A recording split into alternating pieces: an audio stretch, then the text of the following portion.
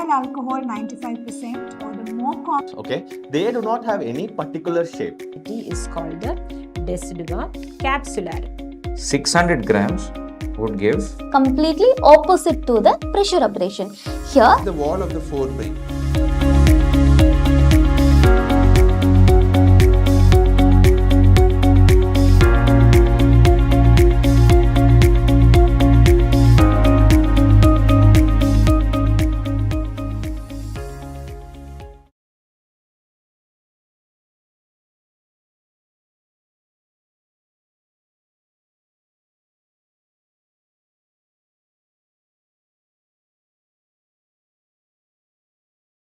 Good morning.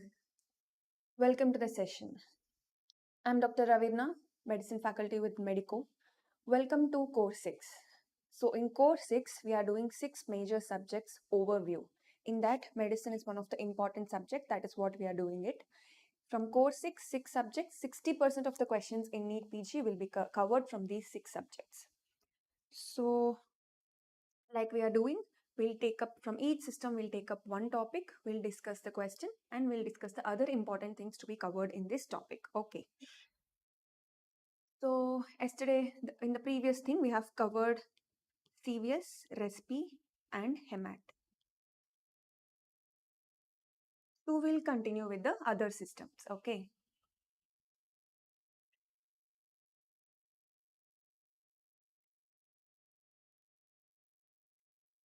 Let's take GIT.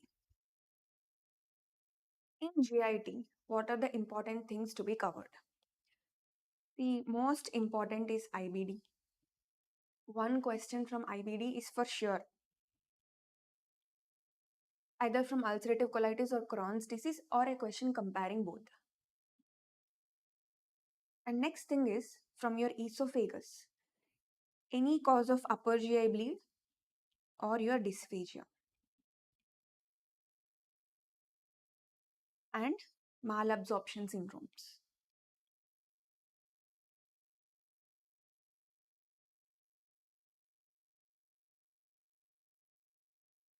So these are the things most important in GIT and should be covered before going to the exam. Yes, these are the last 15 days. You're all doing revision probably, and this adds to your revision.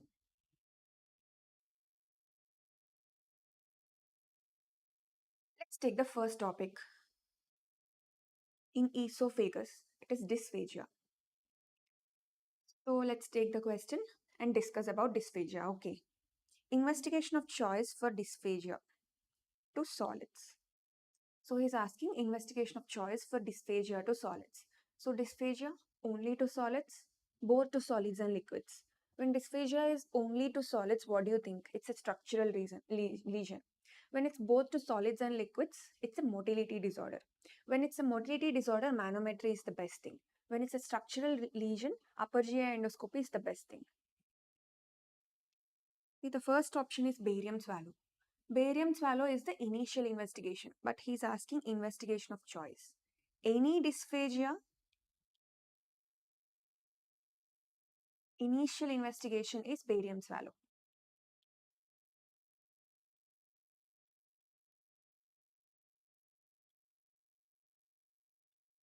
And endoscopy, yes, dysphagia only to solids. We are suspecting structural lesion, right? So this is investigation of choice for structural lesions.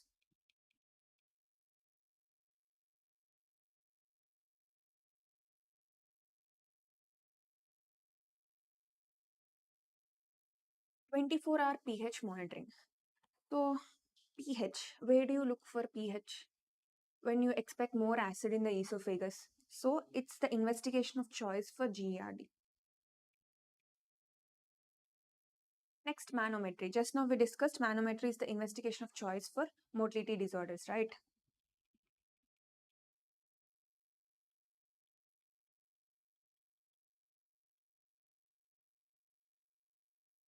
So coming to dysphagia,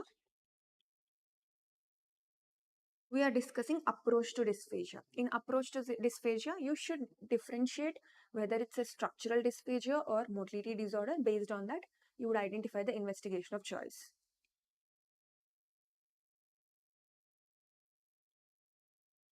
Same thing, structural or motility disorder. So, structural means the lumen of the esophagus is obstructed. Dysphagia only to solids.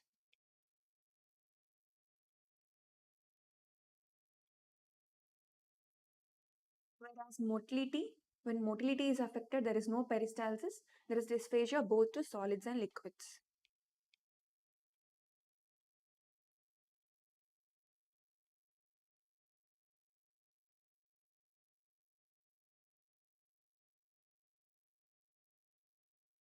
Examples for motility disorders?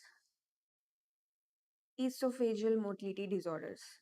What are the esophageal motility disorders? Most common is achalasia cardia, followed by diffuse esophageal spasm, hypocontractile esophagus.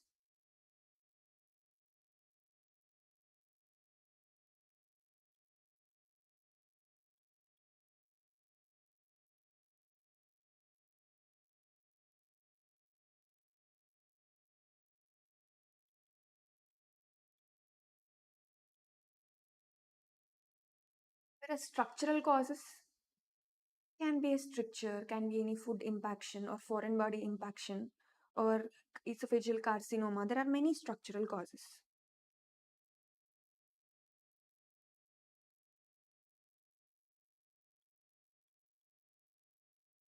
Any esophageal ring or web.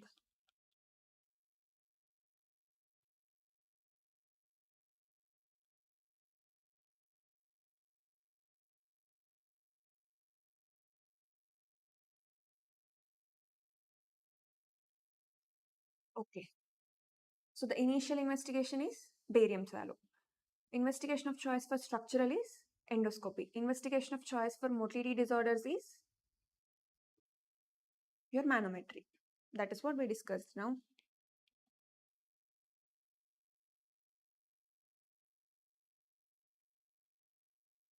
This is high resolution manometry.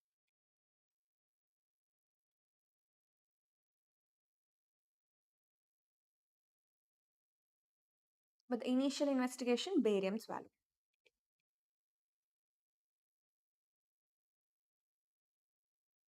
Yes, the answer is endoscopy because it's dysphagia to solids. So this is approach of dysphagia. You should know all these things. Next, in causes of dysphagia, your motility disorders are very important. In that, achalasia is the most important thing. So next topic is achalasia cardia. Let's take the question and discuss what are the important things to be known in achalasia cardia. True about achalasia. Is it due to destruction of Auerbach's plexus? Auerbach's plexus are also called as myenteric plexus. Prokinetics are given as treatment. Barium swallow shows rat tail appearance. Esophagectomy is the treatment of choice. See, we don't give prokinetics. The drug of choice. See, usually surgery is the choice for achalasia cardia. What is the pathology? Your lower esophageal sphincter is not relaxing. So we'll give muscle relaxants like nitric oxide, calcium channel blockers, and PDE5 inhibitors like sildenafil. But not prokinetics. Even though you give prokinetics, improve the esophageal motility, your lower esophageal sphincter is not opening. Even if you give prokinetic, even the peristalsis are improved, what is the use of that? So we are not giving prokinetics. And barium swallow is not showing rat tail appearance. Where do you see rat tail appearance? Rat tail appearance is esophageal carcinoma, whereas here you will be seeing bird beak appearance.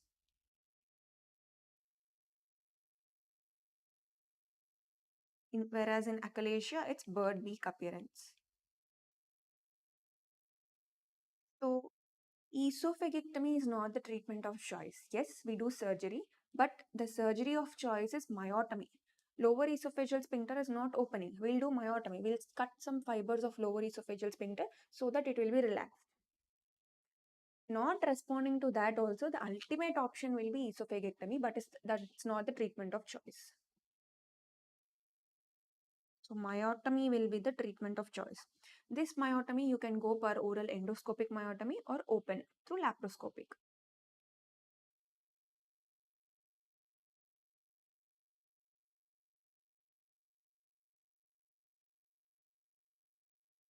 Per oral endoscopic myotomy. So laparoscopic, it's called Heller's myotomy.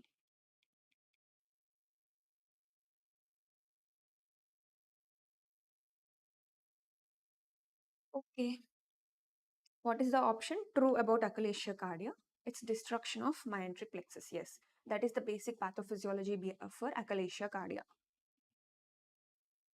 So coming to achalasia cardia,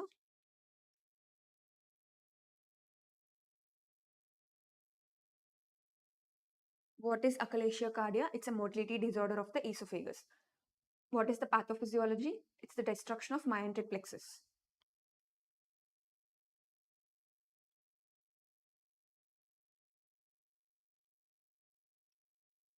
And the destruction is specific.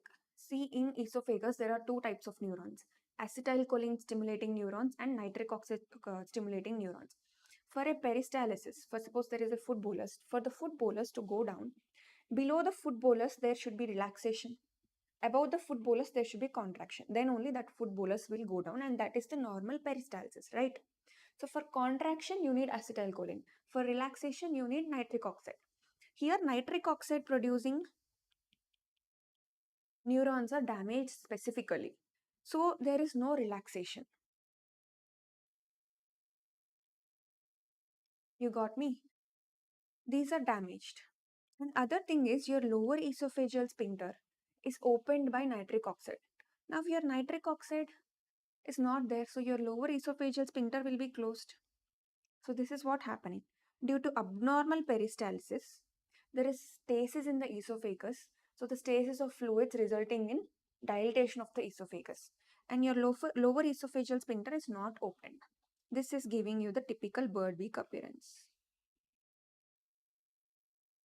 Yeah, it's looking like a bird beak, right? So this is on barium swallow.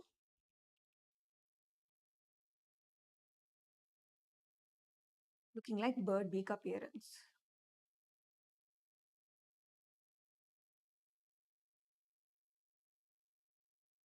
So what is the reason for this bird beak appearance? Dilation of esophagus. Just now we discussed two things. Dilation of esophagus due to abnormal peristalsis.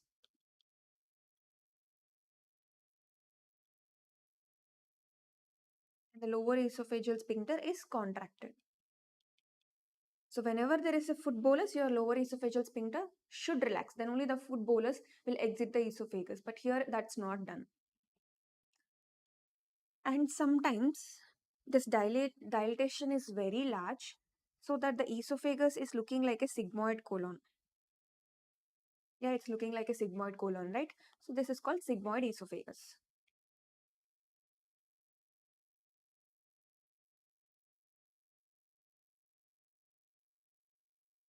These are the barium swallow findings.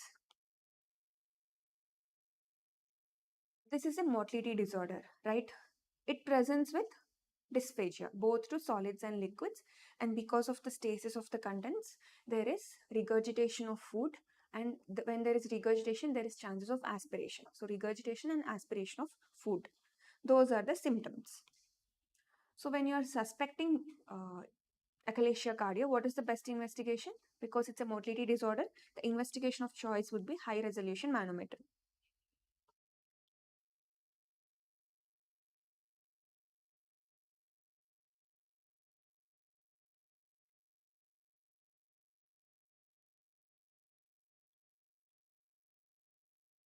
You should know how high resolution manometry looks like, because sometimes they can give you the image.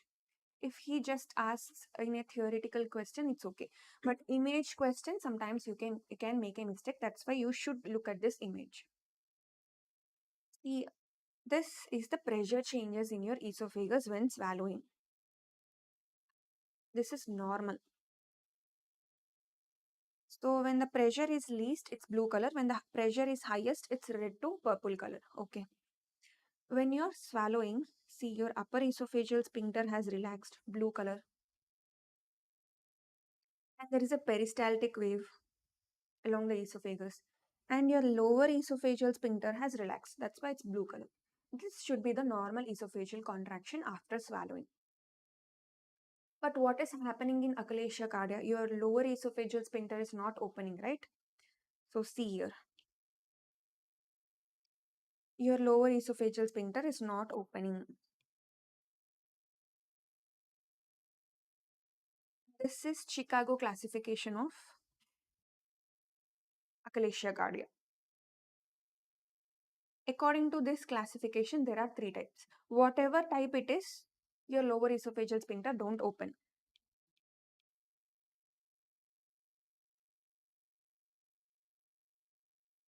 And what are the specific findings? In type 1, there is no peristalsis. This peristaltic wave is absent, right? So no peristalsis.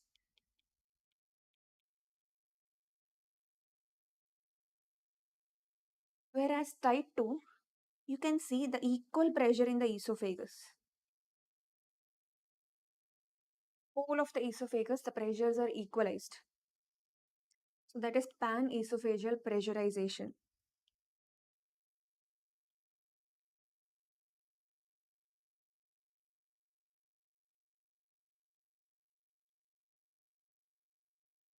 If you see here, one part of the esophagus is in contracted state. The pressures are very high. That part of the esophagus has gone into spasm. So it's spastic contraction.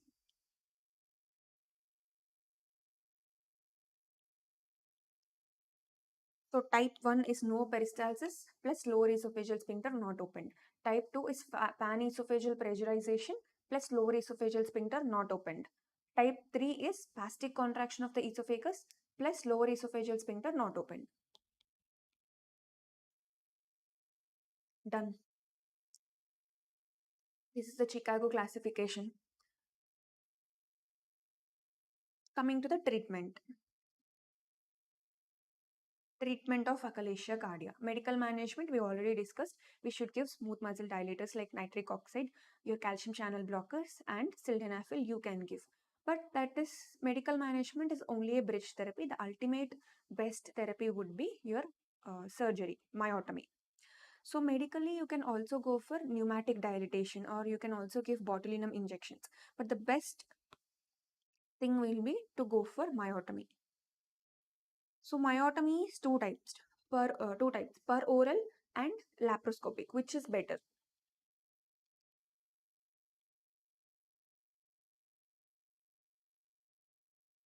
Which is better? What do you think is better? We think laparoscopic, we are doing open, it would be better, right? But the thing is, when you go laparoscopically, you're going into the abdomen. You can only approach the abdominal part of your lower esophageal sphincter. This is the diaphragm. Your lower esophageal sphincter is both thoracic and abdominal. If you go per abdomen, you're approaching only this part. If I go per orally, endoscopically, I can approach both thoracic and intra-abdominal part of lower esophageal sphincter. So poems would be the best thing. The laparoscopic procedure is called Heller's myotomy.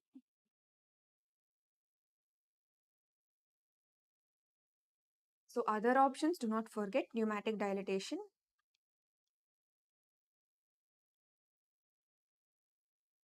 botulinum injection,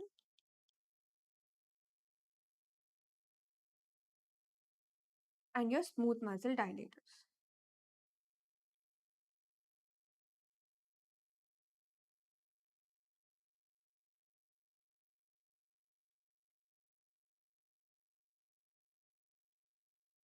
Okay.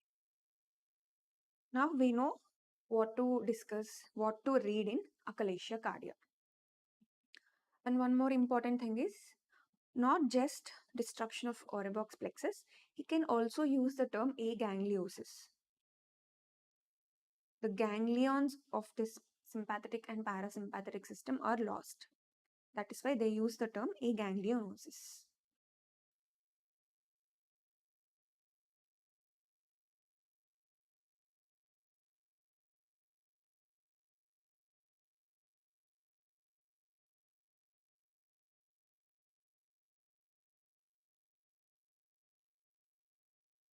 take up the next topic. So in motility disorders only, other than achalasia cardia, there is diffuse esophageal spasm. So what is diffuse esophageal spasm? The name itself says there is a spastic contraction all over the esophagus resulting in motility disorder.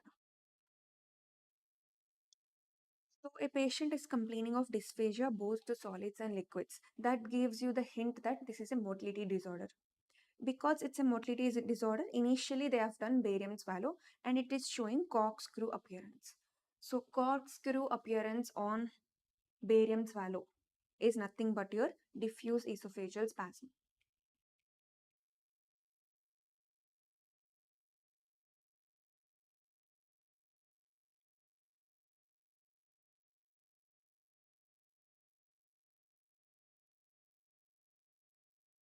Okay, treatment same like achalasia cardia.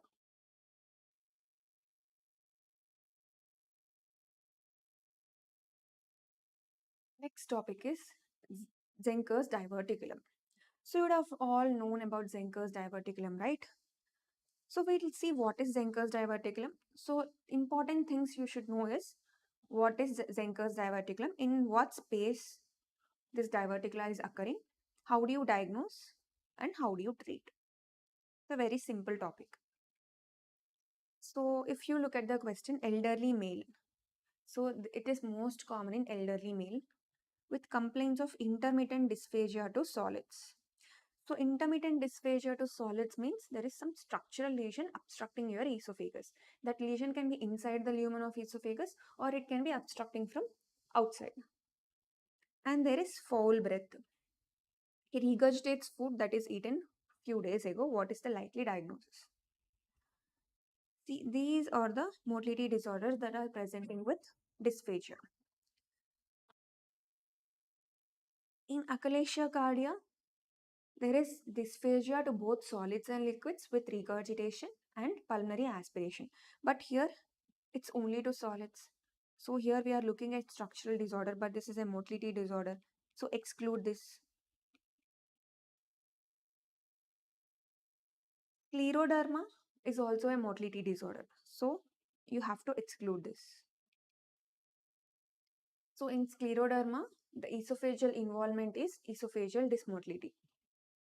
And Zenker's diverticulum, yes, it's a structural lesion, but outside the esophagus, compressing the esophageal lumen.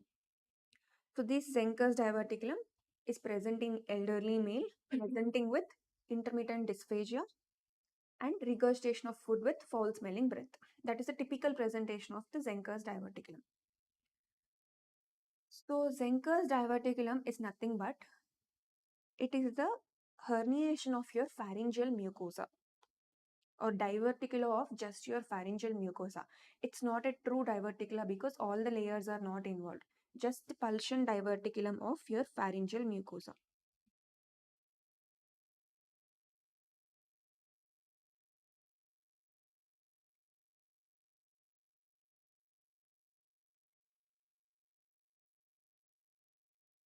So it's a false diverticulum.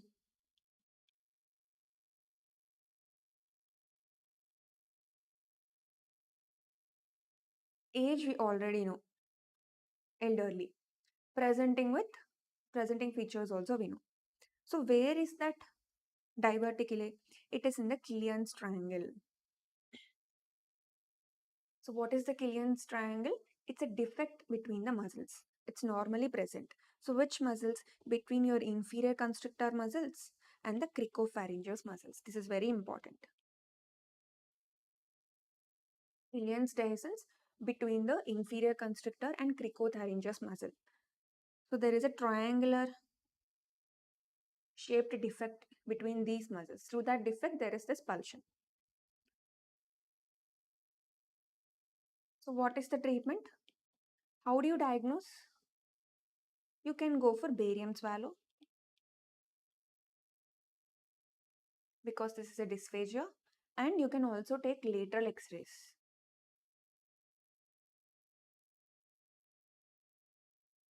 This is how you'll be diagnosing it. Treatment, simple excision. You can also go for Dollman's procedure. So laser excision.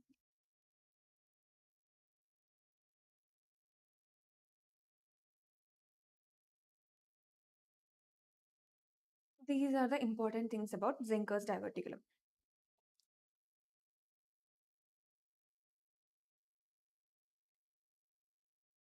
Next important thing in esophagus is esophageal rings or webs. So esophageal web, one important thing you should know is Plummer-Wilson syndrome.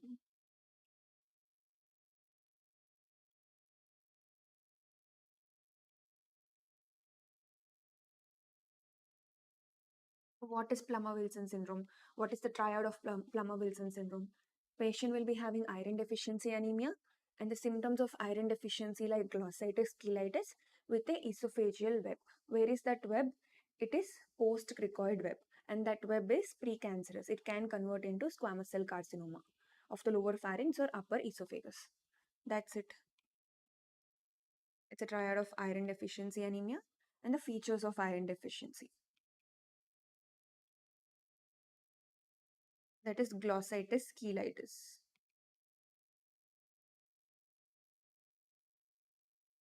And there is a post-cricoid web.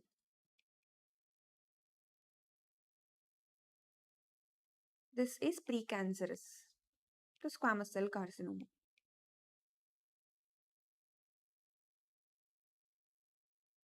That is the most important thing you should know about web. Then coming to esophageal rings. Two things about esophageal rings are important. One is Shatky's ring and your eosinophilic esophagitis.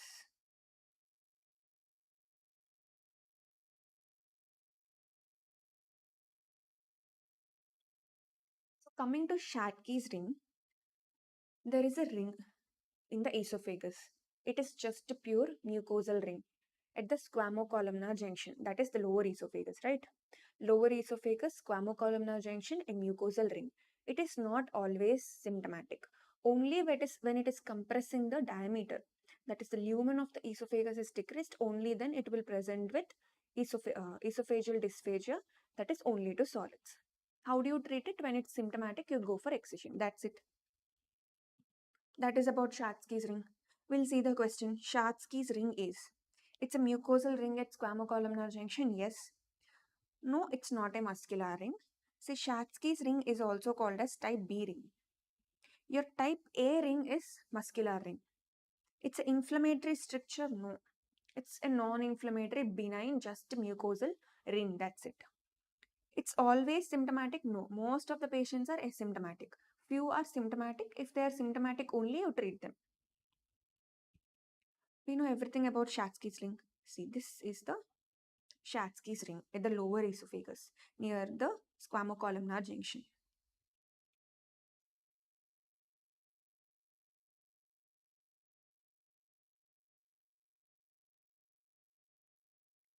Next, coming to eosinophilic esophagitis. What are the important things you should know about eosinophilic esophagitis?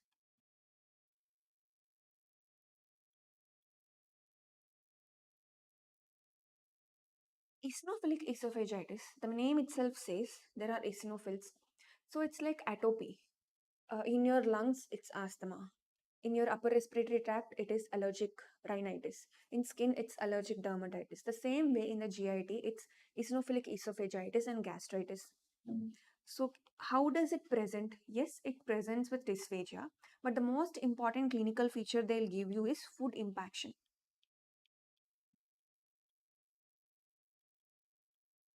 The patient will feel like the food is being stuck in the esophagus. That is food impaction and dysphagia.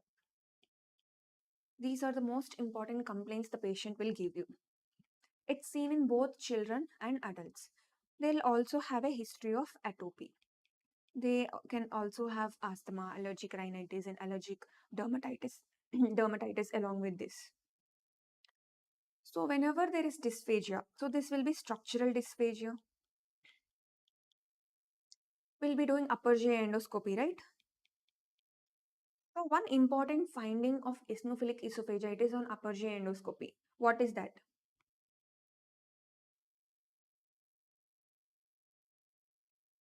It is phenyl esophagus. So phenyl is like cat. So I have never seen cat esophagus, but they have, probably it's like this, they have named that. So how is it? Multiple rings you can see in the esophagus. So if you look at the upper GI endoscopy, there will be multiple rings with furrows. So that is how cat esophagus would have been. That's why they named it as penile esophagus. And one more thing, if you have taken the biopsy, so wherever there is lesion, you will have taken the biopsy. In biopsy, there are more than 15 eosinophils per high power field.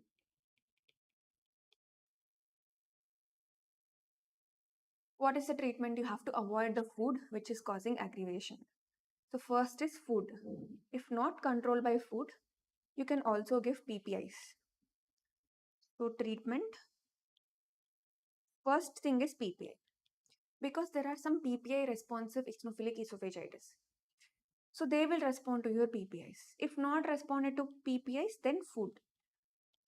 Not with food, then you can go for steroids and monoclonal antibodies. Same like asthma. You'll be managing same like asthma. But before that, you should know first PPIs, next food, then steroids and monoclonal antibodies. So this is about important things you should know about esophageal rings and webs.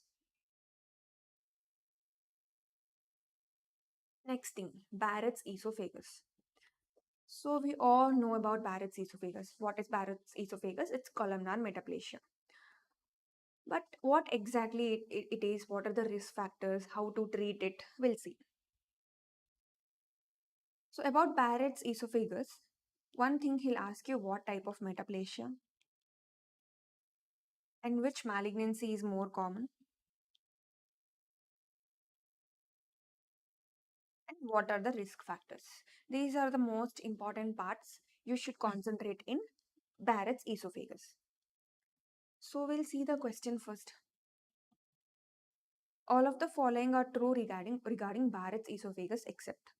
It's a consequence of prolonged GERD, yes. It's pre-malignant, yes. The lower esophageal squamous mucosa is replaced by intestinal type of epithelium, yes. It predisposes to squamous cell carcinoma. We learned it's pre-malignant, but whether it's squamous cell carcinoma or not. See, it's just a common sense. Squamous mucosa is being converted into columnar mucosa. From squamous mucosa, there will be squamous cell carcinoma. But now it's columnar mucosa. From columnar mucosa, there will be adenocarcinoma. So this should be adenocarcinoma. So this is wrong. It's asking except. So two things about the question. You should read the question perfectly. So this except things you may miss because you will be so stressful in the exam. Now it's more time bound. You may miss these things. So read the question properly and read the options properly. In options, you should read every word. Don't miss any word of the option because that word can change the meaning of that sentence. Okay. Completely read it. If you did not understand, read again.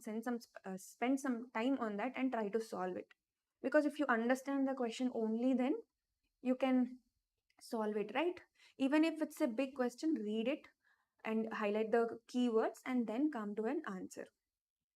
So practice more MCQs in the last 15 days. You have read it, you have revised it, but now you should practice that art of doing MCQs. You should know that.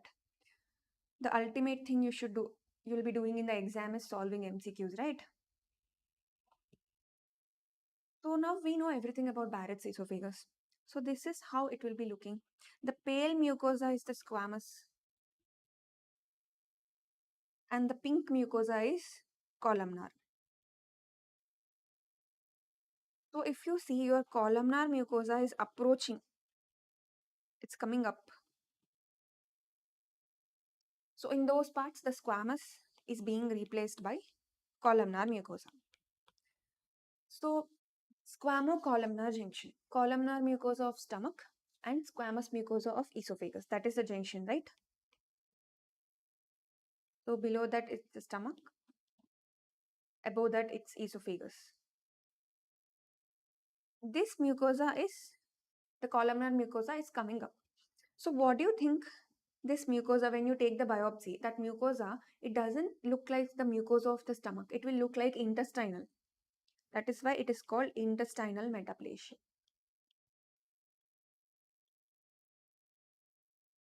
That is important. Yes, squamous is being replaced by columnar. That columnar is intestinal metaplasia. That is most important. And it is more prone to adenocarcinoma. So what you are seeing here is endoscopically significant Barrett's esophagus. So endoscopically you can see Barrett's.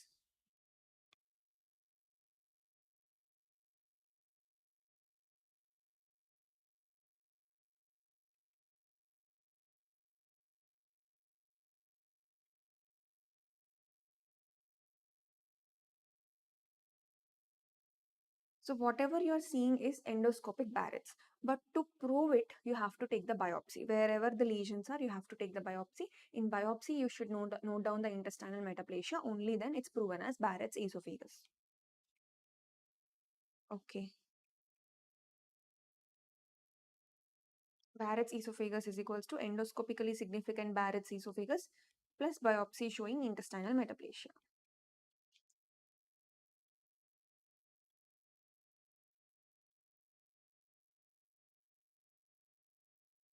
So what is the treatment? If endoscopy is showing high grade or medium grade dysplasia, you will be doing endoscopic resection.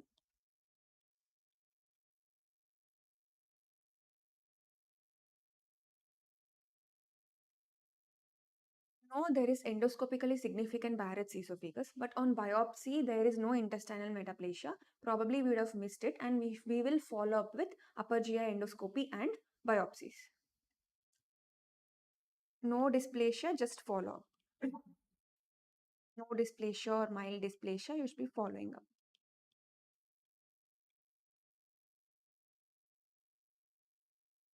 This is high grade dysplasia on biopsy. These are the things about Barrett's esophagus.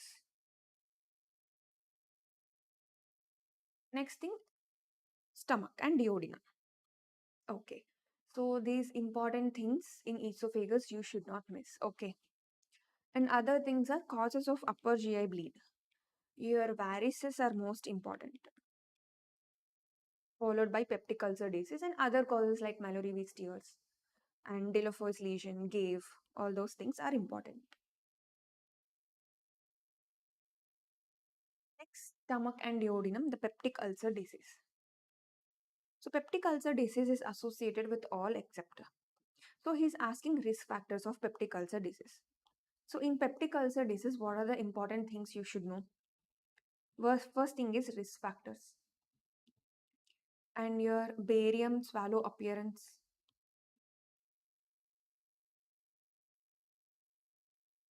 Endoscopic appearance. And the risk of the malignancy. H. pylori. And management. Mostly he'll be asking the risk factors, endoscopic appearance. So we'll take the question. Peptic ulcer disease is associated with all except, so he's asking risk factors, right? Zollinger-Ellison syndrome, yes. Primary hyperparathyroidism, yes. Pernicious anemia, no. Smoking is a risk factor. So the pernicious anemia, what is pernicious anemia? It's an autoimmune disease where your parietal cells are destructed. So parietal cells are the source for your HCl production, acid production, and your intrinsic factor production. So there is achlorhydria and deficiency of B12. Pernicious is autoimmune destruction of your parietal cells. And this is one of the important cause for B12 deficiency also. So parietal cells are the source for acid and intrinsic factor. Now if acid is not there, achlorhydria, intrinsic factor is deficient, so B12 deficiency. So this is how the patient will present to you.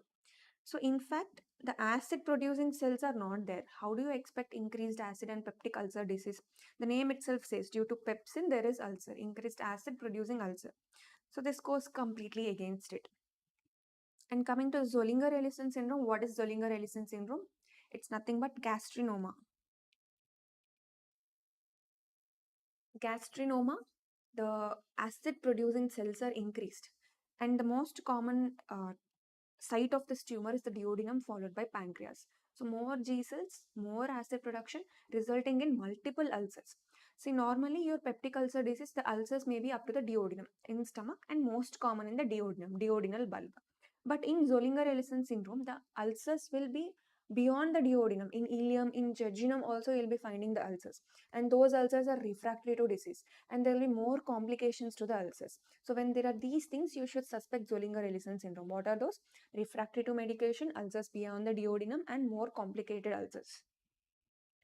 And primary hyperparathyroidism, due to increased calcium, there is more secretion of acid resulting in peptic ulcer disease. So hyperparathyroidism, moans, groans, psychosis, all these things will be there, no? In that, one thing is abdominal pain. Not only smoking, the important risk factors are NEET-CETs and your H. pylori. How H. pylori is causing peptic ulcer disease is more important. We'll discuss that. We'll see that. And coming to the treatment of peptic ulcer disease, coming to medical treatment, the most efficacious is PPIs rather than proton H plus blockers.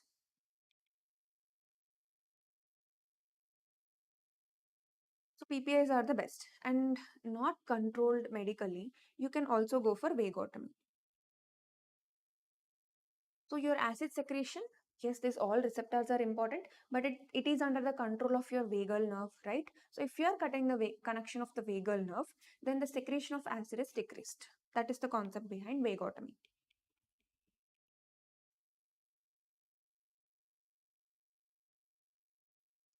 Okay, in peptic ulcer disease, the most important thing we should know is H. pylori. We'll see about H. pylori.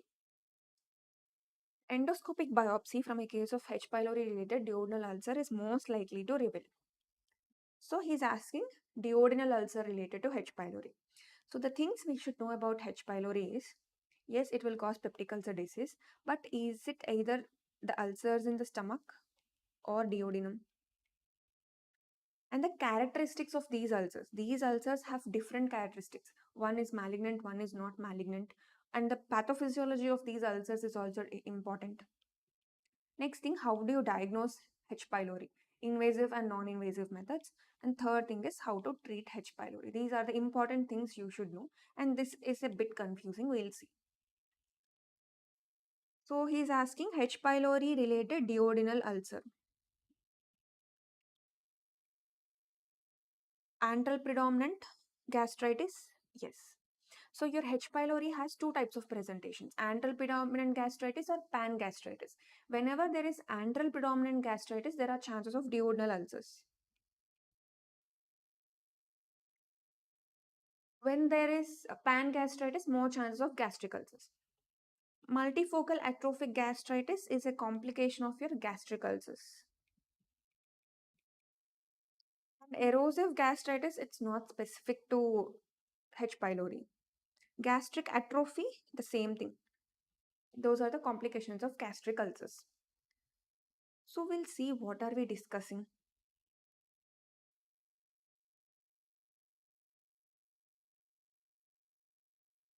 Your H. pylori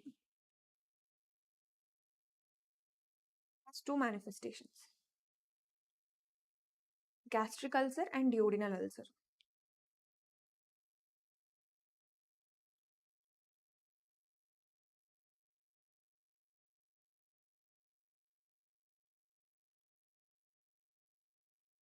So coming to the pathophysiology of duodenal ulcer, whenever there is antral predominant gastritis,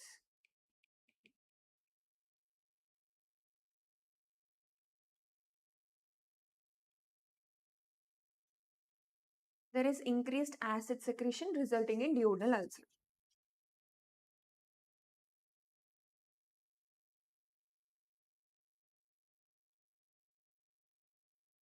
But the pathophysiology behind gastric ulcer is different. It's seen in pan-gastritis or corpus predominant gastritis.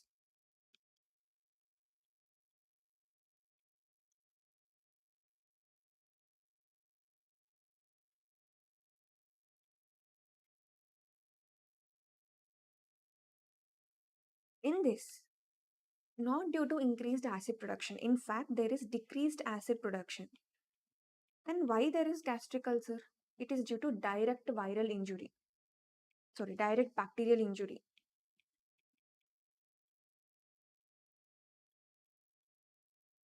Of mucosa. Because of direct injury, the mucosa is being damaged and there is gastric ulcer. So everything is important. Everything can be MCQ.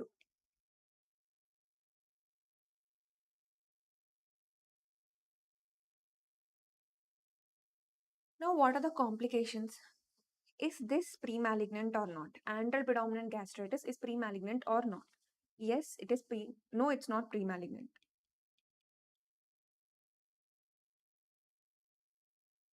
Next, what about this pan-gastritis? Yes, it's pre-malignant. Which malignancy? So it depends on two things. Whether there is atrophy or not. When atrophy is present, it's called multifocal atrophic gastritis.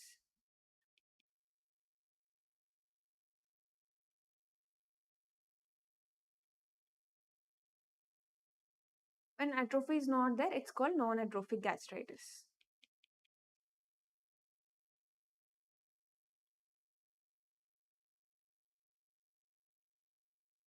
In atrophic gastritis, there are more chances of gastric adenocarcinoma.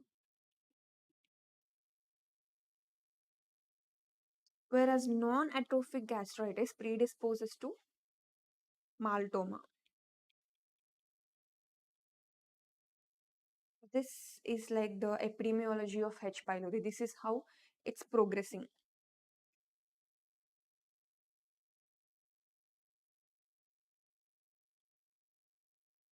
Okay, now we know the clinical features. How is it presenting with gastritis? How do you diagnose? So diagnosis is invasive and non-invasive. Invasive is endoscopic. For any disease, invasive compared to invasive, non-invasive will be the best investigation.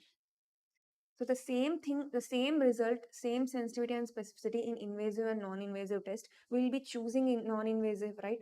The same way in H. pylori, better choose non-invasive. Only if you think there is a ulcer or it's prone for malignancy or there are red flag signs in the patient like weight loss, bleeding, upper GI bleed, and anemia, such red flag signs of malignancy, only then go for upper GI endoscopy. Otherwise, just non-invasive H. pylori testing will be enough.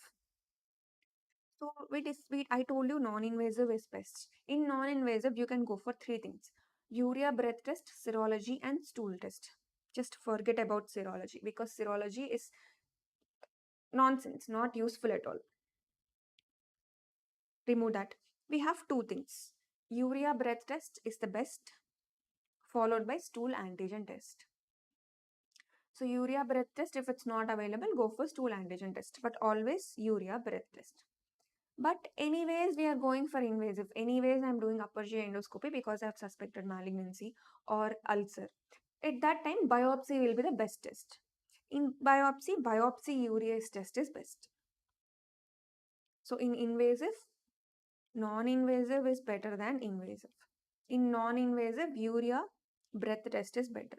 In invasive, biopsy urease test is better. Okay, by using non-invasive tests, I have diagnosed the patient as H. pylori.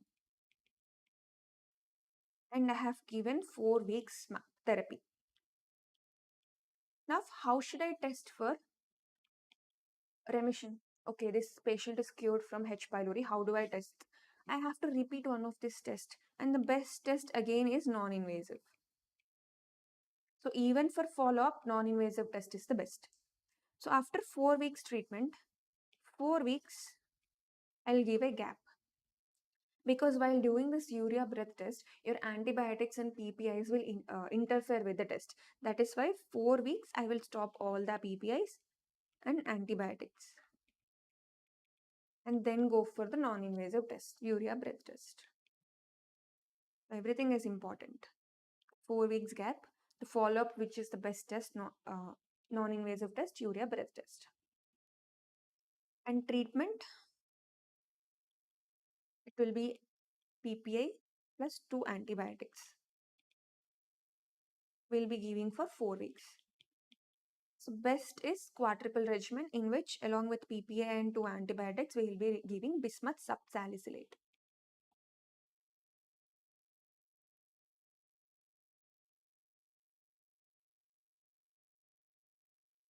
This will be the quadruple regimen.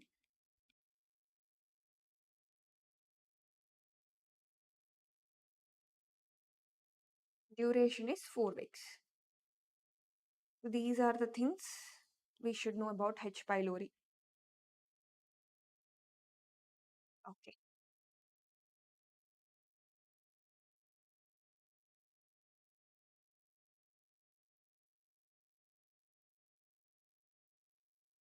Next important topic.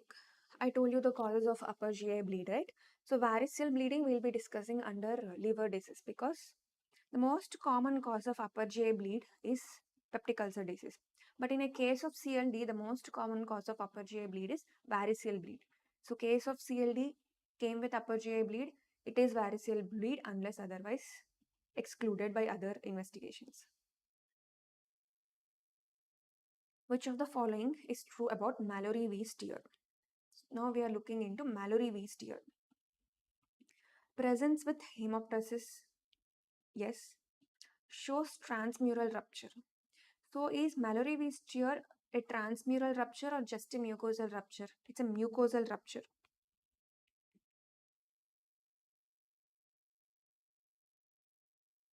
Not transmural rupture. Your Boerhaave syndrome is transmural rupture. So this is wrong. Chest pain and shortness of breath. See, only when there is mucosal rupture, patient doesn't have that much chest pain. The only complaints will be vomitings, followed by rupture, followed by hemoptysis. Whereas in Boerhaave syndrome, because it's a transmural rupture, because of pneumomediastinitis, there can be chest pain and shortness of breath. No. Yes, it's a mucosal tear. Both A and B. Oh, sorry. It is hemoptysis, not hematemesis. See how important it is to see the. That's why you should keenly see everything. It is hemoptysis. Hemoptysis is blood in the sputum. It will present with hematemesis, blood in the vomitings. So this is also a wrong option. Yes, D is true. So we all know Mallory-Weiss tear is a tear in the esophagus. Boerhaave syndrome is also a tear. But we'll be confusing between both things. Both are completely different. We'll see what are the differences. See, Mallory-Weiss tear, you will be seeing at the squamocolumnar junction.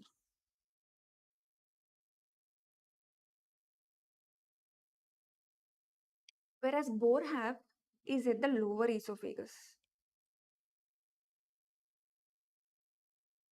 Okay, this much we know.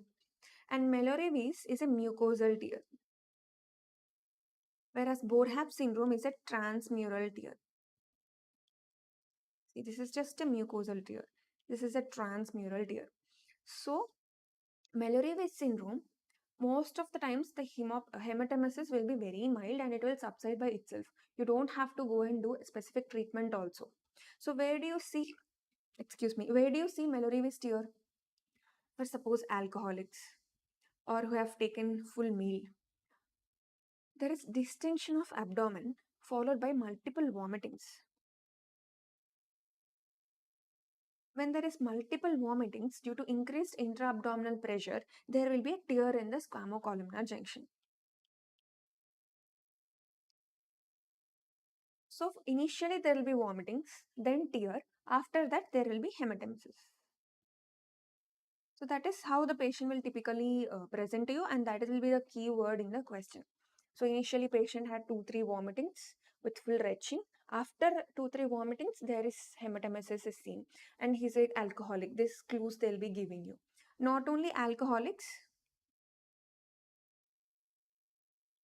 and also in psychiatric patients, especially anorexia nervosa. They are more conscious about the weight. They'll eat out of, they'll get the cravings, they'll eat it. After eating, they'll feel uh, sad about that and they'll try to vomit, right?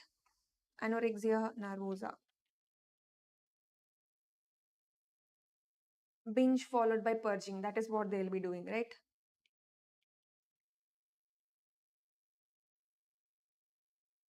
So in those cases also, you'll be seeing Mallory-Weiss tear. This is about Mallory-Weiss tear we are discussing. Whereas Boerhaave syndrome, it's a transmural rupture. So there'll be more complications like your pneumomediastinitis, chest pain, shortness of breath, and that is an emergency. You have to immediately take the patient for surgery. But this is not an emergency, it is self-limiting. Most of the times you don't have to do upper GI endoscopy and any treatment also.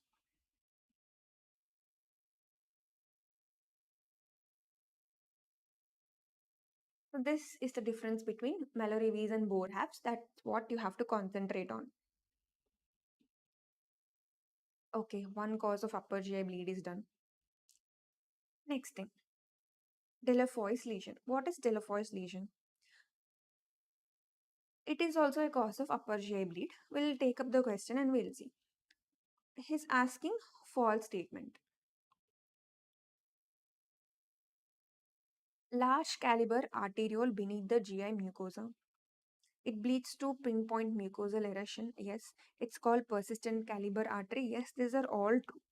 Most common on the greater curvature of the proximal stomach. No, this is most common on the lesser curvature.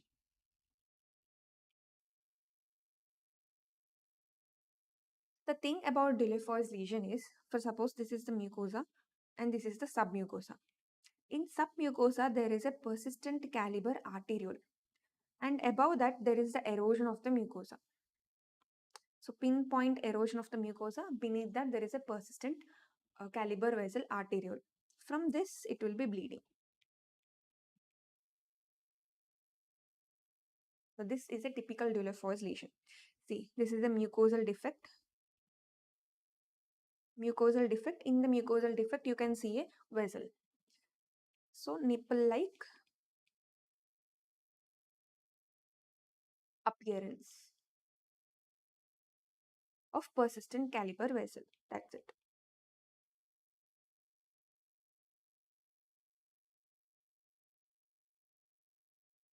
That is Delafoy's lesion, and it's a congenital disorder.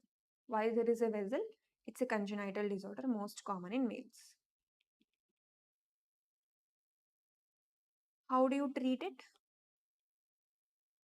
You have to laser this part.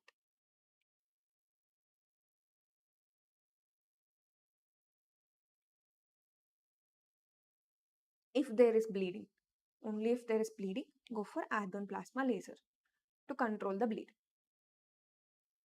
So that is Delafoy's lesion and most common occurring on the lesser curvature.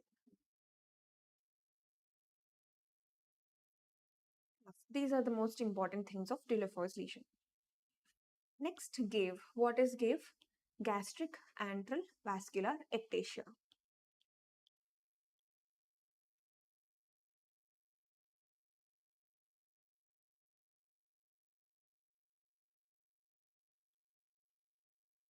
It is also called as watermelon stomach. Why? Because it's looking like a watermelon on upper GI endoscopy. And it is a consequence of portal hypertensive gastropathy. So when there is a portal hypertension, its consequence in stomach is seen as portal hypertensive gastropathy.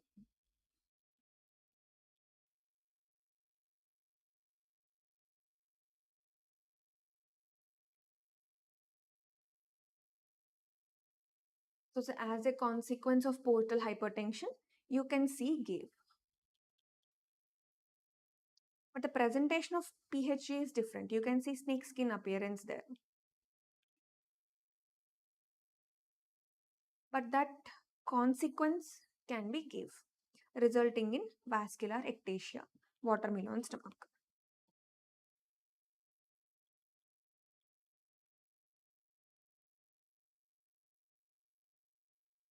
So what are these things? These are nothing but dilated veins. See, your Delafoy's lesion is a persistent caliber arteriole, but this is a vein. So those minute details are also important because in exam that will confuse you. If they give dilated arteries, you think it's correct. That will be the false option. Treatment when it's bleeding. Mostly it won't present with massive bleeds, mild bleeds only. For treatment, we can go for organ plasma.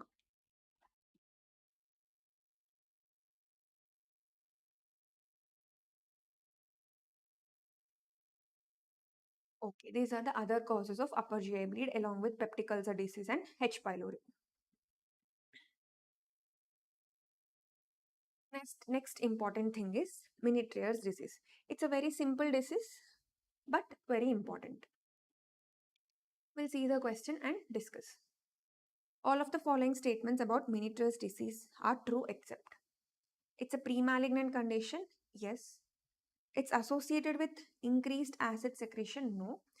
In Meniere's disease, few cells are undergoing atrophy and few cells are undergoing hypertrophy. Whole of the gastric mucosa is undergoing hypertrophy and there are thick folds. But your parietal mucosa is undergoing atrophy resulting in achlorhydria.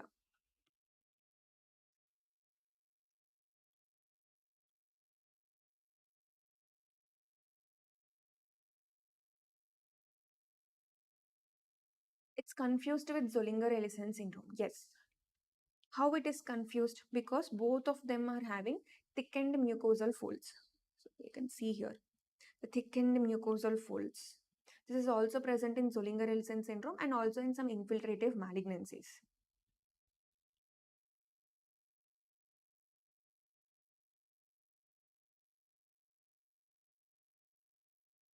Associated with protein losing enteropathy? Yes. Why? Because of this thickened gastric mucosa, there is more production of mucin from the mucosa, and that mucin is nothing but fluid and protein, and that is lost in the stools, resulting in protein losing enteropathy.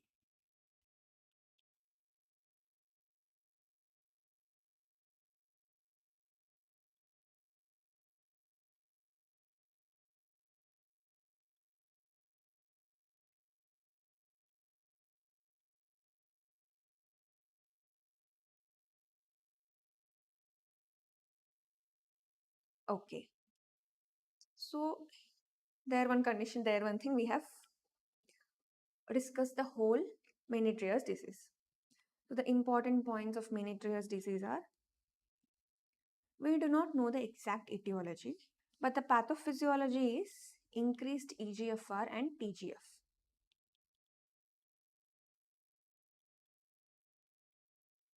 You're transforming growth factor beta. Because of this, what is happening? The whole GI mucosa is being thickened. That is whole gastric mucosa. Whereas your parietal mucosa, there is atrophy.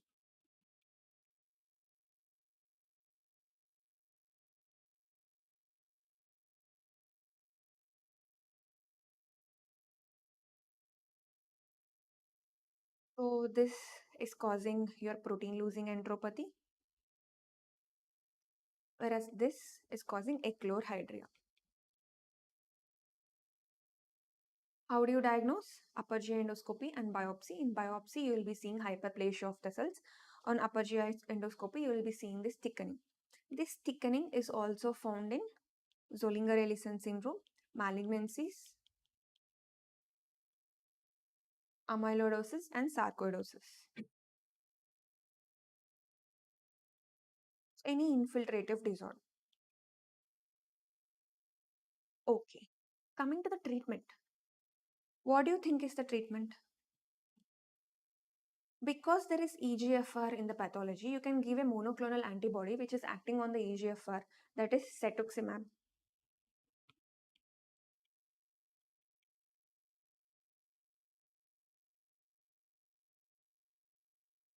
But the ultimate treatment is, it is pre-malignant. We cannot leave it like that. So best thing is gastrectomy.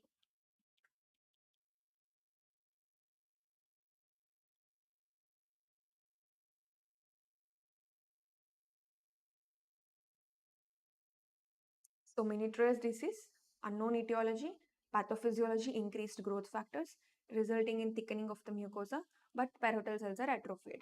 Protein-losing enteropathy and echlorhydria. Diagnosis, upper GI endoscopy and biopsy. Both things you'll be seeing thickened gastric mucosal folds. The DDs are your Zollinger-Ellison syndrome, amyloidosis, sarcoidosis, and malignancy. How do you treat? There is a drug target, that is cetuximab on EGFR, but the ultimate treatment is gastrectomy. That is the best because it's pre-malignant. Very simple disease but important disease. So we'll take a short break. After that, we'll be continuing the malabsorption syndromes.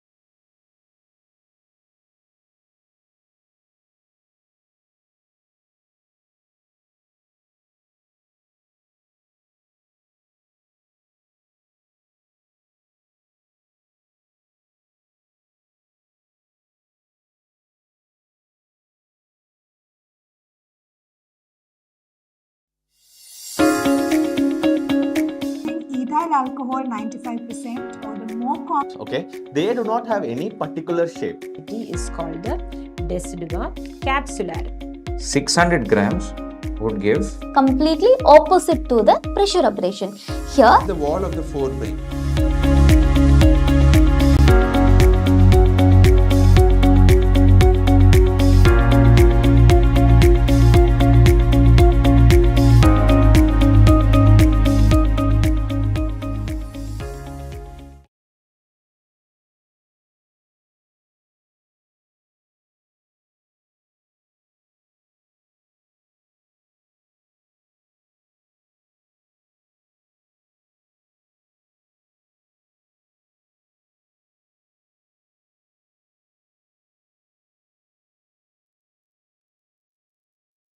Okay, so let's continue with the other topics of GIT.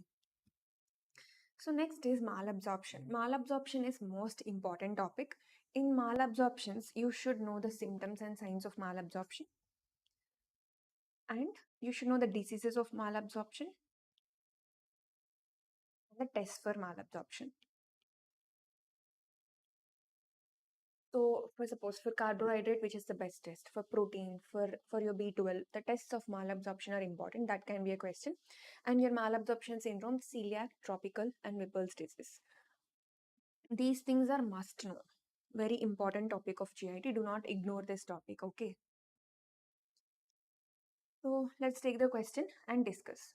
The best test to assess proximal small intestinal function. It is D-xylose test. In D-xylose test, what are we testing for? So D-xylose test, xylose, it's a carbohydrate, right? We are testing for carbohydrate malabsorption. If the D-xylose test is positive, it indicates that there is a problem with the proximal small intestine. So absorption means any macro or micronutrient is absorbed in your small intestine. In that, it's proximal and distal. Proximal, most of your things are absorbed in proximal only. Distal, only two things you should remember. Two B's. Your bile. Bile means bile acids, your bilirubin, bile salts, acids, everything bile. And B12. Bile, B12. Two B's for your distal. Every other thing, your carbohydrate, your fat, your proteins, your folic acid, and all the micronutrients, all the minerals are absorbed in your proximal small intestine. So he's asking proximal small intestine. So your D-xylose test, carbohydrate, it is absorbed in the proximal small intestine. We are testing for that. Next, stool fat test. By doing stool fat test, you are assessing for the fat malabsorption. So for the absorption of fat, yes, fat is absorbed in the proximal small intestine. For the absorption of fat, there should be micellar formation, and that micellar formation is by bile salts. Now these bile salts are reabsorbed in your distal small intestine. If that is not working, the bile salts are lost in the stool and there is deficiency of bile salts resulting in fat malabsorption. So to remember, fat, both proximal and distal small intestine are needed. That is how you remember. So proximal small intestine plus distal small intestine. And Schilling's test, it's for B12. B12 is absorbed in your distal ileum through tubulin receptors, right? Next, coming to serum ferritin. What is serum ferritin? It's the storage form of iron, right? But serum ferritin, it depends on lot of things. For suppose there is inflammation, your serum ferritin will increase. So serum ferritin values depends on many things. So iron absorption is in the proximal small intestine or distal small intestine. Your divalent metal transporter, DMT, is in the proximal small intestine, that to second part of the duodenum. I'm telling all this because it's important. B12, distal ileum, tubulin receptors. Iron, D2, your divalent metal transporter. Everything is important, very specific. It's in D2, so proximal small intestine. So not only iron, all your divalent ions like your copper, calcium are absorbed, magnesium, zinc are absorbed in the DMT. So proximal small intestine, the best thing is D-xylose. Iron, we cannot rely on serum ferritin. That's why we are not using that. So to summarize whatever I told now, Test for fat is both proximal small intestine plus distal small intestine. Remember that. Test for fat is, here there is stool fat test, but the most important test is 72-hour stool fat estimation.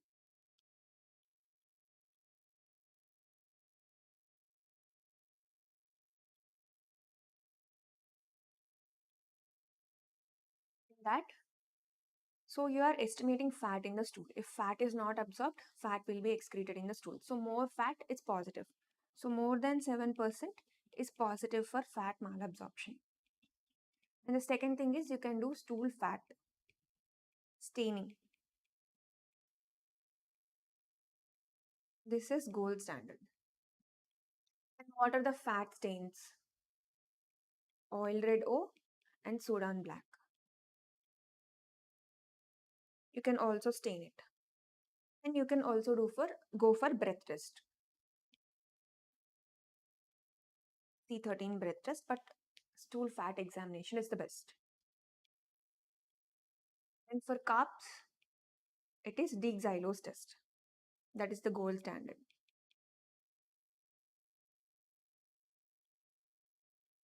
For proteins, again you can go for carbon test, carbon breath test, or stool elastase.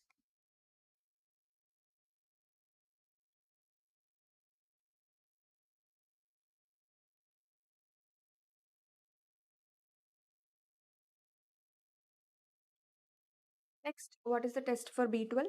Actually, the best test is serum B12. Schilling's test we are not doing nowadays, but examiners love Schilling test.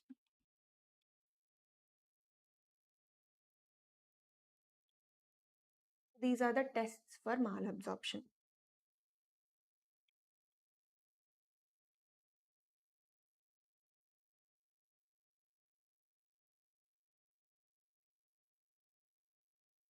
And few important things about these deficiencies. When there is fat malabsorption, what is the presentation? Fat in the stool is called steatorrhea.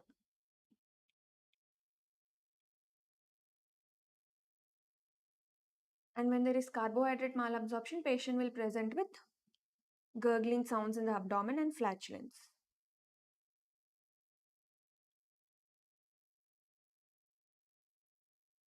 Protein malabsorption, weight loss, muscle loss.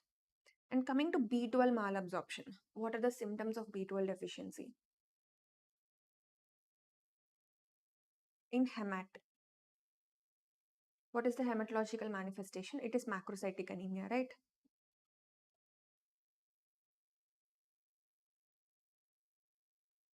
So, in macrocytic anemia, megaloblastic anemia of B12 deficiency origin, what is the most common peripheral blood smear finding? Most common peripheral blood smear finding is macroovalocytosis.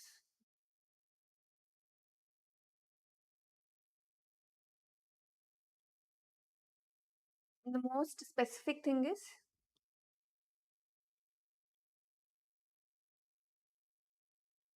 hypersegmented neutrophils, right?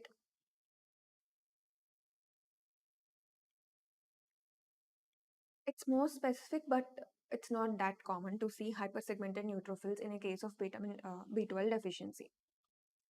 And what are the neurological manifestations? It can present with peripheral neuropathy and subacute degeneration of the cord, right? Subacute degeneration of the cord is posterolateral syndrome. That is, your posterior cord and the lateral cord are involved.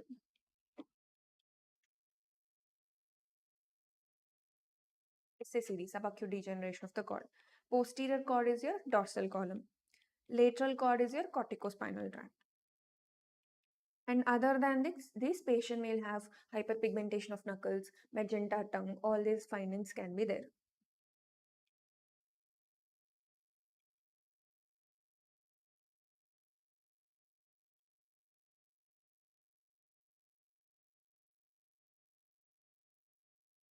So these are the symptoms of this malabsorptions. So where is the location, the site of small intestine, the symptoms and signs, and the tests. These are all important and everything in a one slide. Next, we'll look into the diseases of malabsorption. In that, celiac disease is the most important. So whenever there is a question on celiac disease, the other options will be your tropical sprue and your Whipple's disease. So they are the important DDs. So we'll take up the question and look into the important parts of celiac disease. Most specific antibody for celiac disease. So celiac disease is a hypersensitivity reaction to gliadin. It's a protein of gluten in carbohydrates. Which carbohydrates? Your bro foods. What is bro? Barley. R is not rice. It's rye, oats and wheat. Most of the times R they'll give as rice. You will mistake it as rice and put that as option. Okay. R is not rice. Remember that. And all these antibodies are seen in celiac disease, but he's asking the specific antibody. Specific is anti-endomysial antibody. Anti-TTG, transglutaminase antibody. This is most sensitive antibody. Whereas ASCA, anti-Saccharomyces cerevisiae antibody is seen in Crohn's disease.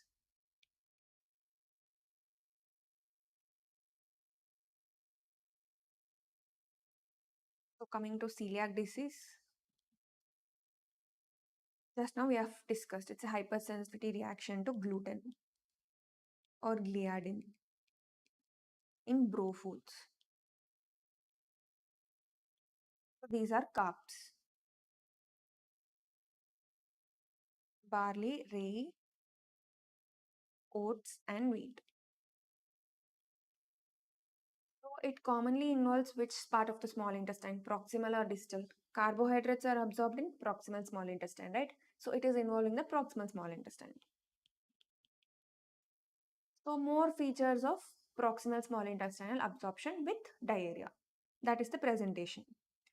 Not only intestinal manifestations, it also has extraintestinal manifestations. What is the most common thing? The thing you can see here. Extraintestinal manifestations on the skin. This is dermatitis herpetiformis, where you can see ringed vesicular lesions on the extensor surface of the forearm. Ringed vesicular lesions. This is dermatitis herpetiformis.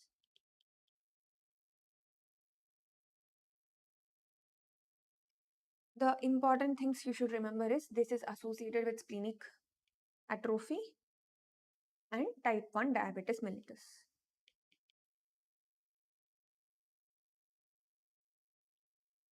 And it is pre-malignant. It looks very simple, but yes, it's pre-malignant.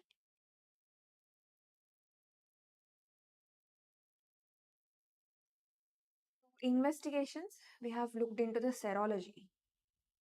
So this is the serology. Actually, this is the best investigation. What is the thing you find on biopsy? See, in biopsy of the small intestine, normally there will be villi and crypts. See, villi and crypts. In celiac disease, there is villi atrophy and crypt hyperplasia. See, the villi are absent and the crypts are hyperplasia.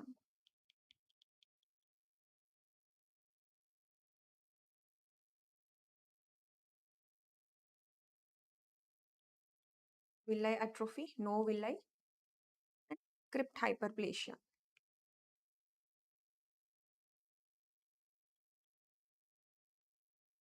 But just based on this, I cannot diagnose it as celiac disease. Why? Because the same findings are also there in tropical sprue.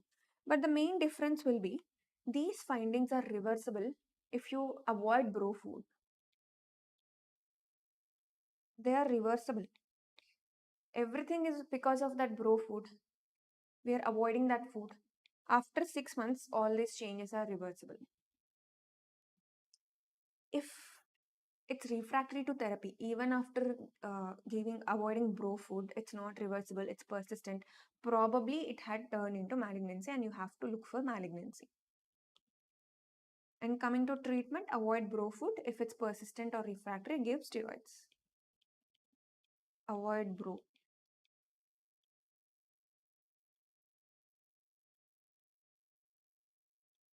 Persistent steroids. So I told you the same findings are seen in tropical sprue. What is tropical sprue? So basically tropical sprue is post-infectious. So the patient has traveled somewhere. He got some traveler's diarrhea. Most common cause of traveler's diarrhea is enterotoxigenic E. coli, right? Toxigenic. The toxin has structurally damaged the mucosa of the small intestine. So now the small intestine is dysfunctional, resulting in diarrhea and malabsorption.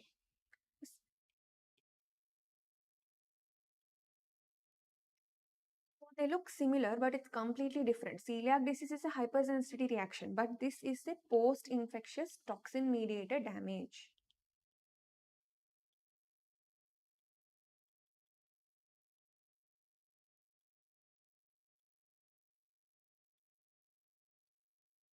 And one more important thing is the intestinal features are same, but both proximal plus distal small intestine is involved. More folate deficiency. Coming to extraintestinal manifestations, no extraintestinal, not premalignant. Good. And biopsy is same.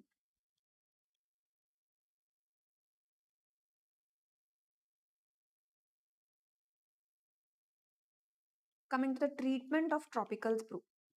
It is post-infectious, but to kill any residual bacteria, we'll be adding an antibiotic like tetracycline or rifaximin. And it's a pure folic acid deficiency, right? So we have to add folate.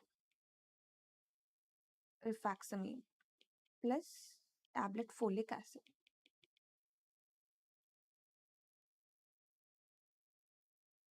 This is a treatment of tropical sprue. Now you know what is celiac disease, what is tropical sprue. So every term I have given you, it's a keyword. You have to search for these things in the question.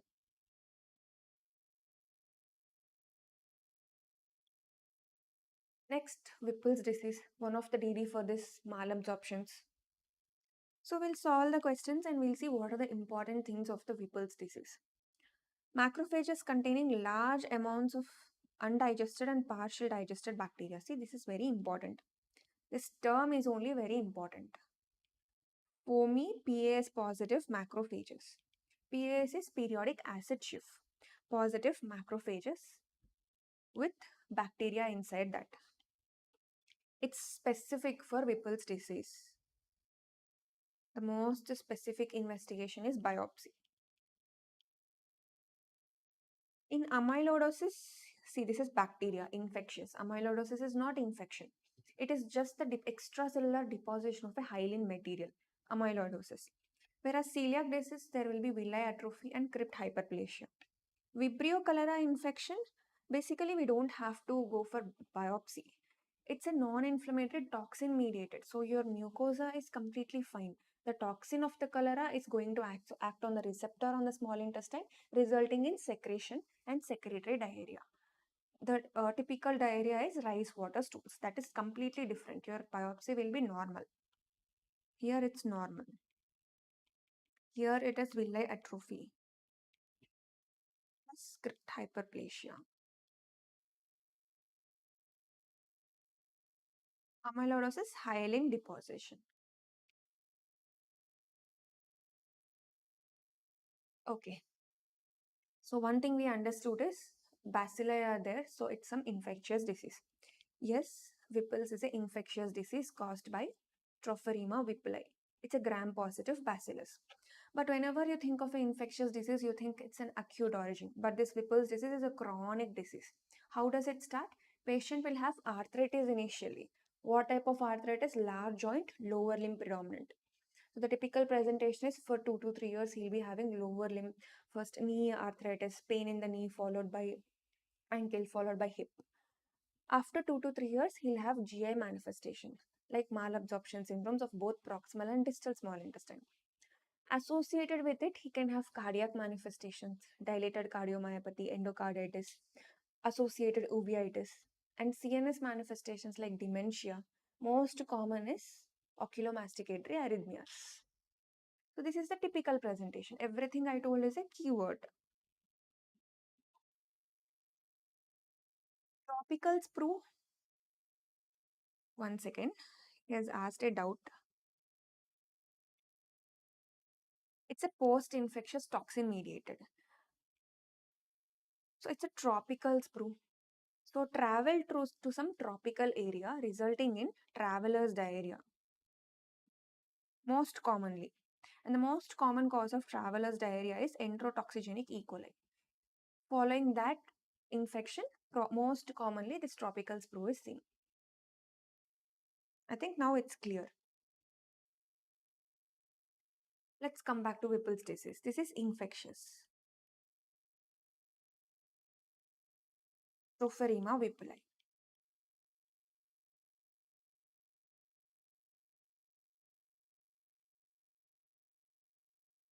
Gram-positive bacillus. Clinical features intestinal plus extraintestinal. So if you observe extraintestinal only for celiac and Whipple's disease. Tropical sprue, no extraintestinal. What is that extraintestinal features? Initially starting with arthritis. I told some joints, knee joint, ankle joint, hip joint, all are lower limb, right? Lower limb, large joints. That too migratory arthritis. This is the first symptom, followed by your GI symptoms. Associated with CNS, cardiac, and eye manifestations. CNS, most common dementia. What is the most specific CNS manifestation? Oculomasticatory myarrhythmias. The name itself says oculomasticatory myarrhythmias. After after moving the ocular muscle, there is a movement of masticatory muscles.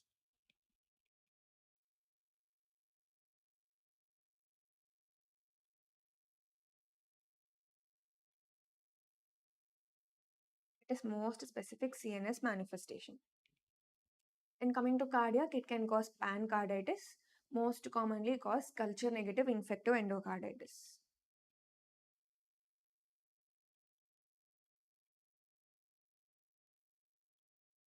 Also a cause of DCMP, dilated cardiomyopathy, eye uveitis. So these are the extraintestinal manifestations. And intestinal, it's both proximal and distal intestine. Investigation of choice is biopsy. PAS positive foamy macrophages with partially undigested bacilli inside them. Coming to the treatment, because it's an infectious disease, chronic infectious disease, we have to give prolonged antibiotics. So IV ceftriaxone will be giving for 2 weeks. 2 weeks IV treatment. Followed by maintenance, we'll be giving oral antibiotic.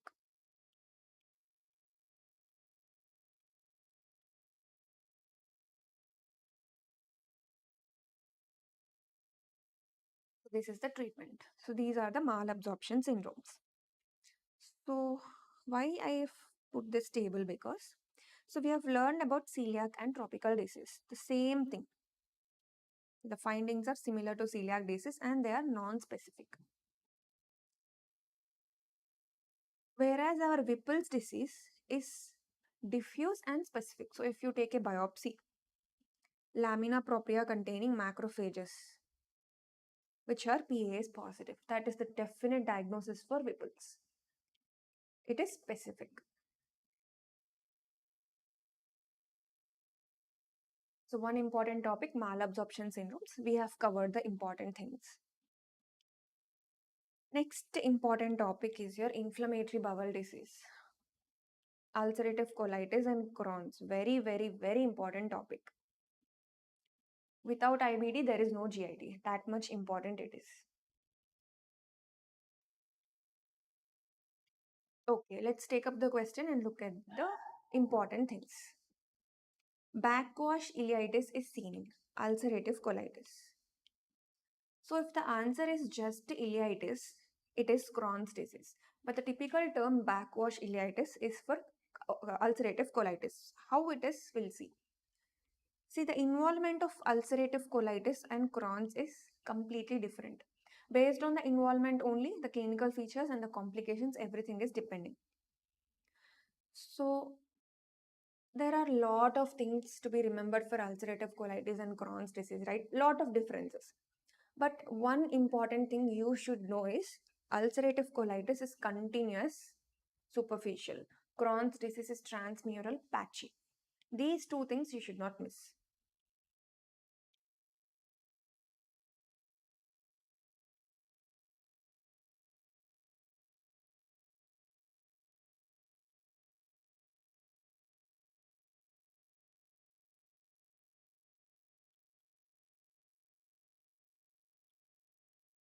So if you look at the intestine, sorry for the diagram.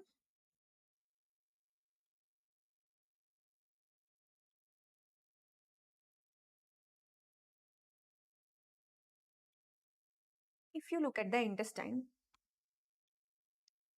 so ulcerative colitis, first, the most common presentation is proctitis, rectal inflammation, followed by colitis.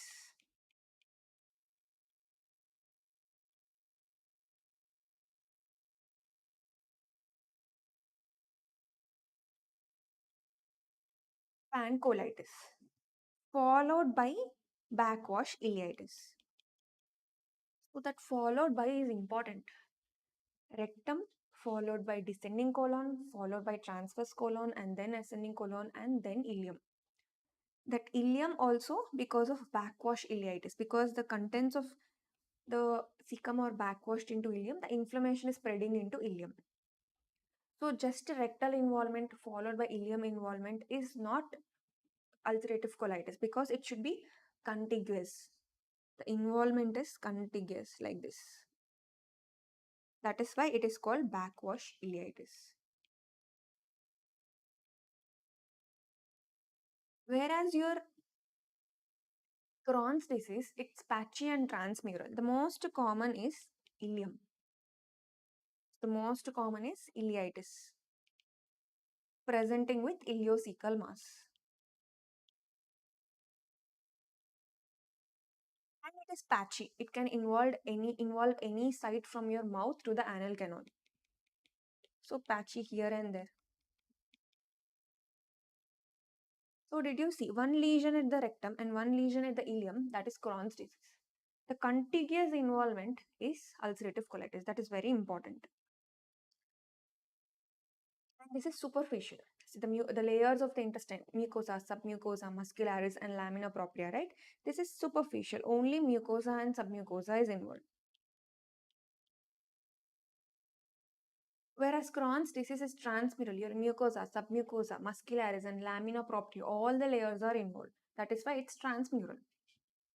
So this one thing is the most important part of your Crohn's and ulcerative colitis. Coming to the clinical features, it's an inflammatory chronic diarrhea. Whereas ulcerative colitis, most of large intestinal symptoms, because there is proctitis, inflammation of rectum, one typical symptom is tenesmus. Whereas Crohn's disease, more inflammation with small intestinal involvement, because your ileum is involved, there is malabsorption also.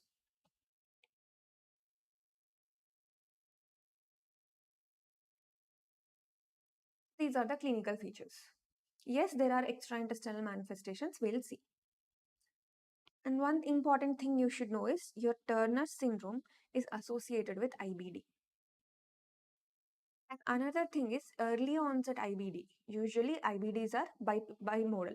One peak in 20 to 30 years and one peak at 60 to 80 years. Very early onset, before 10 years, children presenting with IBD are associated with interleukin 10 and interleukin 10 receptor function deficiency.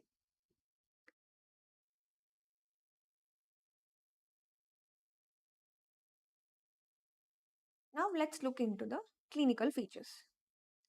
Yes, intestinal manifestations we know. What are the extraintestinal manifestations?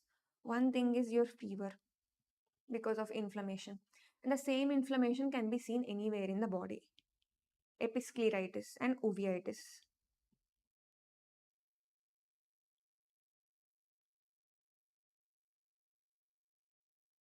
Inflammation of your subcutaneous tissue, erythema nodosum.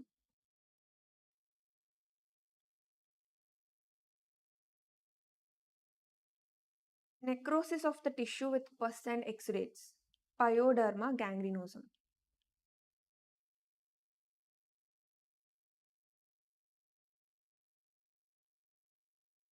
Sclerosis and inflammation around the bile duct, giving it a onion peel appearance. See, the onion has rings, no? Same, like the same way there are rings here.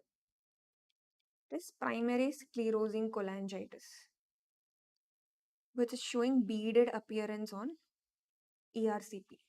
The same thing. It's biopsy and that is ERCP.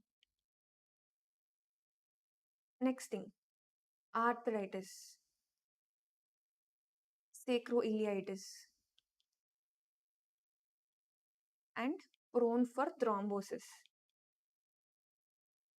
So this is also a prothrombotic condition. So because Crohn's is having transmural inflammation and more inflammation, all of these complications are common in Crohn's. Only for pyoderma gangrenosum and PSC are seen in ulcerative colitis. All other things are common in Crohn's. Those are the extraintestinal manifestations. Now we know the involvement, the pattern of involvement and the clinical features of the disease. Coming to the investigations. What should you know in investigations? The investigation of choice is you should see the lesions, take the biopsy and see the histopathology. These two things you should do. So scopy plus biopsy is the investigation of choice.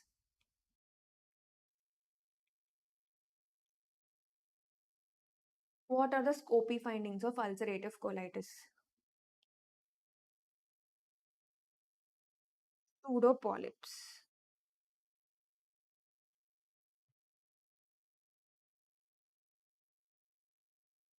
These are the scopy findings.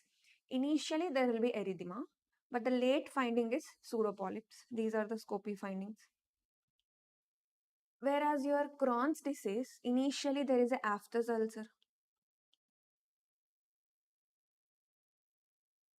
followed by linear ulcers.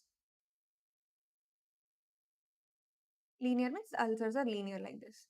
And those ulcers will coalesce to form a stellate ulcer, star-shaped ulcer.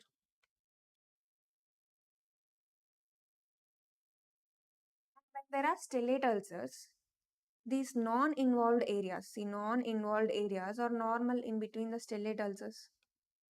And that is appeared as cobblestones, see, cobblestones. With stones you will build a wall, right? The same way it is appearing as cobblestones. And between that there is the ulcer.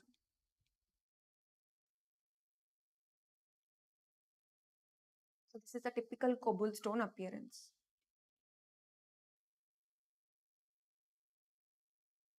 And we know the reason for cobblestone. Okay, these are the scopy findings. What are the biopsy findings? In biopsy, you can see cryptitis, the inflammation around the crypt, and the abscess in the crypt, that is cryptitis and cryptic abscess, but that is not specific for ulcerative colitis.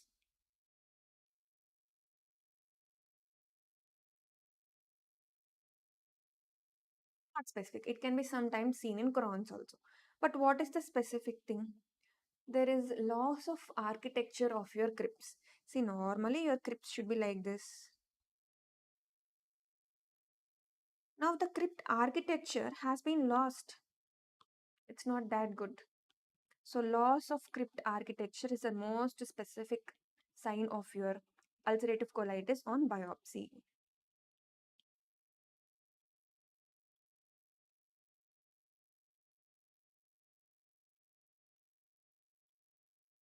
These are the biopsy findings of ulcerative colitis.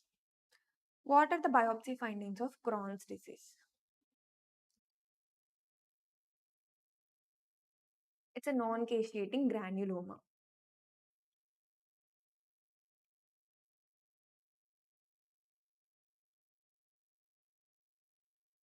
So whenever you see a term of caseating granuloma, the only cause on this earth is TB. But non-caseating granulomas, there are many causes. like TB. TB also can cause non-caseating granulomas, your histoplasma, sarcoidosis, and some of your vasculitis.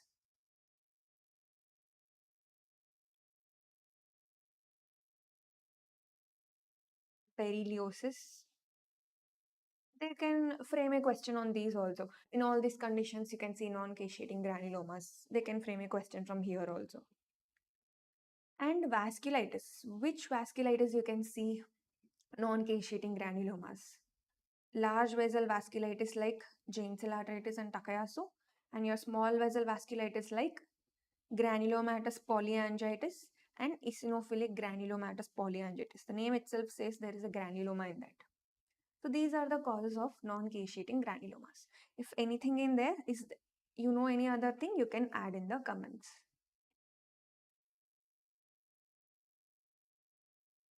So these are the investigation of choices. Now let's look at the barium enema. Actually, we don't use barium enema to diagnose these things, but they are asking the findings. That's why we'll learn the findings. That's it. The barium enema of ulcerative colitis shows loss of hostrations. So normally your colon will be like this. So you have seen the diagram which I have drawn right? I have drawn like this. So these are the hostrations which are normally present in large intestine. But here the hostrations are lost. It's just like a single lead pipe. It's just like a pipe. The hostrations are lost. That is called lead pipe appearance.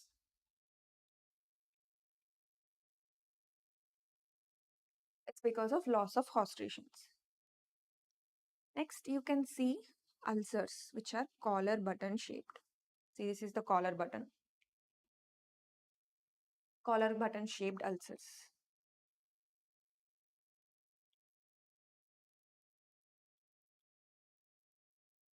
These are the features of ulcerative colitis.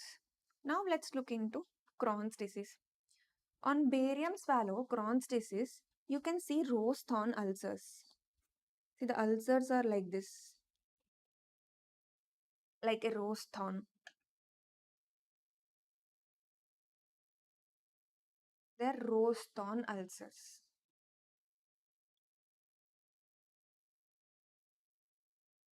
Those are the enema findings.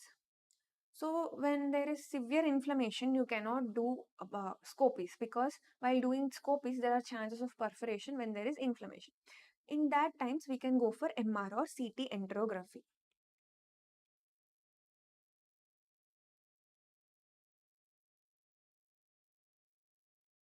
What are the findings in MRI or CT enterography of Crohn's disease? So if you focus, you can see a comb-like appearance here. Right? It's like our comb. So this is comb sign. Why there is comb sign? Because whenever there is inflammation in your intestine, your omentum will go and cover that part. Then you can ask me, in ulcerative colitis also there is inflammation. But think, ulcerative colitis is only mucosa and submucosa. But our Crohn's is crossing mucosa, submucosa, muscularis, and now entered the lamina propria. The outer layer is inflamed. So now there is chance that this inflammation can spread into the peritoneum, right? So our omentum is covering that part. So this transmural inflammation will explain everything. This is omental fat sign, and our omentum will have fat. That fat is looked as the strandings. Omental fat stranding.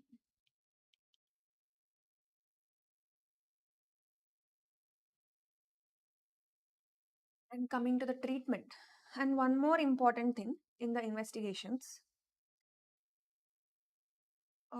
fecal calprotectin and lactoferrin.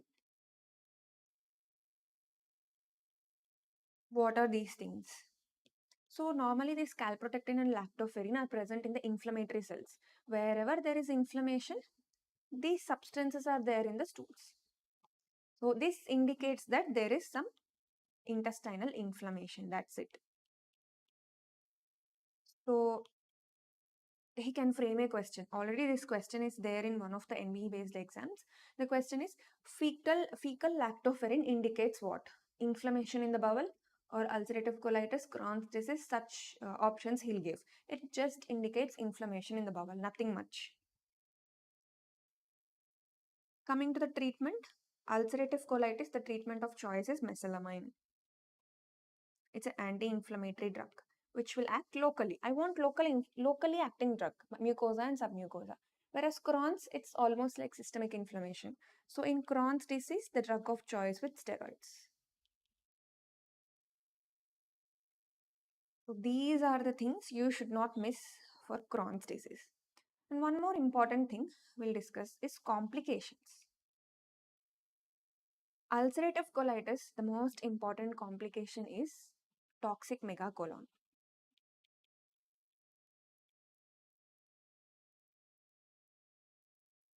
So what is toxic megacolon? If the transverse diameter should be more than 6 centimeters, megacolon, big colon. And in what? X-ray erect abdomen.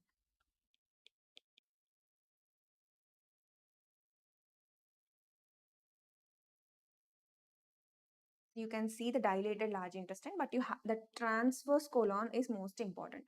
That is the most important complication for ulcerative colitis. Whereas Crohn's disease, there is narrowing, stenosis, because the transmural inflammation, there is stenosis. So the stenotic bowel segment here, it's patchy. So here it's uniform. Observe this thing. This is uniform. Or uniformly the large intestine is involved. Right. But here it's patchy.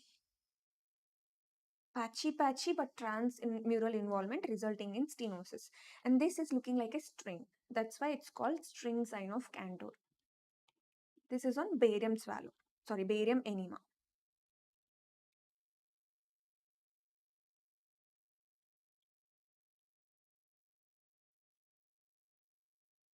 Barium enema.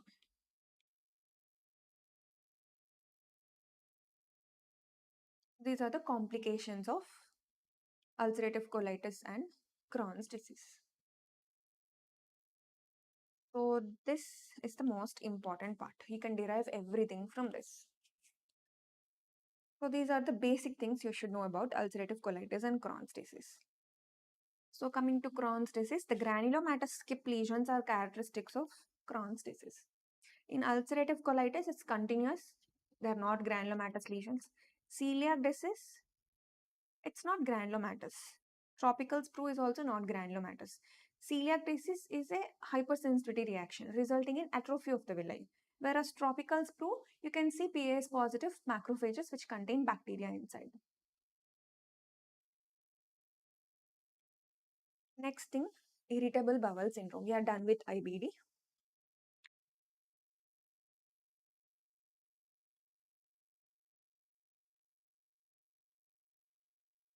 Irritable bowel syndrome. It is one of the physical manifestation of psychiatric disease, stress, anxiety. So it's basically there is no pathology in your bowel. It's just your altered brain and gut axis. That is irritable bowel syndrome. What is the important things you should know?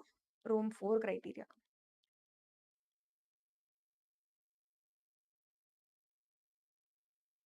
So we'll take up the question and we'll see. Which of the following is not a feature of IBS?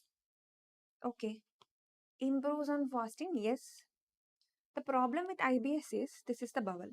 Normally there are food particles in the bowel. And there is slight distension. For that slight distension, you won't feel any pain.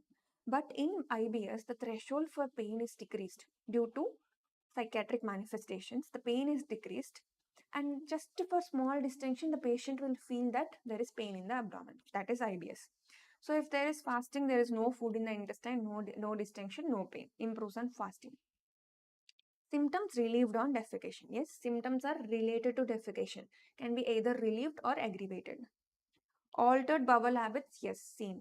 Can be diarrhea type or constipation type. But the most important thing is diarrhea alternating with constipation. Painless diarrhea, no. They have diarrhea with pain abdomen or constipation with pain abdomen. So this is what is the Rome's criteria. Patient will have pain abdomen plus any one of the two of the three following features. Increased frequency of stools,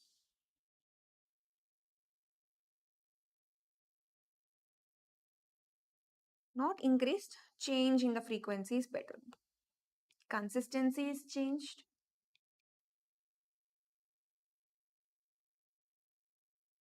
And the pain abdomen is related to defecation.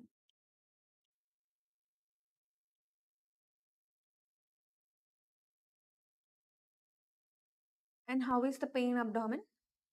It should be one time per 1 week in the last 3 months. In the last 3 months, every week, at least one time, I had some pain abdomen.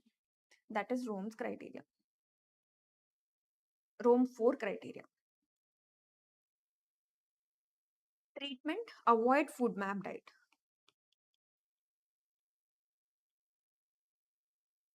What is FODMAP diet?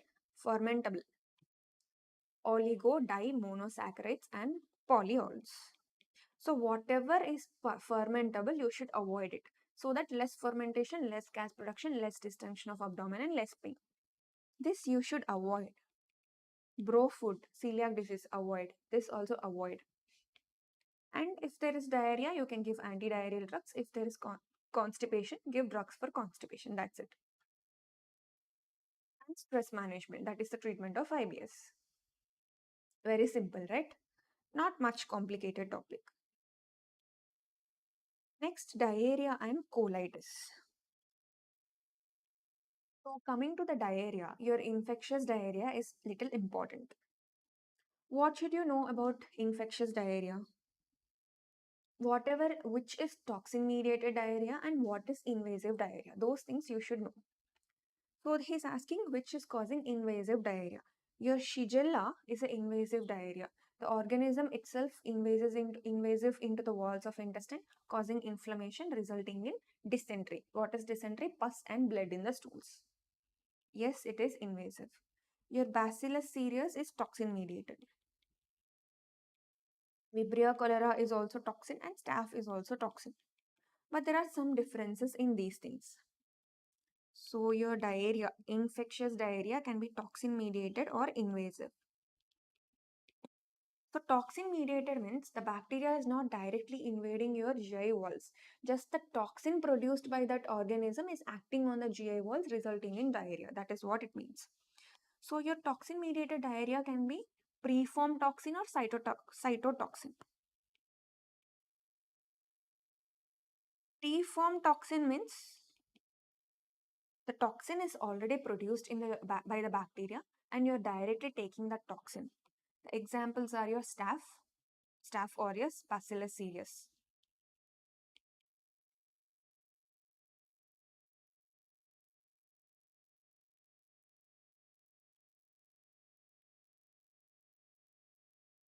Bacillus cereus has two types, vomiting type, diarrhea type. And the source for Staph aureus is milk, any milk, sweets, cheese. Whereas Bacillus cereus is fried rice. That's why it's called Chinese restaurant diarrhea.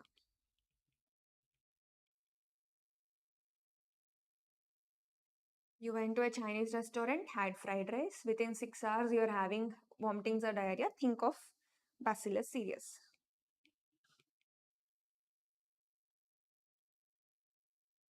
So, preformed toxin, the toxin is ready. So, it will act immediately within 6 hours. Exposure within 6 hours, patient will have diarrhea. And it can be due to cytotoxin. Cytotoxin is the bacteria. First, it will be infected. After that, the bacteria will divide and then produce the toxin. That is cytotoxin. So, it takes time. 2 days time it takes. So the examples are Vibrio cholera, the most common cause of your traveler's diarrhea, that is enterotoxigenic E. coli.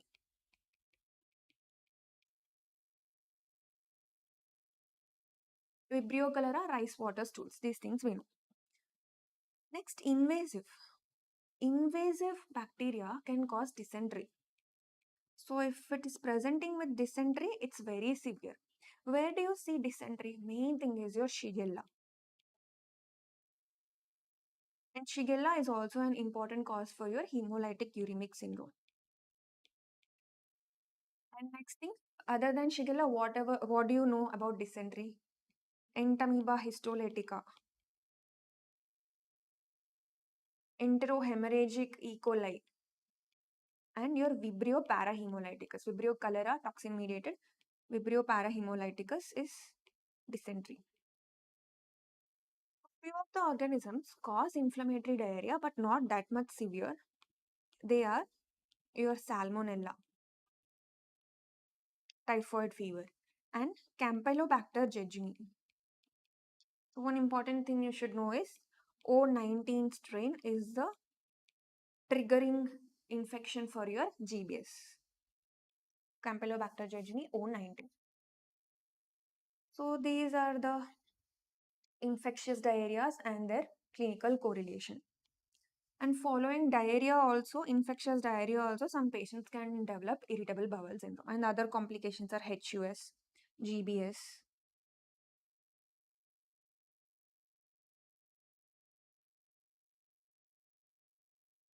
So until here it was perfect, right? We were discussing small intestine.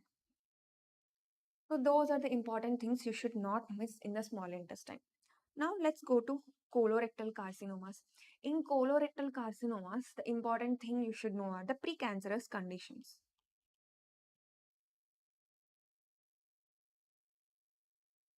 Those are the important questions from colorectal carcinoma. So we'll take up the question. The most precancerous condition for carcinoma colon. So he's asking polyposis. In the hereditary polyposis syndromes, which type of polyps is more precancerous?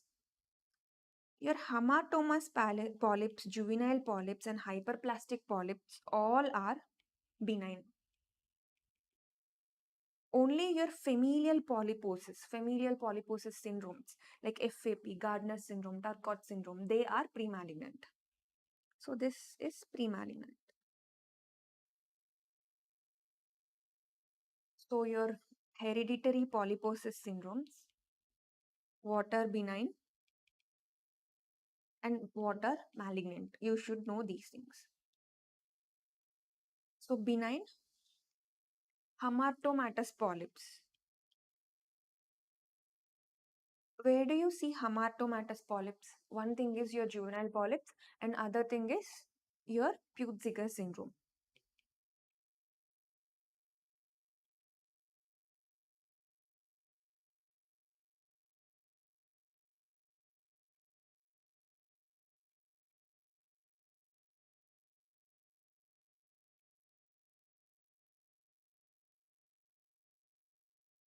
And also hyperplastic polyps.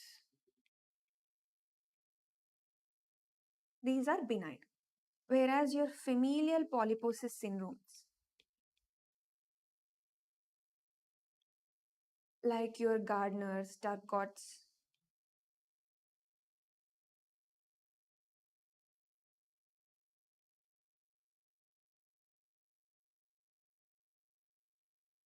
familial adenomatous polyposis, and yeah, these are the malignant polyps. So not just these names, he can also give the syndromes.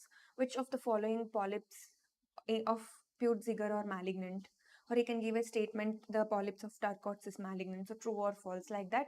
He can frame questions on this. So one important thing is Peutz-Jeghers syndrome.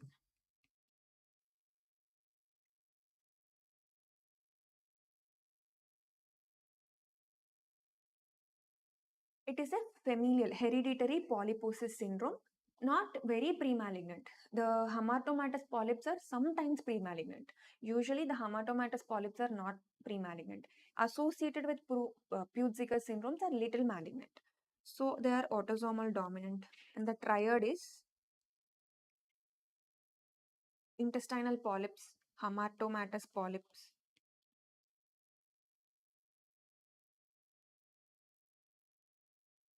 polyps with hyperpigmentation with other malignancies.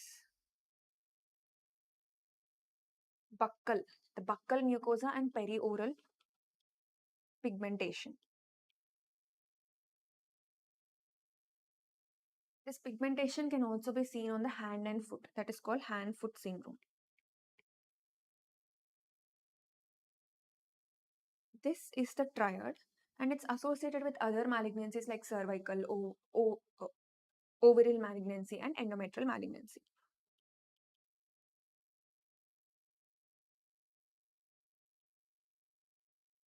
So most of the genitourinary tract malignancy.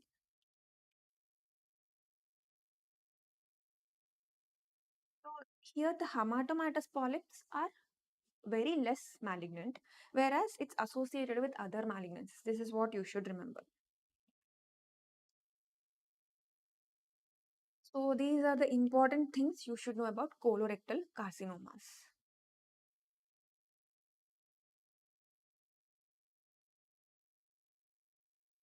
Surgical part, CGIT, is medical plus surgical. The surgical GIT will be covered in surgery. What are the indications for surgeries and what type of surgeries, those will be covered in surgical part.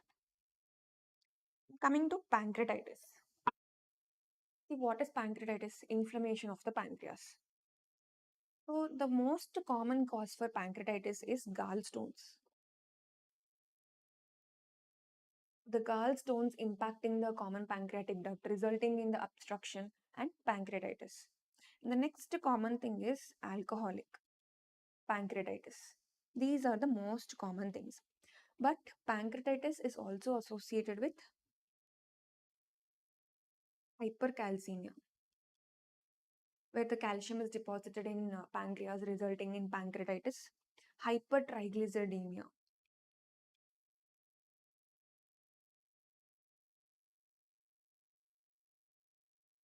And some of the toxin and drug mediated.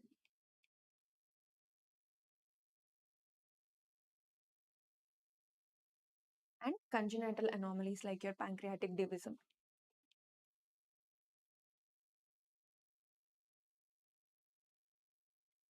Post-viral. So most commonly, you will be seeing gallstone or alcoholic pancreatitis. But it's very important to rule out these causes, because if you have not corrected these causes, there will be recurrent pancreatitis. So alcoholic, you'll ask the patient to stop alcohol. Gallstone, you'll look for gallstones and we'll do necessary management of the gallstones, right? So serum calcium, lipid profile, and any drug intake, toxin exposure, any infection recently, all these things you have to rule out. And congenital anomalies we'll be finding on imaging. So these are all the causes, whereas gallstones are the most common cause of pancreatitis, acute pancreatitis. Whereas chronic pancreatitis, the most common cause will be your autoimmune pancreatitis. Here we are discussing about acute pancreatitis.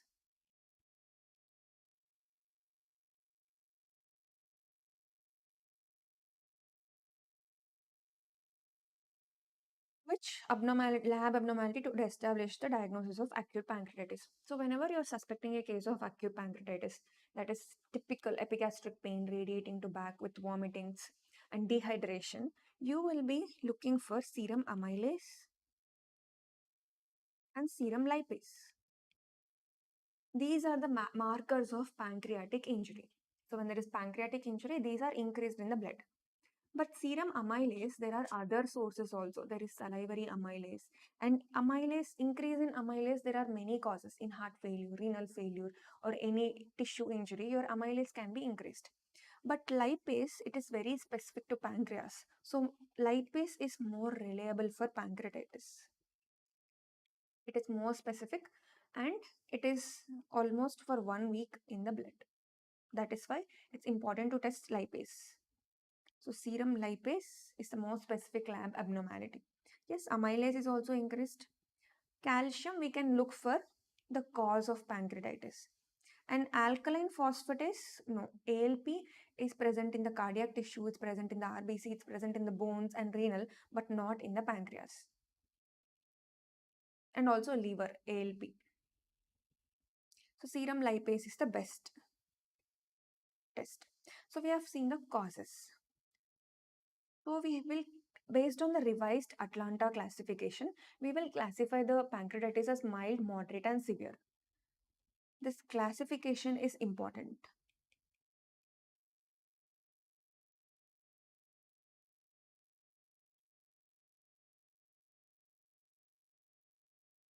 What is mild pancreatitis? What is moderate? What is severe?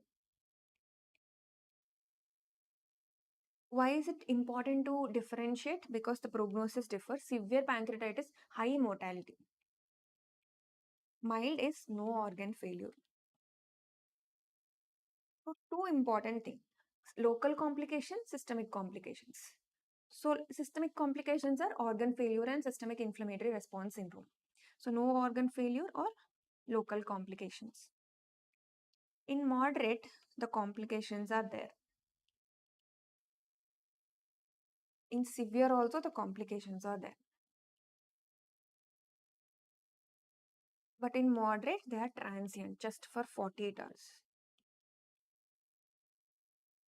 In severe, it is more than 48 hours. This is the revised Atlanta classification. Now we have seen about the complications. What are the local and systemic complications? So systemic is easy, DIC. Not directly DIC. I can say systemic inflammatory response syndrome. Associated with that, there will be multi-organ dysfunction syndrome and DIC. Those are the systemic complications. Whereas local, the most important is pseudocyst formation. And for the formation of pseudocyst, it takes more than 4 weeks. Remember that. Before 4 weeks, pseudocyst doesn't form. So just acute pancreatitis, pseudocyst formation is rare. And there can be ascites, pleural effusion, pericardial effusion. And local, this pseudocyst can compress the organs, compress the gallbladder, cystic duct. So compressive symptoms, effusions, all these are the local complications of pancreatitis. How do you manage acute pancreatitis? We have discussed the etiology. Yes, read the etiology, but the main thing is IV fluids. IV fluids comes the first part in the management. The next thing is just any organ failure is there, you have to give supportive management, that is supportive and pain management, that's it. And treat the cause. This is the management of acute pancreatitis. Now, endocrine tumors of pancreas, the neuroendocrine tumors of pancreas, what you should know about them is, the most common is insulinoma, next VIPoma, few important characteristics of glucagonoma, and our gastrinoma, Zollinger-Ellison syndrome. These things, the important points you should know, just the important things.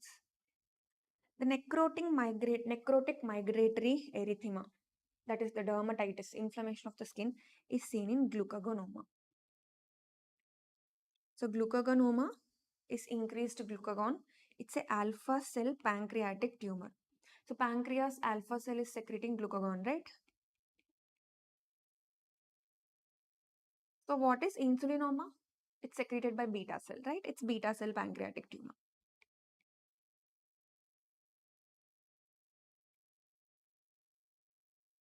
So in glucagonoma, there is dermatitis, dementia,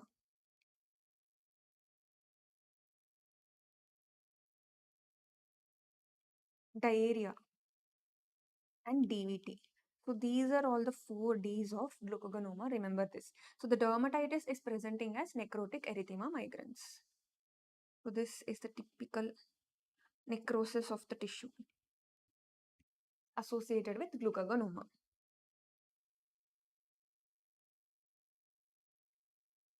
Next thing is gastrinoma.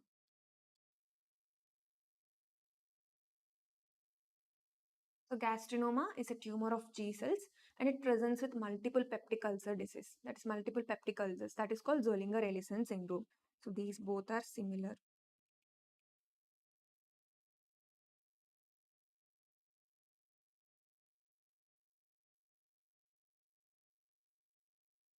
So two things are happening because of increased gastric acid. One thing is peptic ulcer disease. And other thing is your gastric acid is going up to the duodenum, jejunum, ileum. So your pancreatic enzymes are not working there. Because your pancreatic enzymes, especially lipase, is not working there, there is some malabsorption resulting in diarrhea. So diarrhea has both osmotic and secretory components. So this is the typical presentation of gastrinoma. And peptic ulcer disease, I told you three things. The ulcers which are refractory, which are causing complications, and which are beyond the duodenum.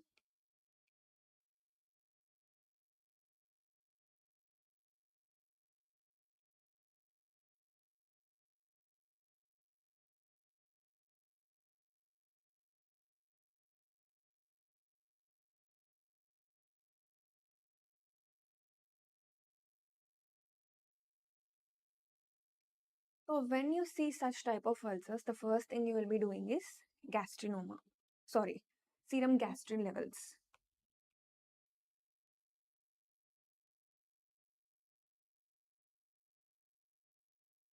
That too fasting.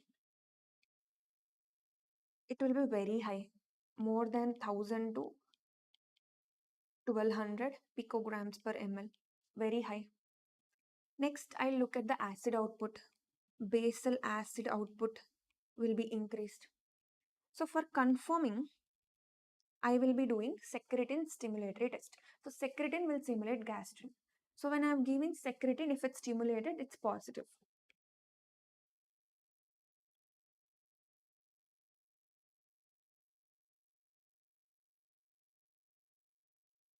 If I give secretin, almost your serum gastrin levels will increase by 200 to 300. So by doing this test, I will know that there is gastrinoma. But how do I know the location? And what is the common location? So we are discussing under pancreatic neuroendocrine tumors. So we think it's pancreas. No, the duodenum is the common location. The duodenum followed by pancreas. And the best thing to say is it's located in the triangle of Pessaros. What is Pessaros triangle? It's nothing but the cystic duct, duodenum D2, D3 part, and neck of pancreas. So in this triangle, the most common origin is C. And to localize, the best investigation is endoscopic ultrasound.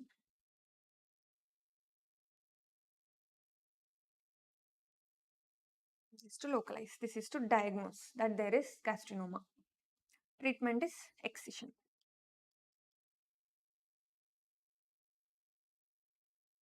This is about gastrinoma.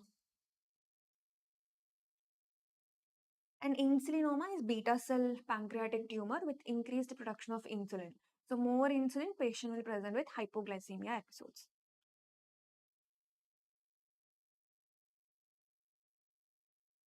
So you will be measuring serum insulin. It will be more than 6. And you will be measuring C-peptide also. For suppose if the patient has taken exogenous insulin also, there will be increased insulin levels.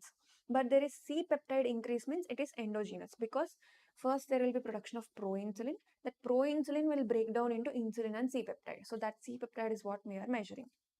So measure serum insulin and C-peptide. Coming to VI POMA. Vasoactive intestinal peptide. So we'll take a short break. After that, we'll continue VI POMA.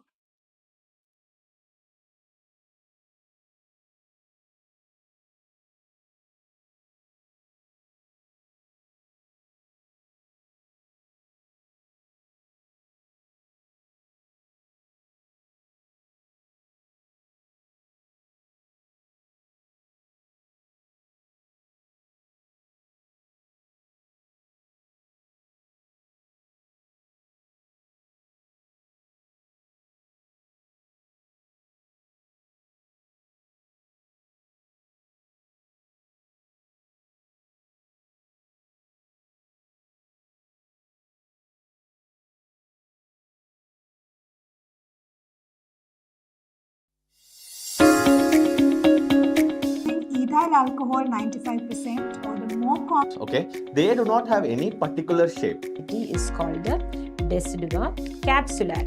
600 grams would give Completely opposite to the pressure abrasion. Here, the wall of the forebrain.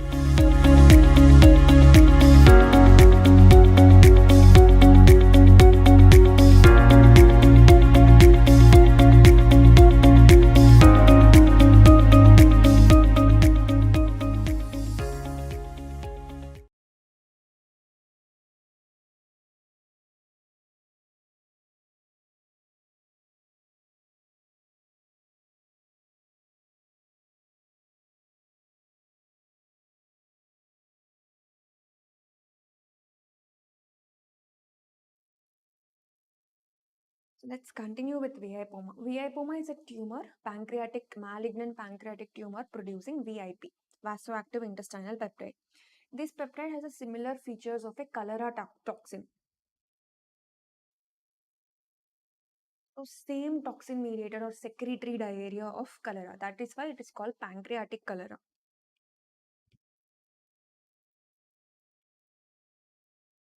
Or also called as WADA syndrome. What is WADA syndrome? So there is diarrhea, loss of electrolytes in the stools and loss of bicarb in the stools. Watery diarrhea, hypokalemia and acidosis. Watery diarrhea, hypokalemia because the electrolytes are lost in the stools.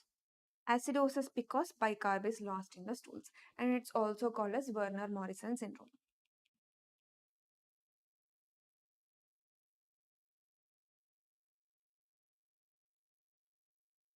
So these are the important things we should know about endocrinal tumors of pancreas.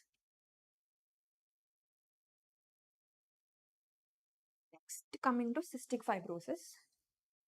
There are a lot of manifestations of cystic fibrosis. The thing you should know about cystic fibrosis is what is the gene mutated, how do you diagnose, and the manifestations. That's it. Cystic fibrosis is a autosomal recessive disorder. Yes. It is CFTR gene mutation. Yes. Predisposed to Pseudomonas pulmonary infection. Yes. Multiple sinusitis and pulmonary infection and bronchiectasis. Fertility is definitely affected in cystic fibrosis. So this is the option. So we'll see what is cystic fibrosis.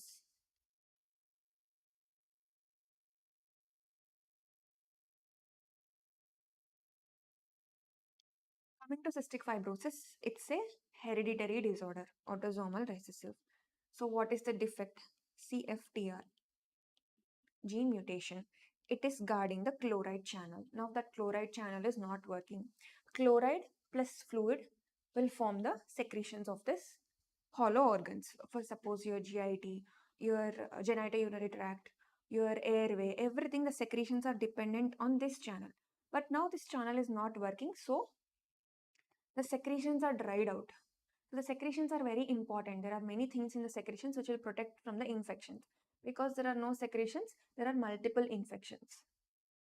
So where you can see the infections? First thing is your airway, both upper and lower airway. Upper respiratory tract infections, lower respiratory tract infections. Lower respiratory tract recurrent infections, bronchiectasis.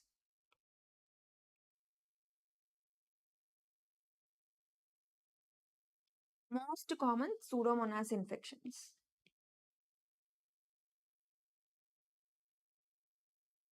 Next, coming to your GIT. GIT, they'll be presenting with intestinal obstructions. Especially children, there will be intussusceptions.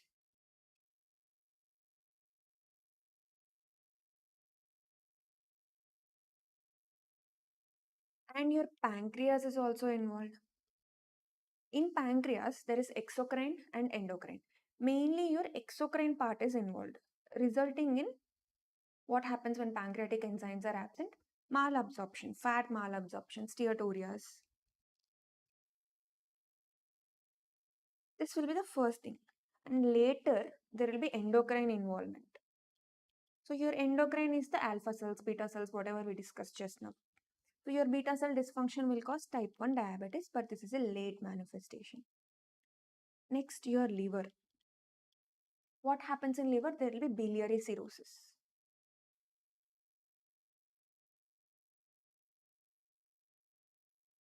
Next, genitourinary tract. Because of the absence of secretions, there is azoospermia. Sometimes absent duct. Spermatic duct is absent,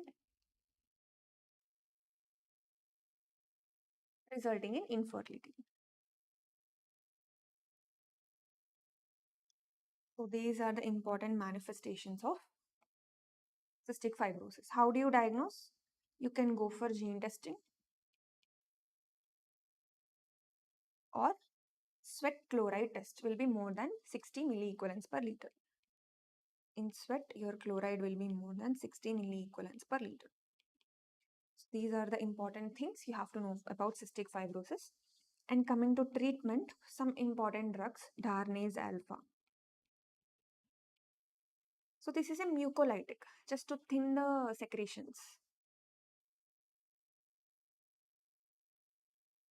Cafters. These caftor drugs will act on the mutation and stimulate the chloride channel, like ivacaftor, lumicaftor.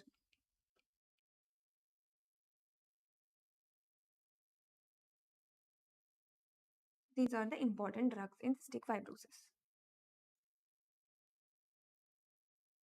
So these are the things you should concentrate on GIT, but do not forget IBD and malabsorption syndromes. They form the most important part. Now, liver and biliary tract. So in liver and biliary tract, jaundice is important, and your hepatitis B serology is very important. One question from this is for sure, hepatitis B serology. And then your alcoholic hepatitis, Wilson's disease, hemochromatosis, all those are important.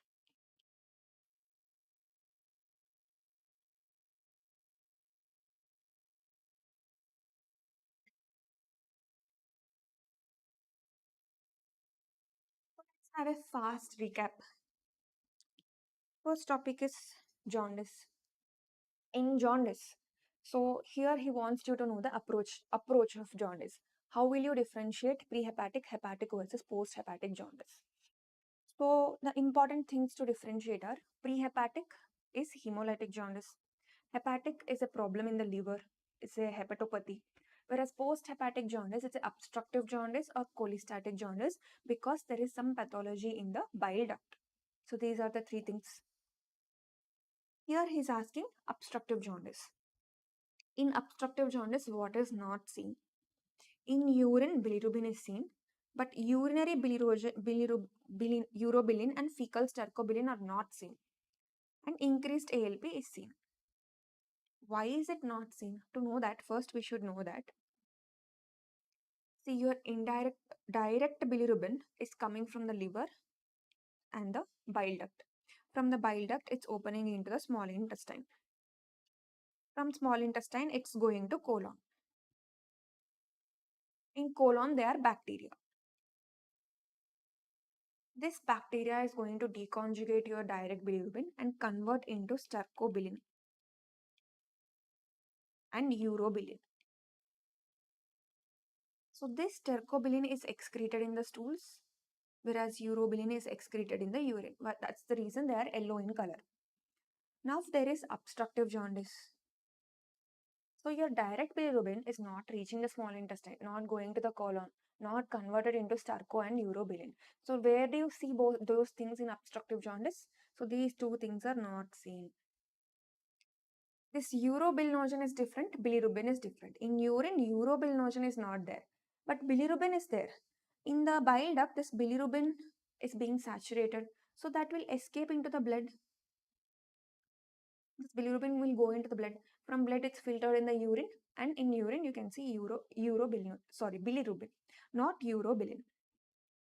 And ALP is a marker of bile duct injury. Here, there is a bile duct injury, so ALP will increase. So these things you should know. So in stool, there is no stercobilin, so pale stools. Even though urobilin is not there, in urine bilirubin is there, so high colored urine.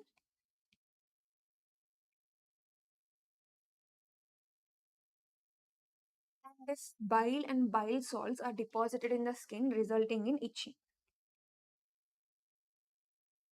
So this is typical for obstructive jaundice. In every jaundice, you can see increased total serum bilirubin.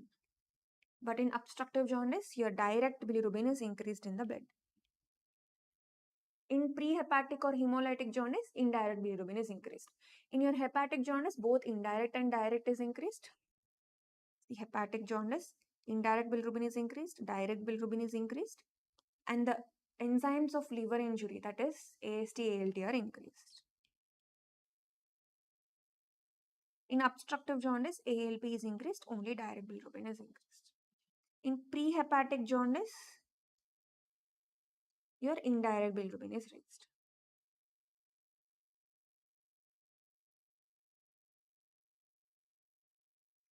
Post-hepatic is very important. This triad you should not miss.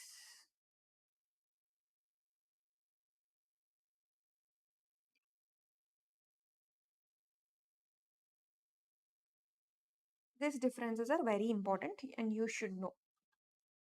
Next, coming to viral hepatitis. In viral hepatitis, hepatitis B is most important. In hepatitis B, the serology is the most important thing. So, in hepatitis A and E, they are similar. B and C are similar. So, A, E, they only cause acute hepatitis. Whereas B and C from acute to chronic to cirrhosis to malignancy. And other important thing is this is fecal-oral route. Whereas B and C, most common mother to child transmission during pregnancy, and percutaneous like IV drug abuse and blood transfusion.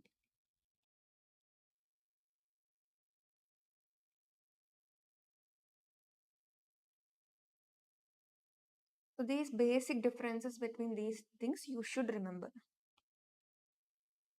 Let's take the question. He's asking Hep B false statement.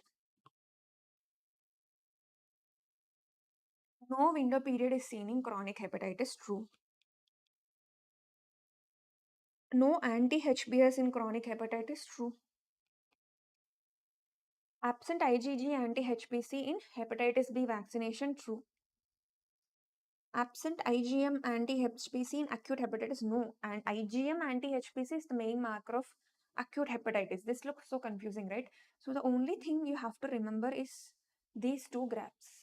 If you know these two graphs, you are done with the serology.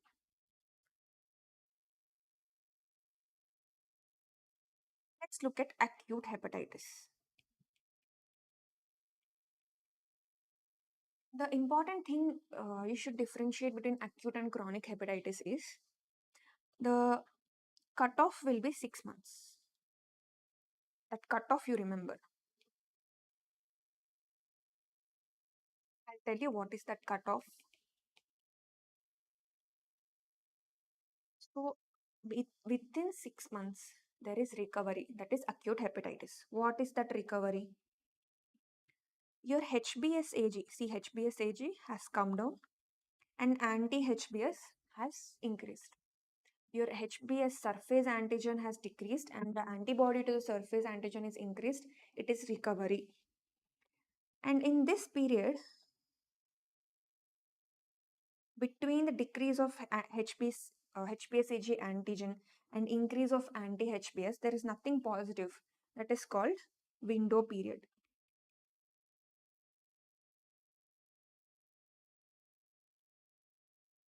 But you should know one thing, in window period, anti-HBC IgM is positive.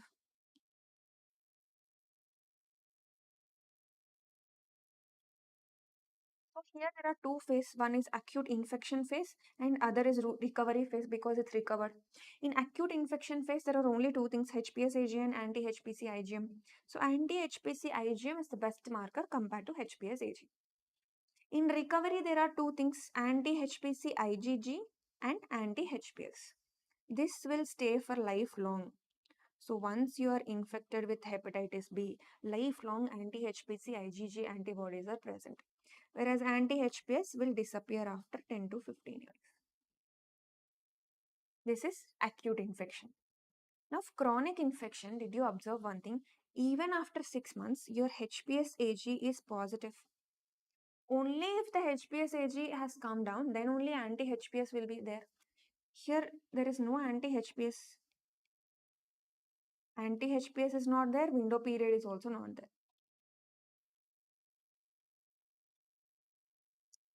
Before 6 months, HPC IgM is positive, but after 6 months, IgG is positive. So, IgG positive with HPS AG is chronic infection. IgG present with anti-HPS is acute infection.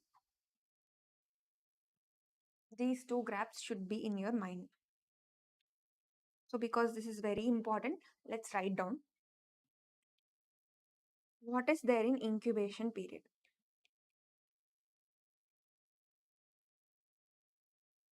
One more way I can ask you is first antigen to be present.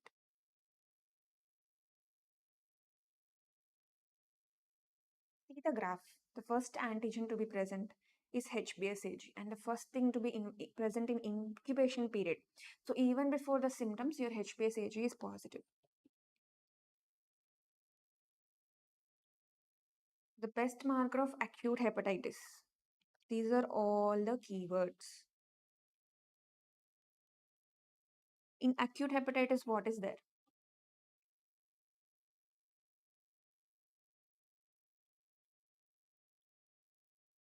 Anti-HPC IgM plus HPsAg. This is more important. Next thing, in recovery, what is there?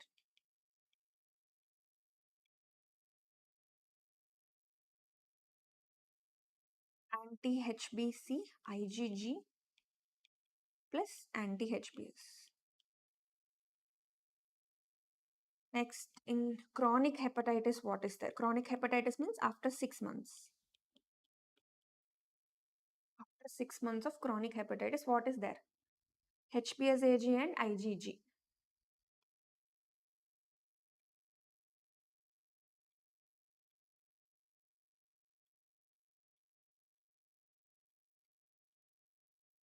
In vaccination, what is there? So, if the patient is infected, that virus will have the surface antigen, core antigen, everything. But you are vaccinating. Vaccinating, what are we using for vaccinating? We are just using a protein subunit of surface antigen. Protein subunit of surface antigen. So this patient is only exposed to HPsAg and only anti-HPS antibodies are present. He is not exposed to core antigen. So core antibodies are not present. So that is what we are discussing here. In Hep B vaccination, core antibodies are not present. In acute hepatitis, IgM is present. One more important thing is ground glass opacities in liver, hepatitis B. Fatty liver, lipid droplets are seen in Hep C.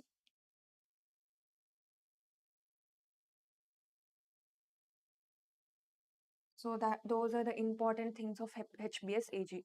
Learn the serology. Learn the serology means remember these two graphs. If you by heart all these things, it will be confusing. Remember those two graphs. What are the important things you should remember in autoimmune hepatitis? In autoimmune hepatitis, he'll ask the antibodies. He's more interested about antibodies. So we'll take up the question, which of the following antibodies are seen in type 2 autoimmune hepatitis? See, your anti-LKM1 is seen in type 2. Liver cytosol antibody 1 is seen in type 2. SMA is seen in type 1. ANA is also positive in type 1. So type 2, it is anti-liver cytosol. So autoimmune hepatitis, LKM type 1. Drug-induced liver injury, LKM type 2. Hepatitis D, LKM type 3. Even in Hep C, you can see LKM 1.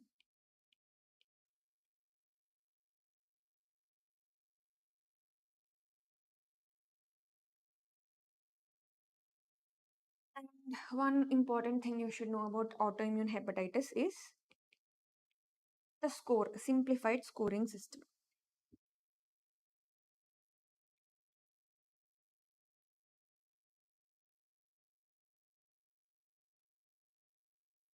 In this, we'll be seeing the antibodies. Next, the antibodies are nothing but IgG. So the IgG is increased. We'll rule out viral hepatitis and biopsy. Based on that, we will diagnose autoimmune hepatitis. So antibodies are ANA and SMA for type 1 and LKM1 for type 2. And coming to the treatment, we will give steroids and steroid sparing agents. And it has very good prognosis, it's reversible.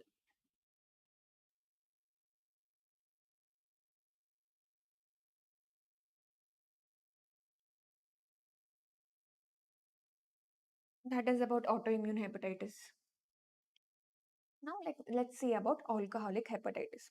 In alcoholic hepatitis, first thing is how much alcohol is significant, that is important. Next thing is your enzyme pattern, AST, ALT, and symptoms, the associated syndromes associated with alcoholic hepatitis, and the treatment part score. These are the important things of alcoholic hepatitis. So we'll see the question, what is Zeeb syndrome? Zeeb syndrome is an alcoholic presenting with acanthocytes. Those are abnormal cells which can lead to hemolysis and hyperlipidemia.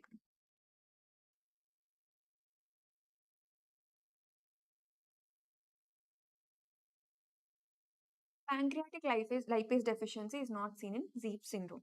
So this is the triad, alcoholic patient with hemolysis, that is acanthocytes, and hyperlipidemia. So these are the acanthocytes.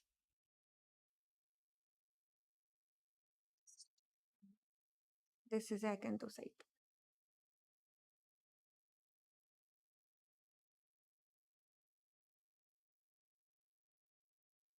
On RBC, there are irregular spikes. The spikes are irregular, not regular.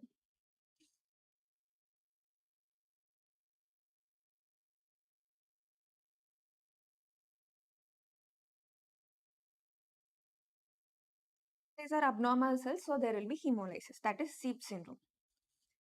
And we'll see next important things. How much alcohol? 40 to 80 grams per day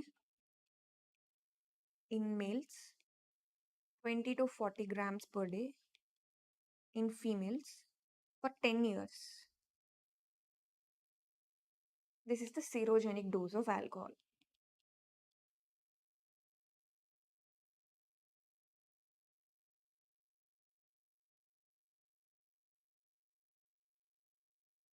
Okay, now let's look at the enzyme pattern. So normally AST, ALT are the enzymes of liver injury. ALT is more specific. So in any liver injury, ALT will be more than AST. But in alcohol, AST is more than ALT. In fact, AST by ALT more than 3 is specific for alcohol injury. More than 2 is probable of alcoholic liver injury. Why? Because for the production of this ALT enzyme, we need pyridoxine, that is vitamin B6. And these alcoholics are deficient in B6, B12, B9. So B6 deficiency.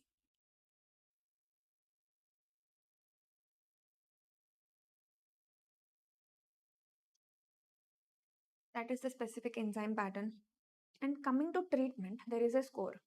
So in treatment, initially, what are the stages? Steatosis, steatohepatitis, and cirrhosis. Steatosis is reversible. Alcohol should be stopped.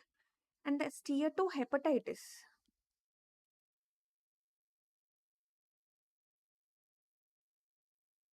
In steatohepatitis, because there is inflammation, you should give anti-inflammatory, that is steroids. To give steroids, we should calculate a score, Madri's discriminant function.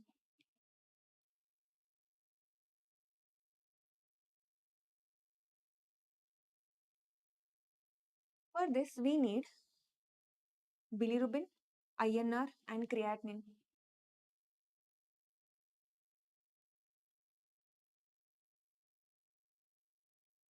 Serum bilirubin, INR, and creatinine. And if the score is more than 32, only then we are giving steroids. If steroids are contraindicated, we can also give pentoxifylline.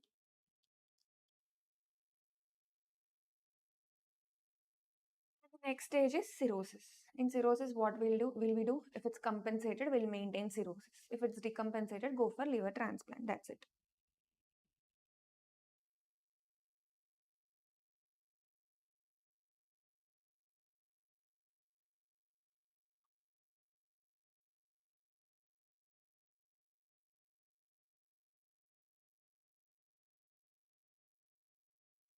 Those are the important things you should know about alcoholic liver disease.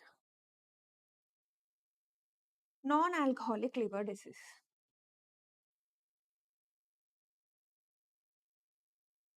So in NAFLD, almost the pathophysiology of NAFLD and alcoholic is same. It starts with steatosis, steatohepatitis, and cirrhosis followed by HCC. But the causes are different. In alcoholic, the alcohol is toxic to the liver, whereas non-alcoholic fatty liver disease, because of insulin resistance, there is increased fatty acids which are being deposited in the liver, and next the pathophysiology is same. So you should know the risk factors. Other things are same. In NAFLD, ALT is more than AST. And there are associated insulin resistance syndromes, and the treatment in steatosis part, whatever is the cause, you have to treat it. Insulin resistance, so diet and exercise. In steatohepatitis part, we will be giving vitamin E. Steatosis, same like alcohol, stop the cause. Steatohepatitis, there is inflammation. In alcohol, we are giving steroids, but here we will be giving vitamin E. And cirrhosis, the management is same. So anything until steatosis is only reversible.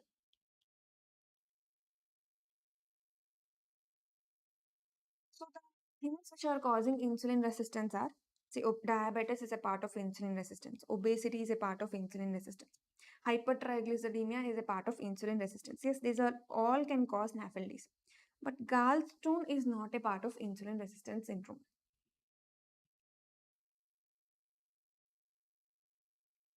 See, this is the spectrum. Initially, there is steatosis, steatohepatitis, and cirrhosis, which is compensated and decompensated, and ultimately landing in HCC. This spectrum is also seen in alcoholic liver disease also.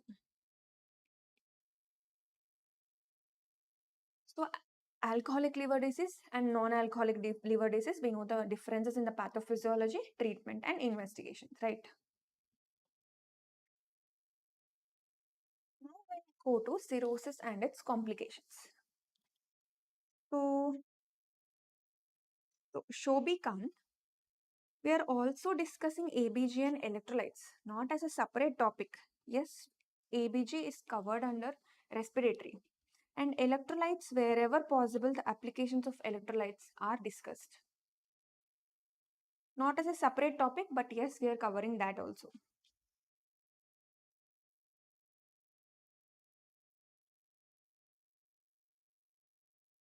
Important complications of cirrhosis you should know are portal hypertension, ascites,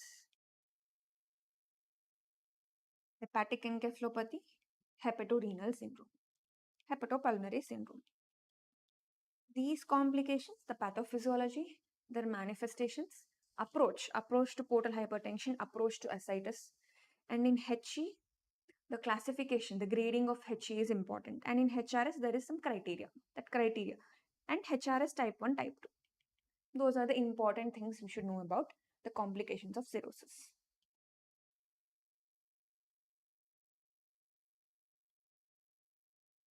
Okay.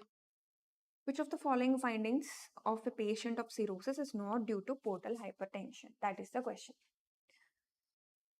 So, esophageal varices is a manifestation of portal hypertension? Yes. Splenomegaly? Yes. Ascites? Yes. Spider angiomata is a feature of liver cell failure. See, whenever you are taking a history of GIT, in general examination, you will be writing there are no signs of liver cell failure. What are the signs you will be seeing? One of the thing is spider angioma, which you will be finding in the distribution of your superior vena cava, your upper chest, head and neck, right? I have a diagram. Yes, this is the spider angioma. Yes, it is due to estrogen. But how estrogen is increased? The basic pathophysiology of spider angioma is dilated capillaries in your skin. Why they are dilated? Because of estrogen. Estrogen is a vasodilator. Why estrogen is increased? Because first thing is estrogen is metabolized by liver, but your liver is dysfunctional. So now estrogen not metabolized by liver.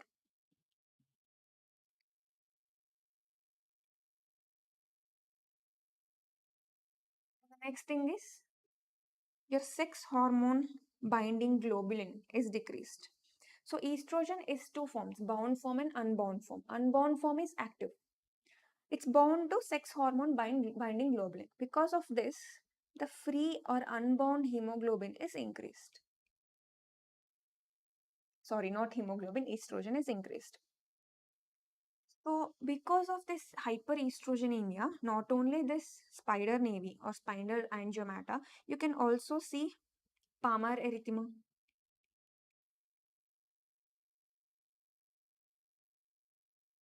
Gynecomastia in males, testicular atrophy, and loss of secondary sexual characters.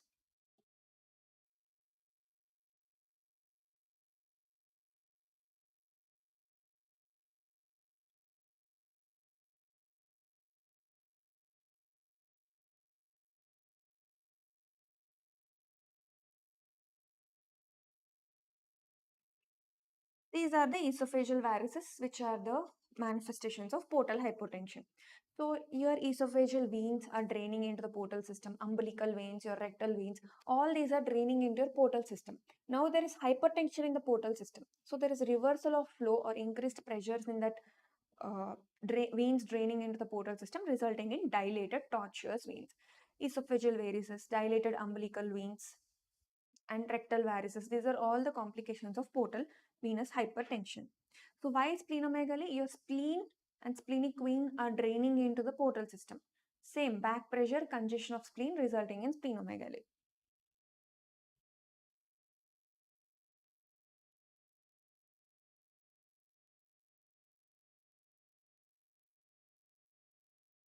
Now portal hypertension causes are important. So your portal system, so your liver, your portal system is prehepatic, hepatic and posthepatic. Here there is spleen, here there is heart.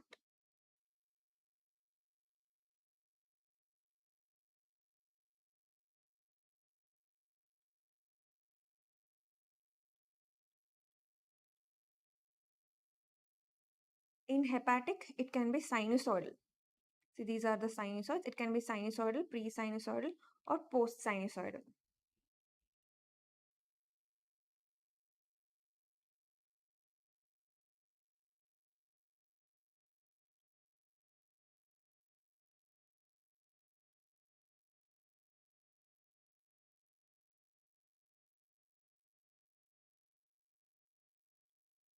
Okay, these causes are important. He'll ask these causes in the exam.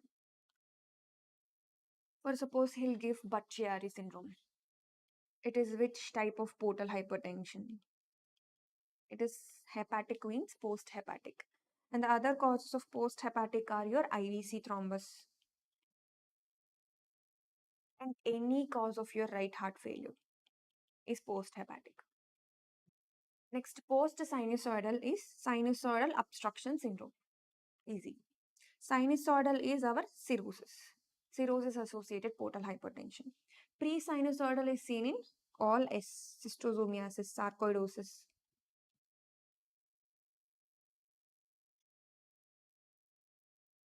One more important thing is your non-cirrhotic portal fibrosis.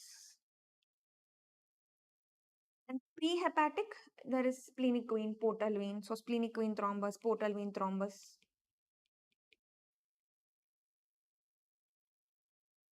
These are all the causes.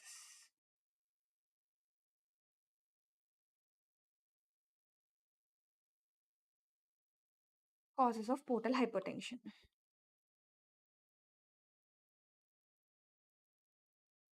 And the manifestations of portal hypertension, both things we covered. These two are important in portal hypertension. One more thing is, normally there is splenomegaly, but that splenomegaly is mild to moderate. Only in your NCPF, there is massive splenomegaly. So there are features of portal hypertension like varices, varicose bleed with massive splenomegaly. Suspect NCPF.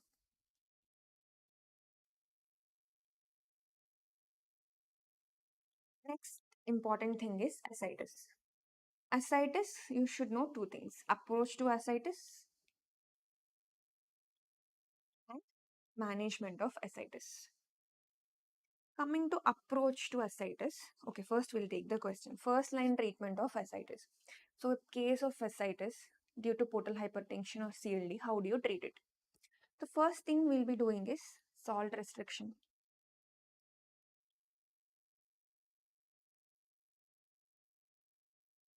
No, not improved by salt restriction. Next, I'll go for diuretics. What diuretics you will be using? You have seen many CLD cases. What diuretics they are on? Mostly furosemide plus spironolactone.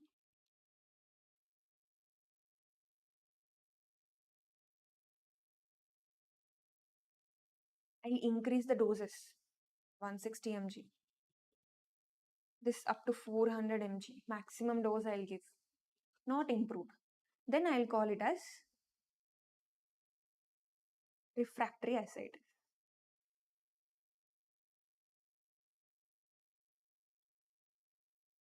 After that, what are we going to do? Ascitic tap.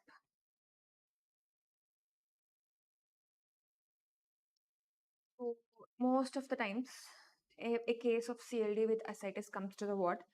My intern will come to me and ask, can I do ascitic tap? Because he or she wants to learn ascitic tap. But first, what we should advise: salt restriction, diuretics. Even after that, it's not controlled, go for ascitic tap. Or if there is tense ascites, go for ascitic tap. Every CLD ascitic tap is not the first treatment. Okay. If you do ascitic tap, you'll be connecting IV albumin, right? At how many liters of ascitic tap you will be connecting? 1 liter you are removing, you will connect albumin? No. After 8 liters, sorry, after 5 liters, you have removed 5 liters. After that, 8 grams per liter albumin you will be giving. For that also there is a calculation. 8 grams per liter. Even after this, it's not correcting recurrent ascites, go for tips.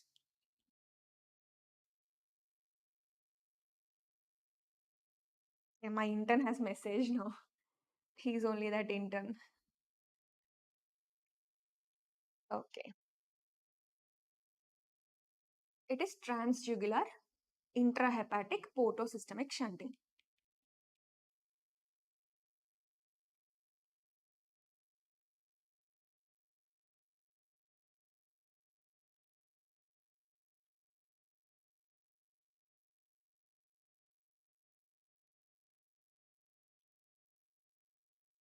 This is the last step.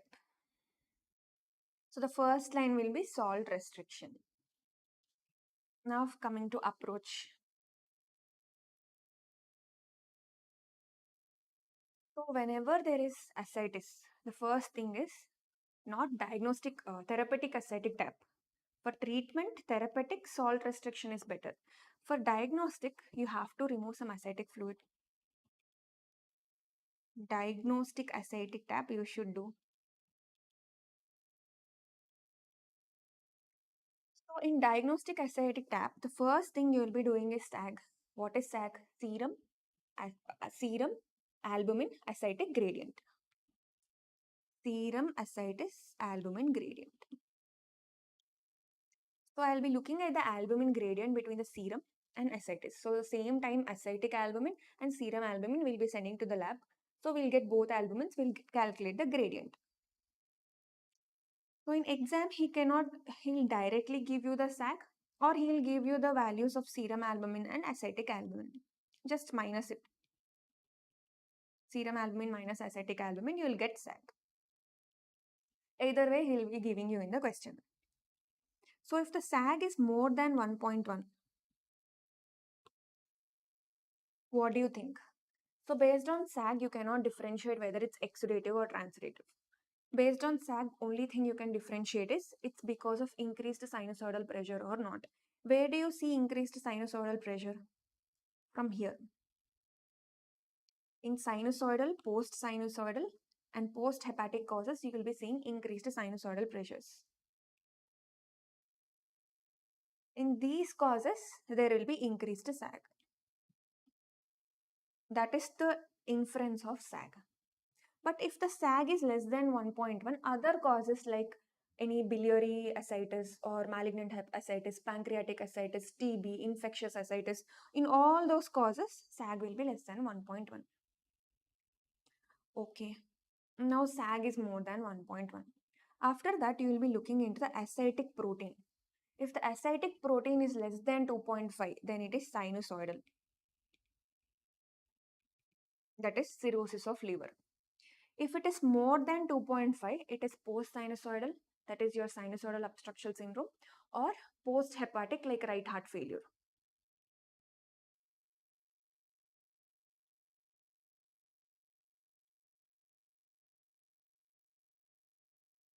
See, those causes are there. You should not confuse. And coming to Budd-Chiari is post-hepatic portal hypertension. But in late Budd-Chiari, it will progress to cirrhosis. That's why late Budd-Chiari is similar to cirrhosis. And in massive liver metastasis also, the liver is completely damaged. So it will be like sinusoidal portal hypertension. So you just don't have to by heart the causes of low SAG, high SAG, and high SAG with ascitic protein less than 2.5. Just understand the mechanism. These things, if you remember, it's easy for you to differentiate.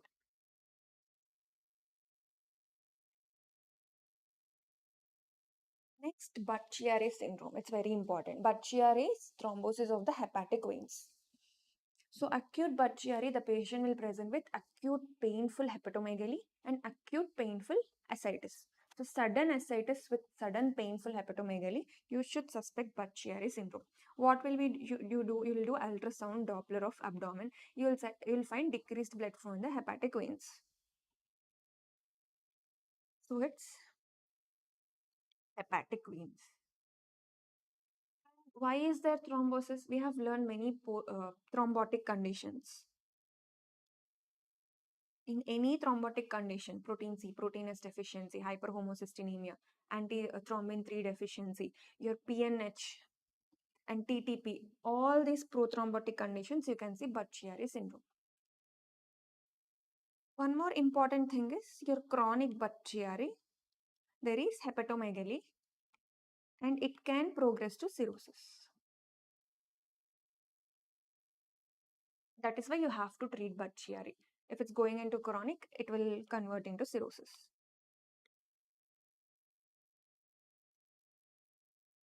Okay, that is about Budd-Chiari. See, the hepatic veins draining into the IVC. Here is the thrombus. There will be the thrombus. This is the post-hepatic part, where your hepatic veins are draining into the IVC. So, disorders of biliary tract. In disorders of biliary tract, you should know about PBC and PSC. So, in this question here, he's asking predisposing factors of cholangiocarcinoma. Your ulcerative colitis is associated with PSC, primary sclerosing cholangitis, onion peel appearance, and beaded appearance in ERCP. So, this is premalignant. PSC is pre-malignant. PBC is also pre-malignant. Your clonarchus sinensis, parasite infestation in the hepatic veins. Yes, this is also pre-malignant. Your CBD stones are not pre-malignant. They can cause obstructive jaundice and strictures in the duct, but not malignancy.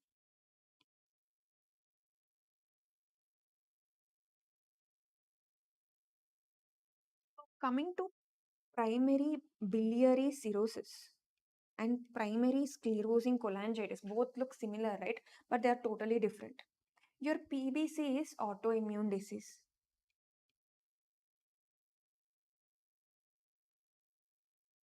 Against your biliary duct, autoimmune against the biliary duct. Here, intrahepatic bile duct is affected.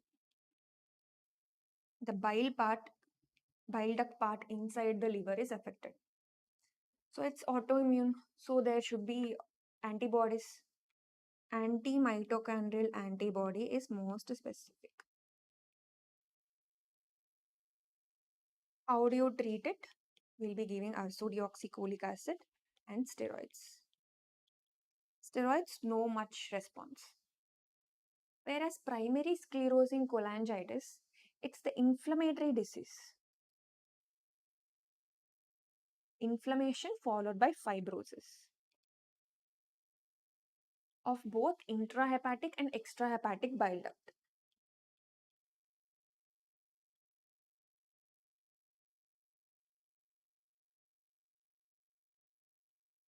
This is associated with ulcerative colitis. And treatment, you can give ursodeoxycholic acid, but it's not that effective. Liver transplant is the best. Both are pre-malignant. Remember that.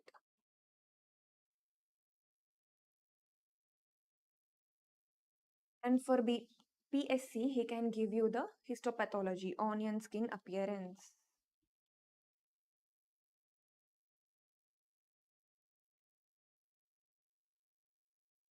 So this is about bile duct.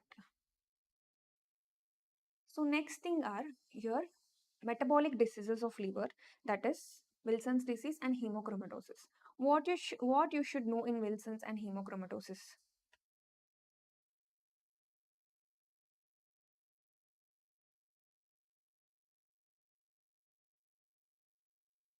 So they are genetic disorders, the type of inheritance. You should know the type of inheritance. What is the defect? What are the clinical features? Other than liver, what extrahepatic manifestations are there? How do you diagnose and treat? These are the things you should know about Wilson's and hemochromatosis. Coming to Wilson's disease. What is the gold standard test for Wilson's disease? So I told diagnosis is important. That's what he has asked. In Wilson's disease, in biopsy, the copper more than 200 micrograms per gram of liver tissue. That is gold standard. So liver biopsy showing more than 200 micrograms per gram of dry liver tissue. That is gold standard for the diagnosis of Wilson's. Yes, you can do genetic testing. There will be ATP7B gene defect. Your serum ceruloplasmin is decreased. This is a screening test. And MRI brain shows deposition of copper, especially in your basal ganglia region.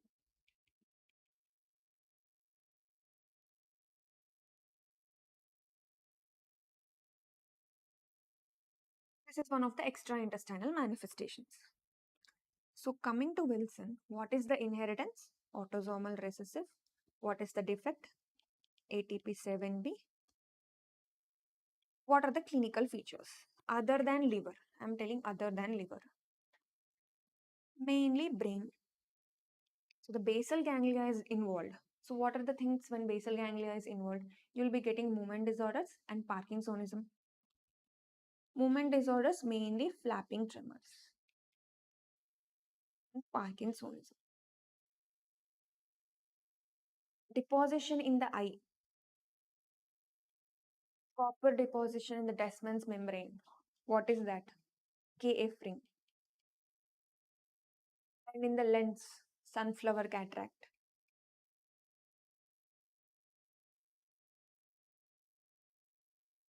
There can be hemolysis and renal failure also.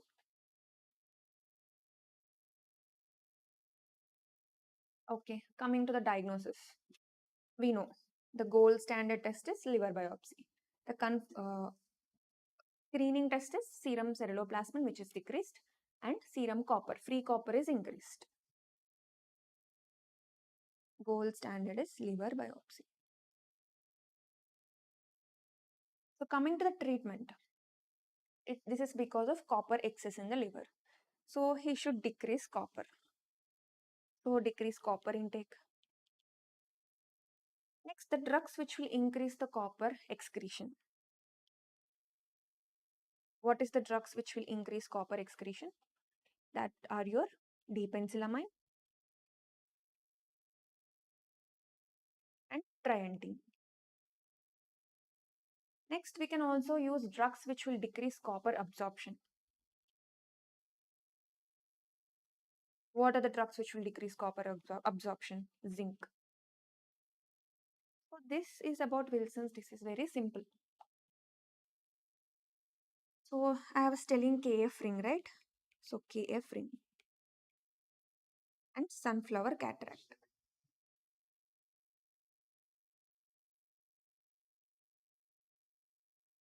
The brown, goldish brown color ring, KF ring, and looking like sunflower, right? Sunflower cataract. And in MRI brain, you can see the hyperintensities of the basal ganglia.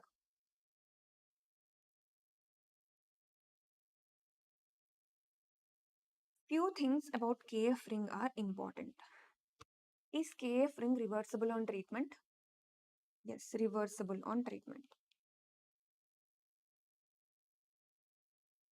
KF ring is pathognomic to Wilson's disease. And how does it appear? Initially, it appears above. Next, it appears below. Next, it's a circumferential. That is how it appears. And it's the deposition of copper in the Descemet's membrane. These are the important things about KF ring. Done, our Wilson's disease has done.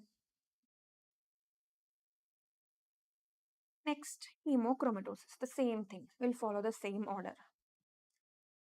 First, let's look at the question. Type 1 diabetic male.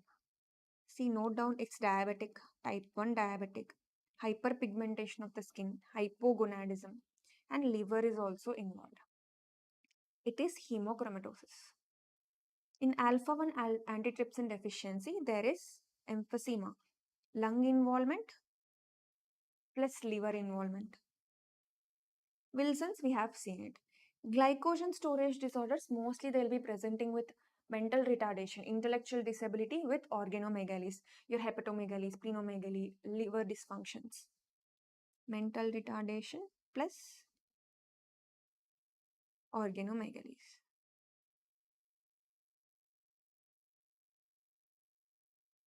So coming to the hemochromatosis. Okay. What is the inheritance? Autosomal recessive. What is the defect? It is a hepcidin gene defect. Because hepcidin is defective, there is increased absorption of iron. So now this patient is in iron overload.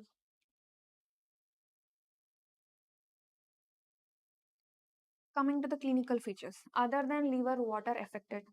There is deposition of iron plus melanin in the skin. Gives a bronze discoloration to the skin. See here. It's bronze discoloration.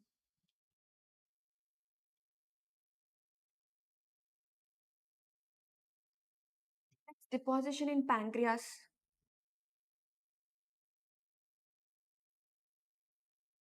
Deposition in pancreas. Your beta cells are destructed, resulting in type 1 diabetes. Deposition in the heart, dilated cardiomyopathy. Deposition in the pituitary, hypopituitarism, hypogonadism. So because of diabetes plus bronze discoloration, it's called bronze diabetes.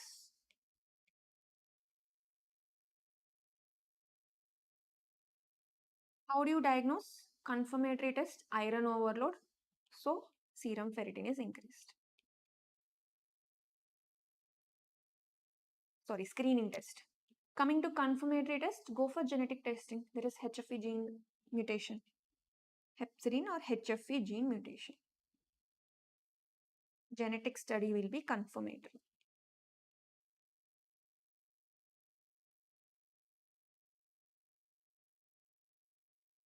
Now coming to the treatment, there is iron overload. So you have to remove that iron. Go for phlebotomy. Phlebotomy. Remove blood from the vein. So until your HCT, hematocrit, is normal, ask the patient to donate the blood. That is what we'll be doing. But removing blood constantly, there will be changes in the volume of the blood.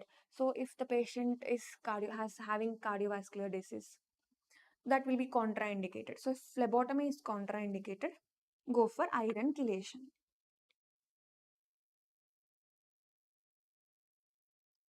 Deferoxamine, defericirox, deferiprone.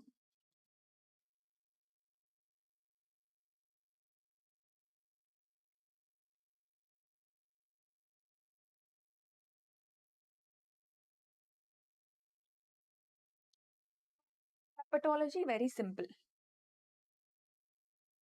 Just now we discussed the metabolic disorders.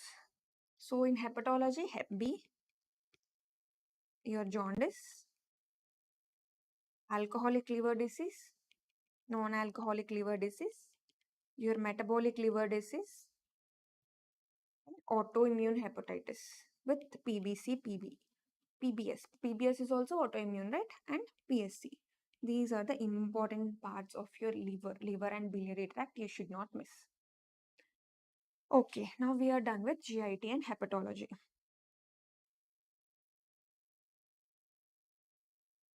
Next, we will be moving to connective tissue disorders.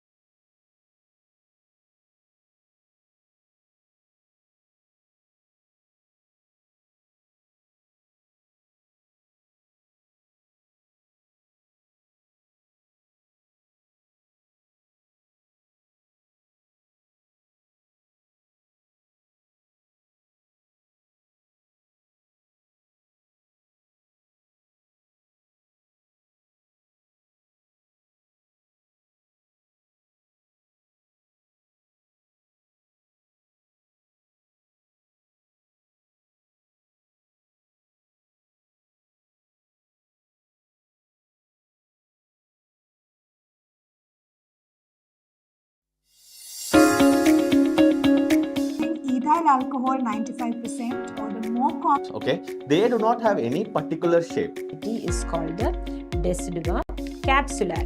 600 grams would give Completely opposite to the pressure abrasion. Here, the wall of the forebrain.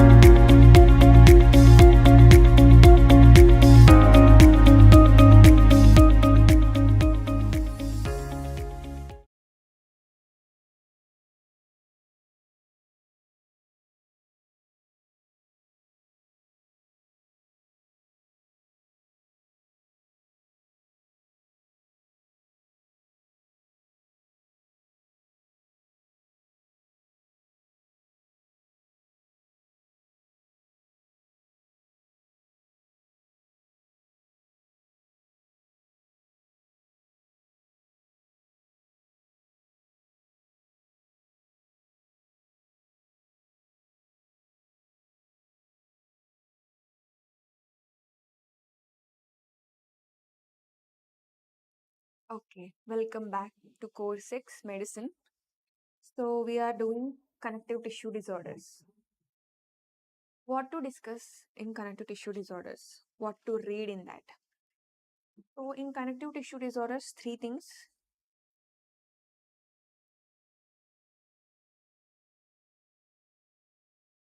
Three topics are important. So, connective tissue disorders, there's nothing much concepts in that to understand. You should understand the pattern of disease and the antibodies in each disease. In CTDs, your SLE, scleroderma, and Sjogren's are important.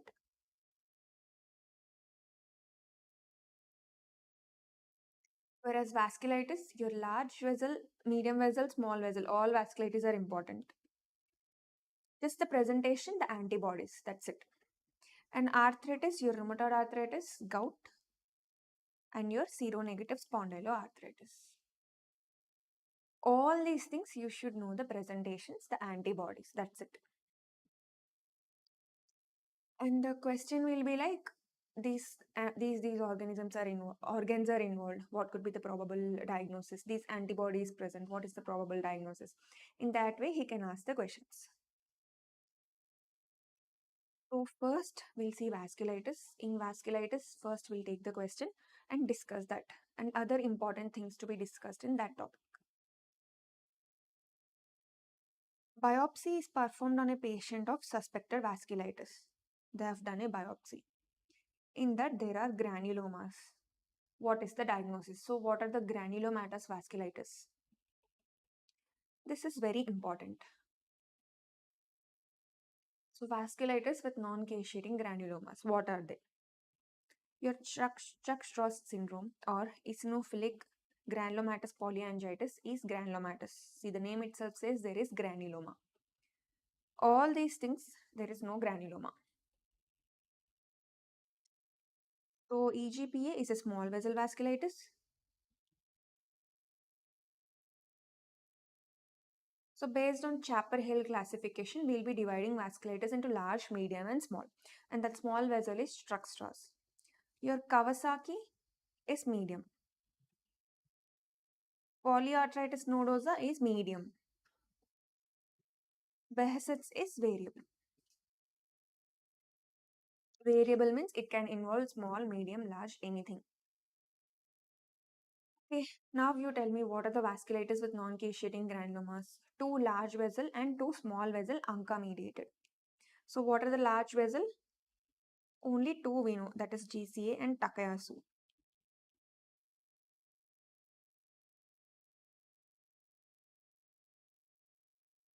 These are large vessel with non-caseating granulomas. What are the small vessel vasculitis with granulomas? EGPA and GPA. Granulomatous polyangiitis and eosinophilic granulomatous. So this is also called as Church-Strauss. GPA is previously called as vaginous.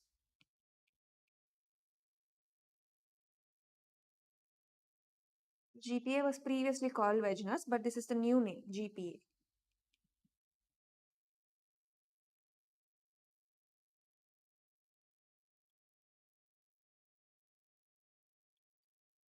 These are the small vessel ANCA mediated.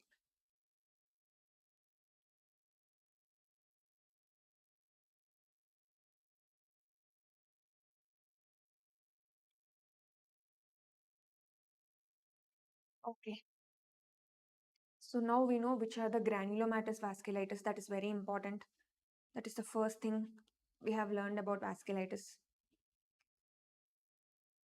Next thing, we'll see a medium vessel vasculitis, that is PAN. So any vasculitis, I told you what is the pattern of presentation and how do you investigate. So here 47-year-old man, elderly, middle-aged, with gangrenous changes in the upper limb. So the limb has undergone gangrene, BP is high, all peripheral pulses are felt. Serology is negative for ANCA. What is the probable diagnosis? So in vasculitis, each vasculitis, it's difficult to remember the pattern of presentation, right? So for large, medium and small, there are patterns of presentation. If you remember that, then it will be easy for you. So PAN is a medium vessel vasculitis. So remember medium vessel vasculitis signs and symptoms and it will be easy for you to remember PAN. So what is a large vessel? It's nothing but the aorta and its branches.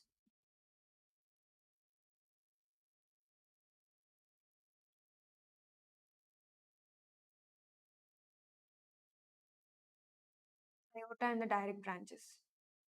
So aorta is involved. That's why there can be aortic dissection, aortic aneurysm, aortic dilatations. So everything related to aorta. And the direct branches of the aorta will be supplying the limbs. So proximal arteries of the limbs. When the proximal arteries of the limbs are involved, there will be claudication of limb, claudication pain in the limbs and absent pulses, right? That is what is seen in large vessel. Whereas medium vessel, in medium vessel is nothing but the distal vessels of your limbs and organs. The blood vessels supplying your distal limbs and organs. What organs? Renal. So renal artery stenosis. In pulmonary, it's bronchial artery. Other than that, there are deep ulcers. Everything is deep ulcers, subcutaneous nodules with mononeuritis multiplex. See, mononeuritis, neural involvement, nerve involvement in medium. And there is digital gangrene because the distal limbs, the blood supply is lost. That is why there is gangrene.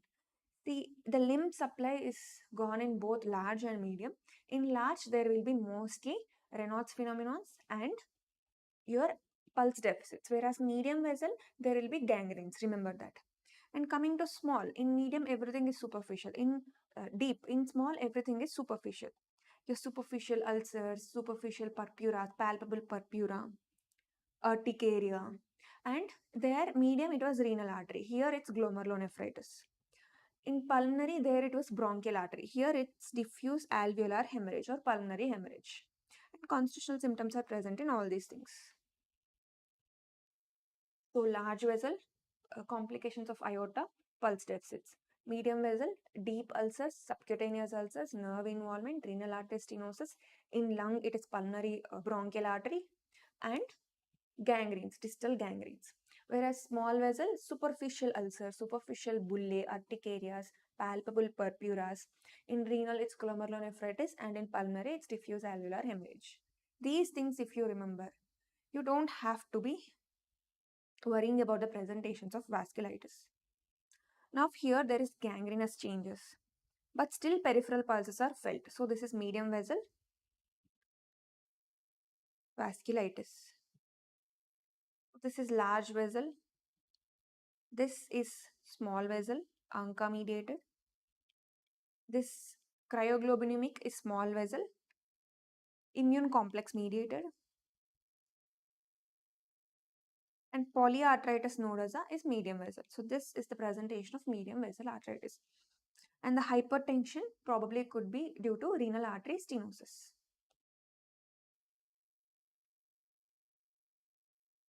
And what are the things you should know about PAN? PAN is a necrotizing vasculitis. So polyarteritis nodosa.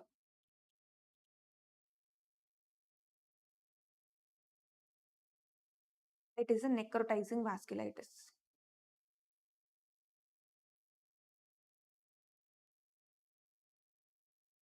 Okay. There are few no's in PAN. What are that? There is no granuloma. See, I'm specifically telling no's. They are the key points in the question. There is no ANCA positivity and there is no granuloma. Sorry, granuloma is over. There is no glomerulonephritis and there is no pulmonary involvement. These are the no's in your polyarteritis nodosa. And the most common artery involved is your renal artery. So there is renal artery stenosis. And because of the involvement of the mesenteric artery, there will be severe pain abdomen and necrosis of the bowel.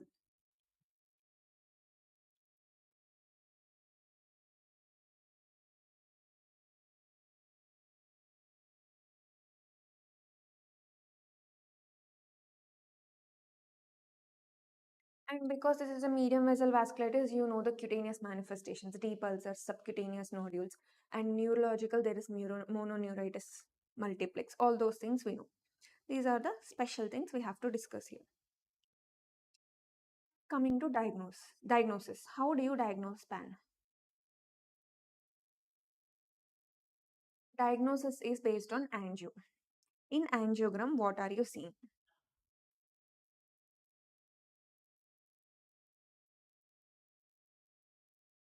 At the bifurcations, see here the artery is bifurcating. There you can see an aneurysm. So bifurcational microaneurysms are seen in angio in PAN.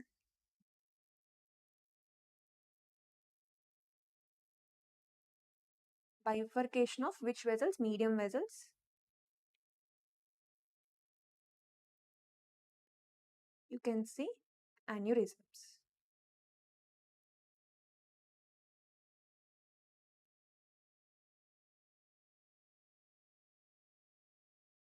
Coming to treatment. So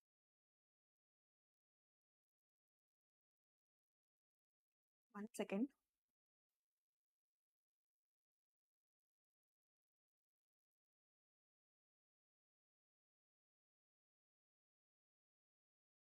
Okay, sorry for the interruption. So coming to treatment, to treat PAN, first you should know the etiology.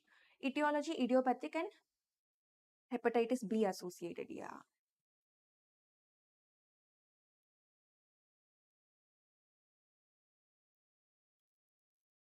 It is Hep B associated.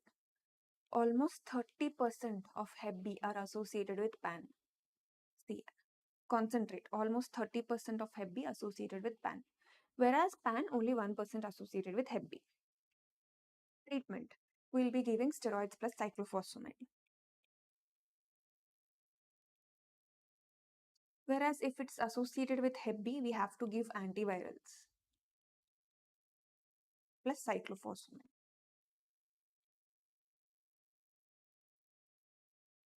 Plus IVIG. Better to avoid steroids. So these are the things you should know about PAN. So if you remember medium vessel vasculitis signs and symptoms, your PAN is easy. These no's you have to remember. Okay. Next thing, vaginous granulomatosis. Vaginous granulomatosis is an old name. Now we call it as granulomatous polyangiitis.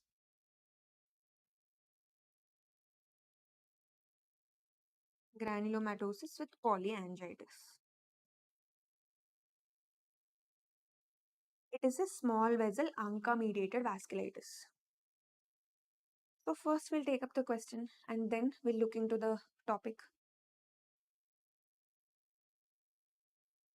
Which of the following is feature not useful to distinguish microscopic polyangiitis versus GPA? See, your MPA and GPA both are ANCA-mediated small vessel vasculitis, right? How to differentiate both things? See, based on upper airway involvement, can you differentiate? Yes, upper airway involvement is more specific to GPA. See, these all are pulmorenal syndromes. Do not forget this. Pulmorenal syndromes, very important. So they all involve. What are these all? ANCA-mediated small vessel vasculitis.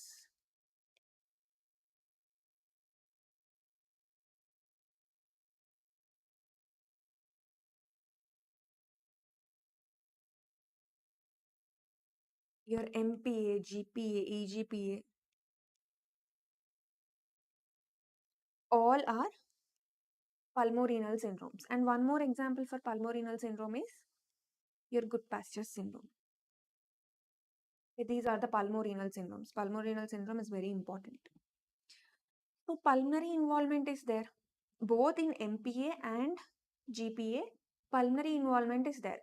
So in respiratory involvement, your GPA will cause both upper and lower respiratory tract involvement, whereas your MPA only lower respiratory tract involvement. That is your diffuse alveolar hemorrhage. Granulomas, yes. GPA, the granulomas are present, but MPA, the granulomas are absent. You can differentiate. Coming to pulmonary nodules. Pulmonary nodules, the respiratory tract, lower respiratory involvement is present in both. Whereas necrotizing vasculitis, both are necrotizing vasculitis. So just based on the pulmonary nodules, you cannot differentiate these things. It's a good question. So the differences between MPA, GPA and EGPA is very important because those three are ANCA-mediated small vessel vasculitis and the presentations are pulmorenal syndromes. Your granulomatosis with polyangiitis.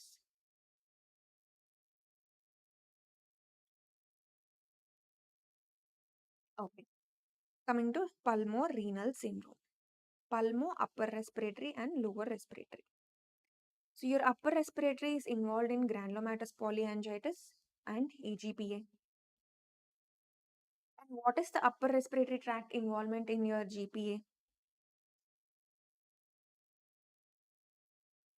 Multiple chronic sinusitis, and there are multiple cysts in the upper respiratory tract resulting in chronic infections. And among that, subglottic stenosis is one of the important presentation.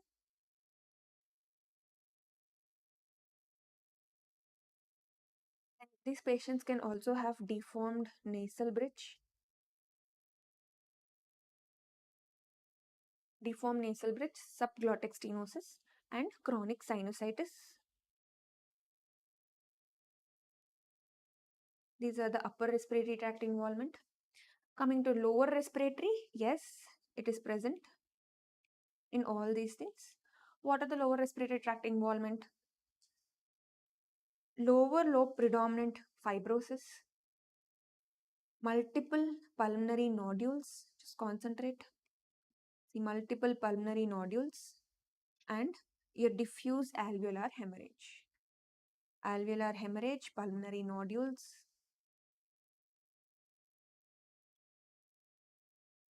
and pulmonary fibrosis. These are the things you will be finding in both GPA and MPA. Whereas your EGPA is totally different. It's eosinophilic. So all the eosinophilic manifestations. In upper respiratory tract, there is nasal polyps and allergic rhinitis.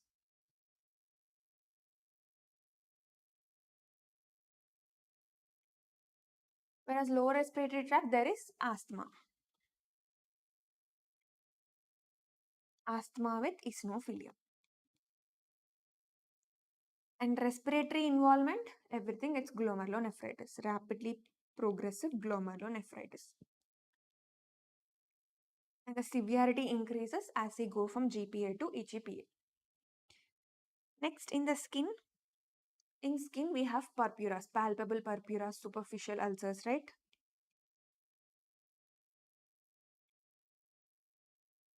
Whereas in eosinophilic, what do you see in the skin? Urticaria, all allergic manifestations. So these are the basic differences between GPA, MPA and EGPA. Other things are same like small vessel vasculitis. Only which are different, I'm highlighting them. And coming to the treatment we'll be giving steroids plus cyclophosphamide.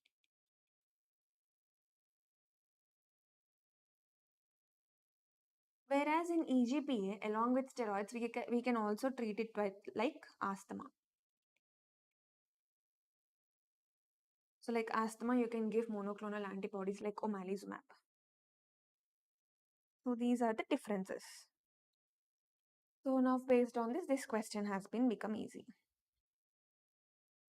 Next thing, microscopic polyangiitis. So one more important thing, ANCA. We forgot about the ANCA.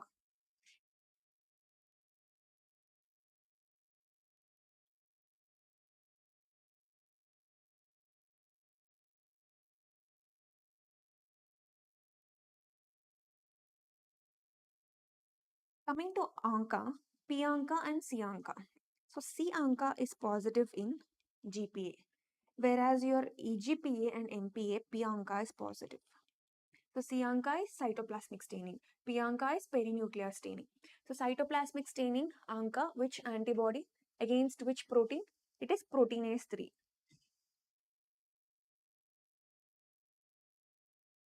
P ANCA against MPO, myeloperoxidase.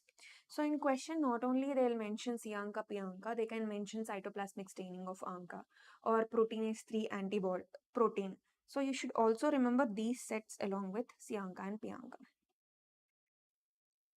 Next, let's go to MPA.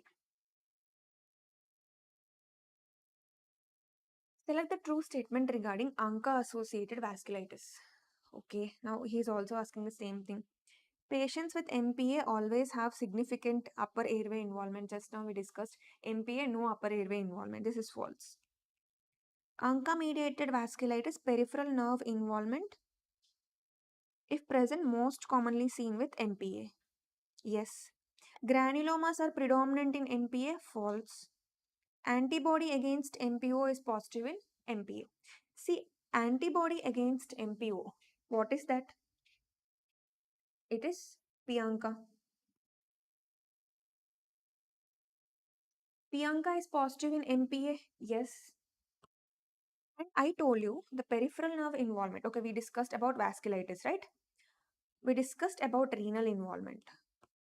Renal involvement is most common in EGP. The same way, the nerve involvement is also most common in EGP, not MP. This will be the false statement. Is asking true. This is true. This is what we just discussed. This is purpura, palpable purpura. This is C ANCA and P ANCA staining. So C ANCA is cytoplasmic. So this is the neutrophil. The cytoplasmic staining is C ANCA. Just the perinuclear staining is around the nucleus. There is staining is P ANCA. The cytoplasm is stained. It is C ANCA.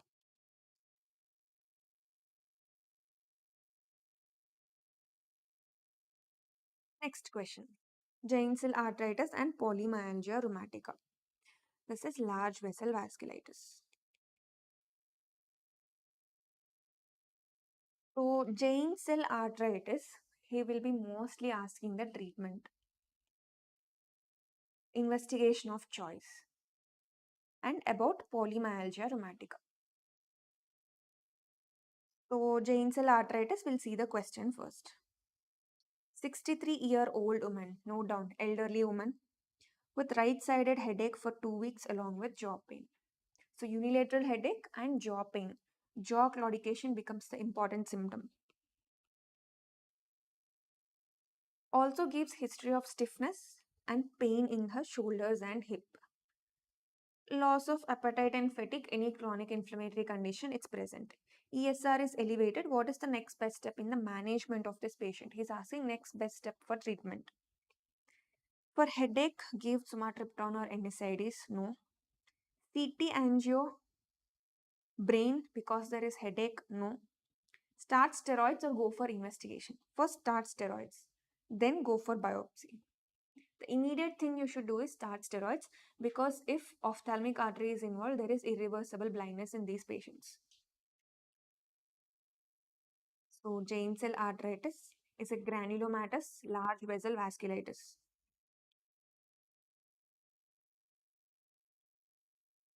Giant cell arteritis is also called as temporal arteritis because the temporal artery is most commonly involved.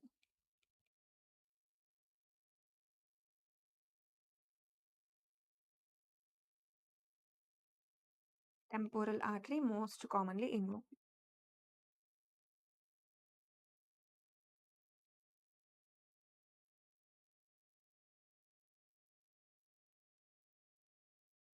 It's seen in elderly females, more than 60 years females.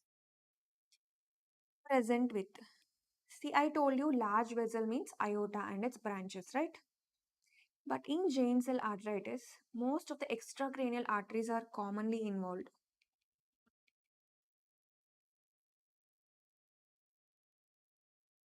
In that, your temporal artery is most common.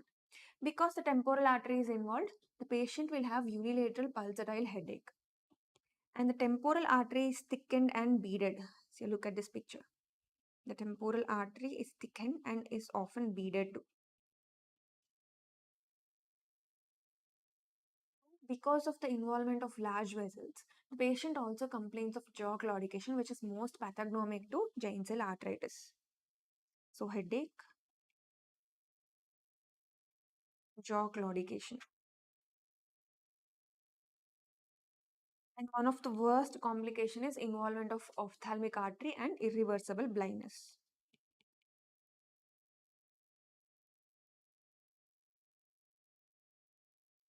Why irreversible blindness? Because there is ischemia of your optic nerve. These are the most common and important presentations.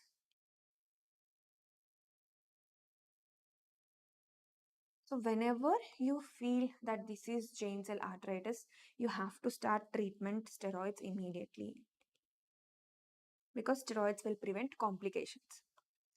And one more important thing we should know about giant cell arteritis is polymyalgia rheumatica. Polymyalgia.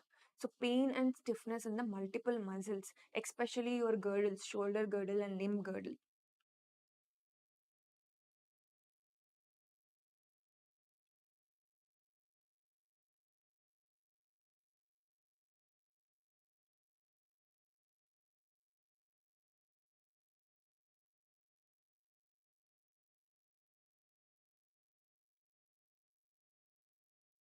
That is polymyalgia rheumatica.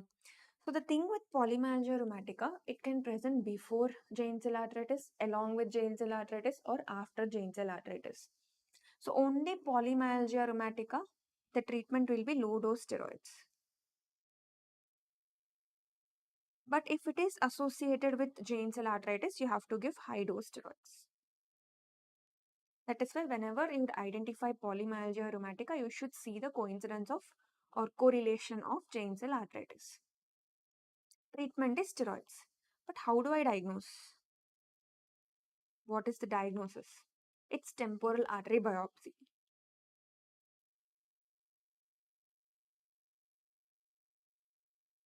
So what do I see in temporal artery biopsy? It's the same granulomatous vasculitis, T cell mediated granulomatous vasculitis, but that is patchy. That is the reason at least 5 centimeters of vessel I'll take for biopsy.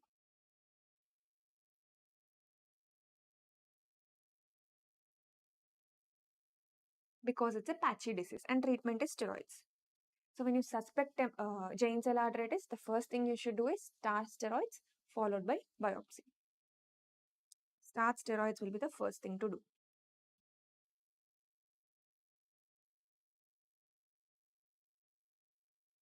Coming to Takayasu arteritis, this is also one of the large vessel vasculitis. See, here aortic angiogram was given. So this is the aortic angiogram. And in the aortic angiogram, this is your subclavian artery. This is also your subclavian artery. In subclavian artery, there are stenosis. Zoom it and see. So So there is stenosis here. This part there is stenosis. Here there is stenosis. This part there is a slight stenosis. Especially left subclavian, there is much stenosis. And on examination, the radial pulses are absent. The patient is having claudication of both arms. He's asking which scenario would best clinically suit this. Elderly female with visual field defects, GCA. In giant cell arteries, giant cell arteritis, most commonly your extracranial arteries are involved. Young female with Raynaud's phenomenon, yes, she is the apt for Takayasu arteritis. Young male with severe abdominal pain and peripheral neuropathy, what is this? PAN. Middle-aged male with deformed nasal bridge and chronic sinusitis, what is this? Granulomatous polyangiitis. So, because subclavian artery is involved, we are suspecting this as Takayasu arteritis. So, coming to Takayasu arteritis, it's present in more younger people, more younger females, and the most common artery will be subclavian artery, resulting in absent pulses. That's why it's called pulseless disease. Yeah, this also large vessel, but most commonly subclavian is involved. Other than this, renal artery, carotid arteries can also be involved. Even your myocardial artery is involved, resulting in MI. And the investigation of choice for Takayasu arteritis is CT angio. Angiogram is the best investigation for Takayasu, whereas for GCA, biopsy is the best investigation. And one more thing I want to tell you, aortitis, inflammation of aorta. Because GCA and Takayasu both are large vessel vasculitis, they both can cause aortitis.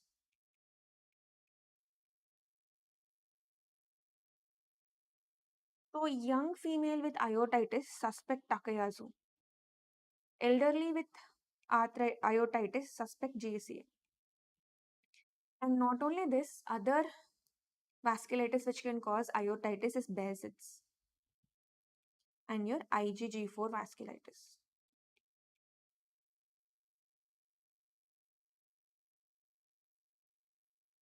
So now we know the difference of presentations between giant cell arteritis and Takayasu arteritis. Takayasu is mostly stenotic, inflammation followed by stenotic arthritis. Treatment will give steroids, methotrexate, and we have to go for surgery, vascular surgery in stenosis, most of the times.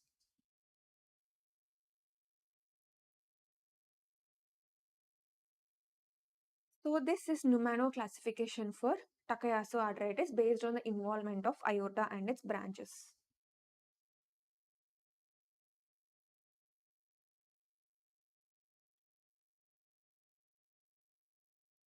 Numano classification, type 1, 2A, 2B, 3, 4 and 5. Type 1 is arch and its branches. Arch and the branches. Type 2A is the ascending aorta, arch and its branches.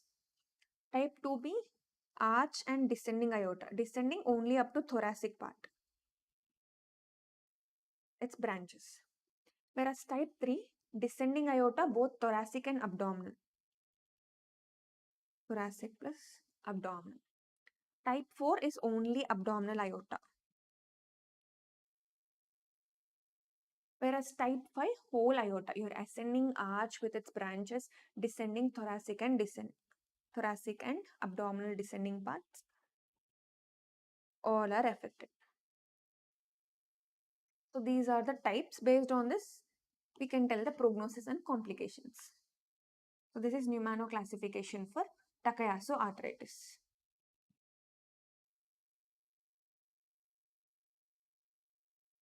Coming to Kawasaki.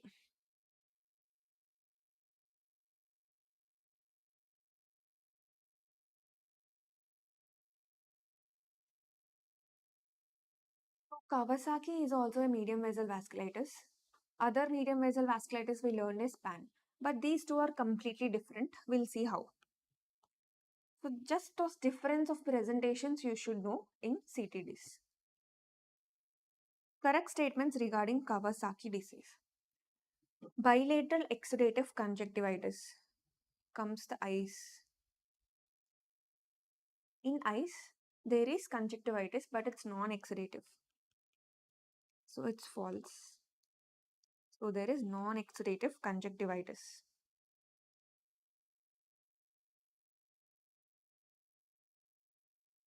Yes, there are extremity changes, but those are in the convalescent phase. So this is false. So what are the extremity changes this patient will be having? Desquamation and erythema of the skin. Here it's non-exudative conjunctivitis.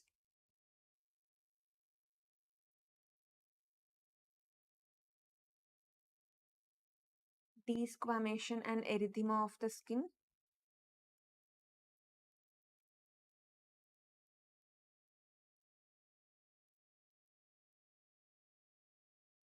Elevated acute phase reactants, yes, they are true. Presence of distinct oral lesions and tonsillar exudates. You don't see oral lesions or tonsillar exudates. In fact, if you see these things in a suspected case of Kawasaki, you have to exclude Kawasaki.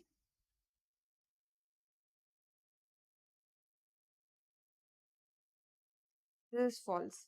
Treatment with steroids and IVIG reduces complications. Yes, these patients are more prone for coronary aneurysms resulting in MI. That is the most common cause of death in Kawasaki disease. That is why you have to identify this. Yes, this is true. 3 and 5 are the true statements. So this is the criteria for the Kawasaki. The main thing is the patient should have fever. Fever for more than 5 days. And the first thing is, we'll go from above to below. Bilateral conjunctival erythema, which is non-exudative conjunctivitis.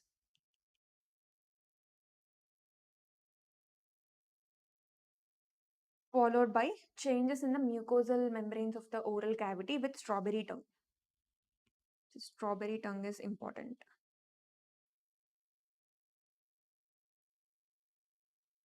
Next thing, there is cervical lymphadenopathy. And cervical lymphadenopathy is mostly unilateral and more than 1.5 centimeters in diameter. Every line is important.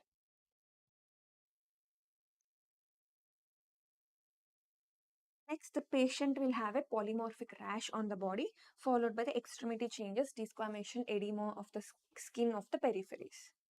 And this is late manifestation. These are the things you see in Kawasaki disease.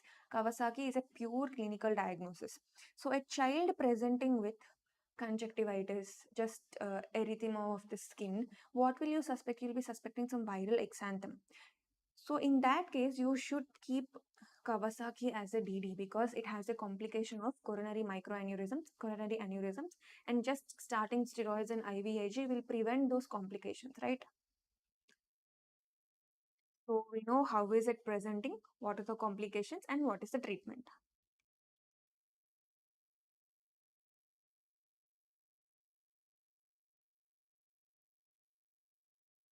Hinosh-Conlin purpura. So Hinosh-Conlin purpura is also a small vessel vasculitis, but it is immune complex mediated.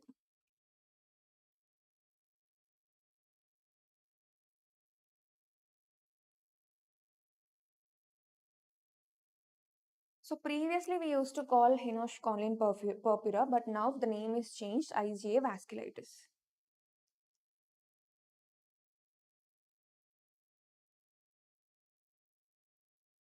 So let's see the question. 6-year-old boy, very young boy, with colicky pain abdomen and knee pain, palpable purpura. This is how he's going to present. Hemolytic uremic syndrome. What is the triad of hemolytic uremic syndrome? TTP-HUS. Patient will be having hemolytic anemia, thrombocytopenia, and renal failure. That is not there here. Yes, it could be IgA vasculitis, Hinosh-Conlin purpura, not IgA nephropathy. IgA nephropathy, the patient will present with hypertension and frank hematuria, right?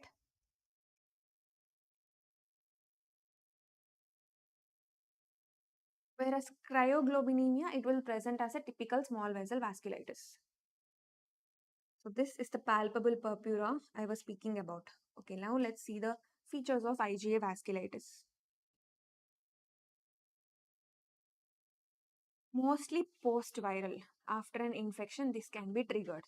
And this patient will have skin manifestation, abdomen, renal, and joint.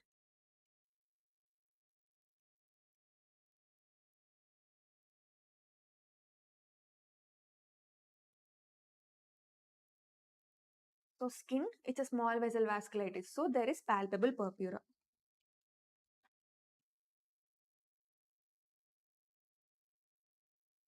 Joint arthritis. Severe abdominal pain due to mesenteric ischemia. And renal, there is renal failure. It's usually mild glomerulonephritis.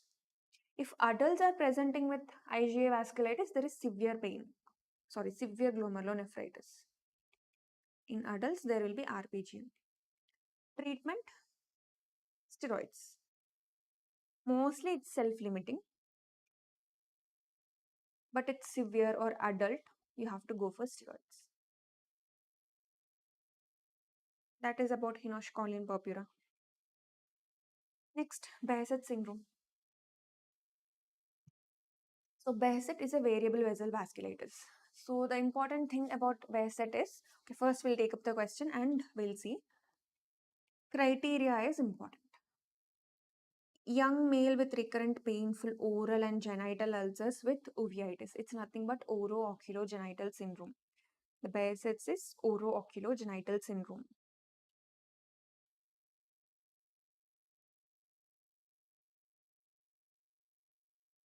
It is associated with HLA-DR4. No, it's associated with HLA-D51. DR4 is associated with rheumatoid arthritis. Yes, SVC obstruction is seen. It's a prothrombotic condition. Pure protein derivative is given in pathogy test? No. In pathogy test, we'll be giving intradermal normal saline and we'll be looking for the reaction.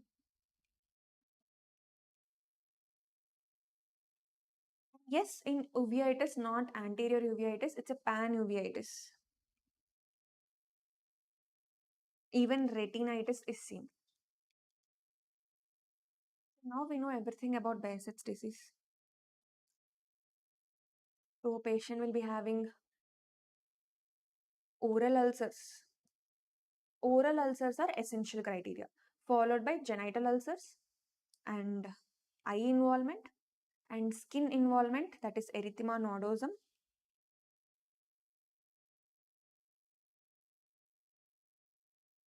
And pathogy test. These are the four things. Pathogy test positive.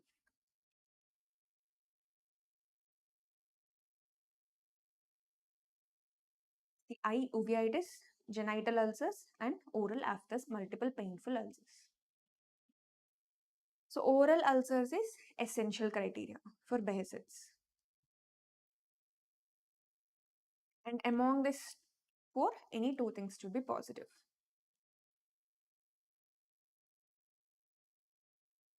That is Behcet's disease. Just now we discussed this criteria.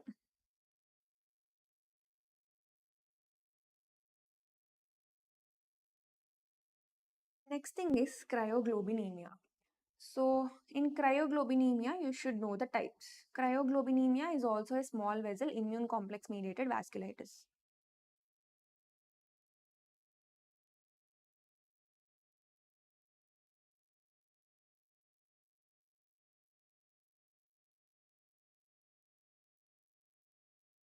He is asking about type 1 cryoglobulinemia. It's associated with hyperviscosity, yes. It is monoclonal, yes.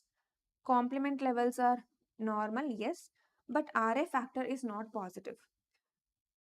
So we'll see what is type 1, type 2, type 3. So there are three types of cryoglobulinemia. Your type 2 and type 3 collectively called mixed cryoglobulinemias.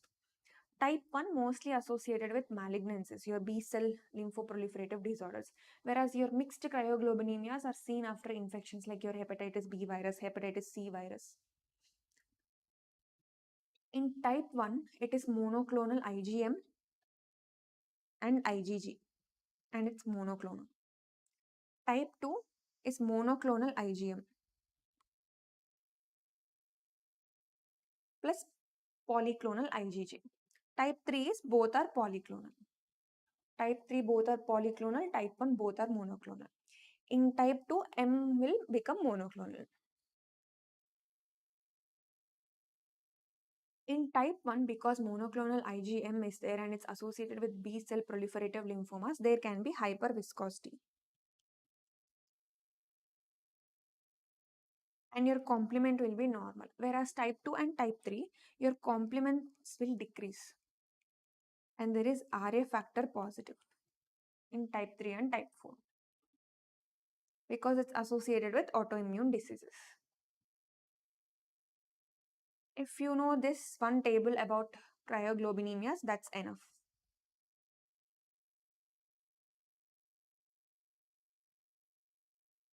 Next, hypersensitivity vasculitis. So nowadays, there is no term called hypersensitivity vasculitis. It is replaced by leukocytoclastic vasculitis.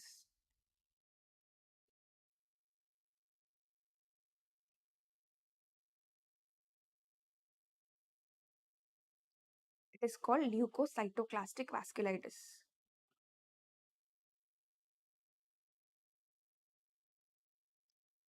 And this is not a systemic vasculitis, just a vasculitis of the skin. The venules, the post-capillary venules of the skin are inflamed. That's it. And it's most commonly associated with drug induced. So identify the drug and stop it. That's it. So do not confuse when they ask about hypersensitivity vasculitis. We have not learned it in small, medium, large. No, it's not a systemic vasculitis at all. It's just a vasculitis of skin. That's it.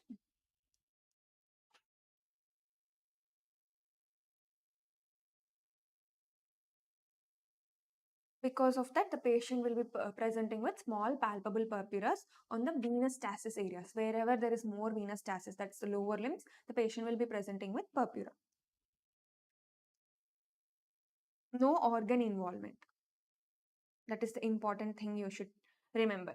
In small vessel vasculitis also there is purpura. Then you think that both are similar. There are multiple organ involvements, pulmorenal syndromes. Here just purpura, that too following a drug. We are done with the vasculitis. Next, CTDs. The best marker for drug-induced lupus. See, SLE, we all know about SLE, but drug-induced lupus has some characteristics. It is antihistone antibody positive. With what is the pattern of immunofluorescence staining in antihistone antibodies? It is homogeneous staining.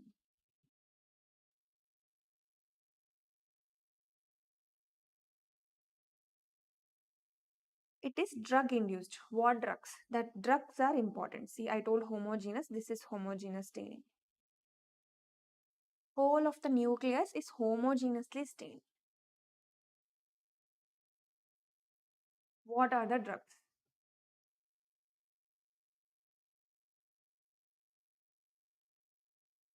You can remember this way. C is carbamazepine.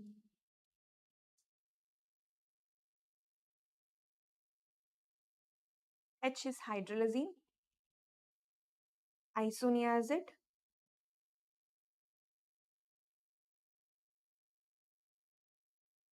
Methyl dopa and procainamide.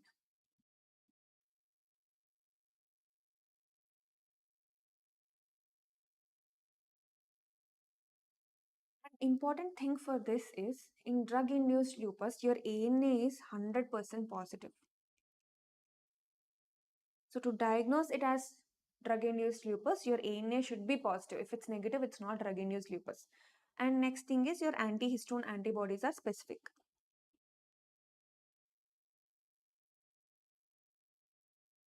and your anti-dsDNA is absent here.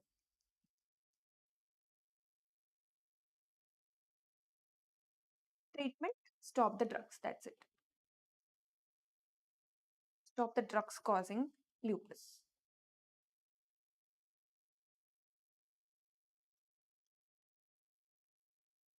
Coming to SLE.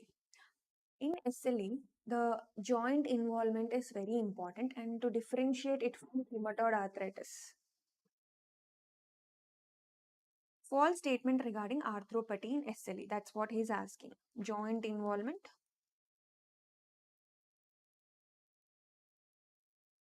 Antibodies are important, that's it. The false statement regarding arthropathy in SLE is, see in SLE, the joint involvement is reversible.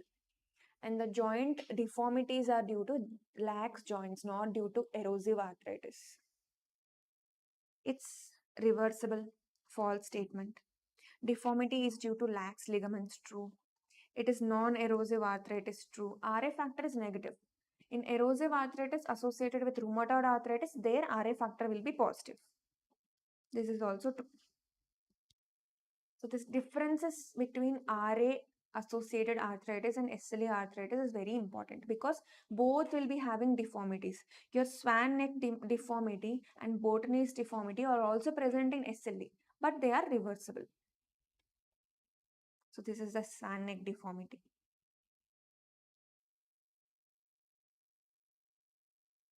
In exam, the same deformity is given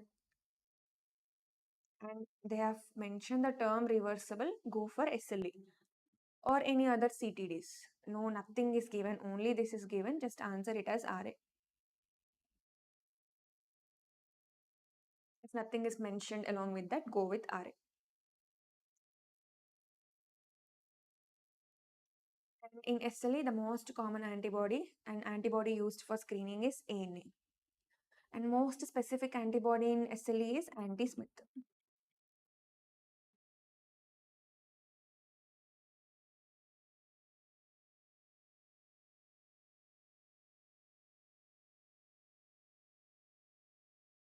Lupus nephritis is also important. We'll discuss that. There is a separate topic called lupus nephritis. We'll discuss it there. Next is scleroderma versus systemic sclerosis. Sorry, scleroderma or systemic sclerosis. In this, you should know the antibodies. Systemic sclerosis versus limited systemic sclerosis versus diffuse systemic sclerosis. These things you should know. So your CREST syndrome is nothing but the limited systemic sclerosis.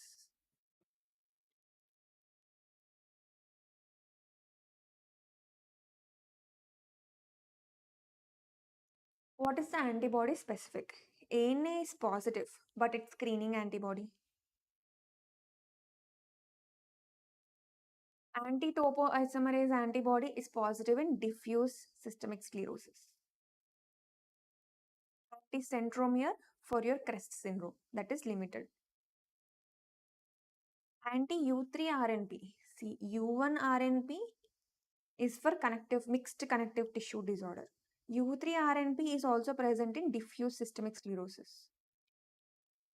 And it indicates more risk of vasculitis and renal involvement. But anti-topoisomerase antibody is more specific. Okay. So I was telling you the anti-centromere antibodies, right? So this is the centromere staining of ANA. In immunofluorescence, the ANA, this is the centromere staining. Sometimes they can give you the images. So keep seeing the images. So what is CREST?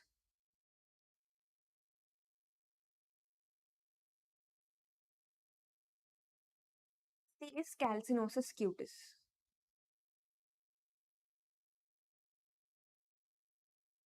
R is your Raynaud's phenomenon.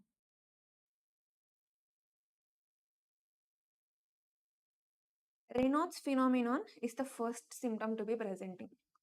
even in diffuse and limited. Raynaud's phenomenon is the first symptom to be presenting in systemic sclerosis. Remember that.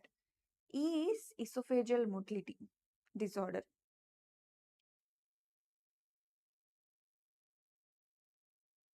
S is your sclerodactyly. What is sclerodactyly? Tense, shiny skin. T is telangiectasias. So if you see here, initially this patient is having tense skin, tense, shiny, beautiful skin. But that is not normal. It's too tense and shiny. That is the initial stage, edematous stage. Now this will progress. Here the patient is having multiple telangiectasias on the face.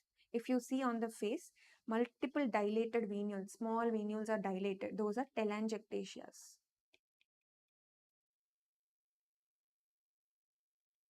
And the opening of the mouth is decreased, microstomia, due to fibrosis. Here it's normal. Here it's somewhat decreased. It's totally decreased. That is microstomia due to fibrosis of the skin. And here the face is involved, right? Face is involved in diffuse systemic sclerosis. In crest syndrome, face is not involved. The same tense and shiny skin will be involved in the hands, that are below the elbows. Below elbows. No face. This is very important. And C is calcinosis cutis, right? So look here, calcification of the skin. Cutis, calcinosis cutis. Calcification in the skin. And in CREST syndrome, the antibody present is anti-centromere antibody. That is specific. So these are the things we should know about CREST syndrome.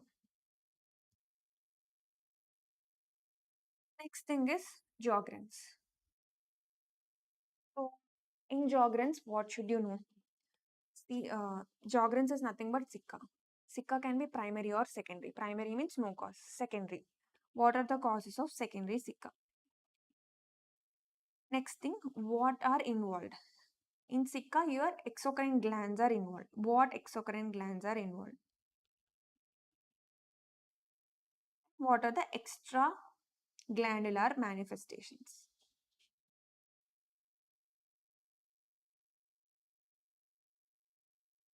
How do you diagnose? These are the important things in Sjogren's syndrome. The lymphoid infiltrate in the salivary glands in Sjogren's syndrome. See, I told in Sjogren's there is exocrine gland involvement, and those exocrine glands are your lacrimal gland and the salivary glands. And in those glands, due to inflammation, there is deposition of CD4 lymphocyte. So in biopsy, you have taken the biopsy of a salivary gland. We'll be taking the biopsy of the lip, because in lip we'll be having minor salivary glands, and we'll look at them. If there is CD4 infiltrate, then we'll confirm it as Sjogren's. If there is CD8 infiltrate, it's seen in HIV, because CD4 are decreased in HIV, CD8 infiltrate is there. No granulomas in Sjogren's. See, this is the salivary gland biopsy with CD8 infiltrate. So better term, this is lip biopsy. In lip biopsy, we can say the minor salivary glands.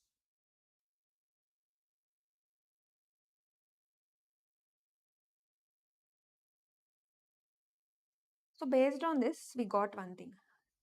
Sjogren's is nothing but lymphocytic infiltration of your exocrine glands like lacrimal and salivary glands, resulting in, when lacrimal glands are affected, your tear production is decreased, resulting in dry eyes. When salivary glands are affected, there is dry mouth.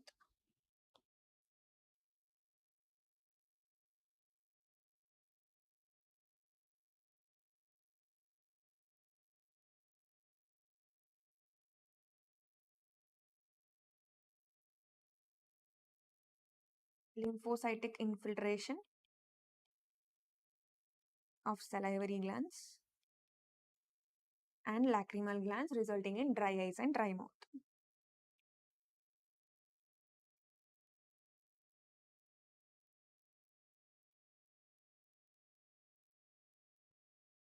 These are the glandular manifestations. What are the extraglandular manifestations? This is involvement of gland. And extraglandular manifestations, same like SLE, you can have arthritis, you have renal involvement.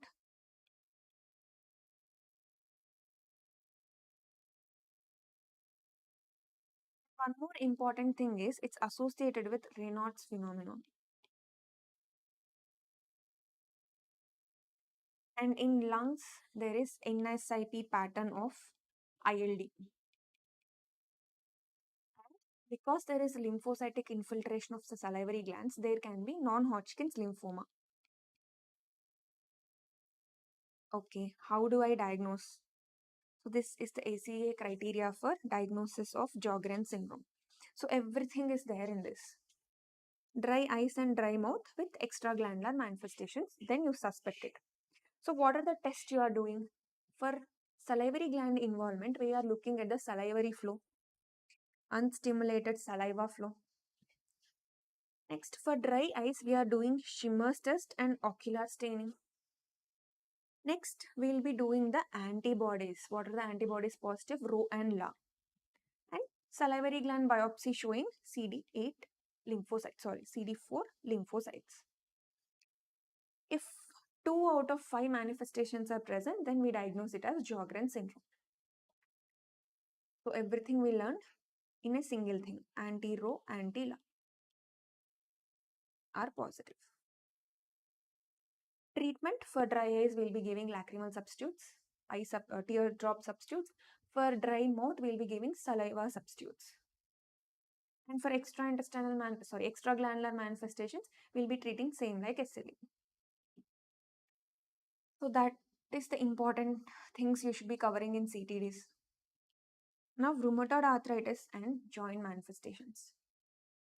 RA is important.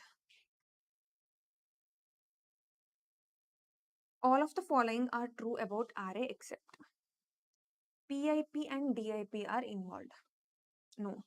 In rheumatoid arthritis, the most common presentation is symmetrical small joint upper limb predominant. Chronic arthritis. That too in upper limb, wrist is the most common. Followed by MCP. Followed by your proximal interpharyngeal joint. Your distal interpharyngeal joint is spared. This is not at all involved. So this is false statement. Yes, there is pleural effusion with very low sugars. Very low sugars, less than 16 pleural fluid, only 2 causes, your RA and malignancy.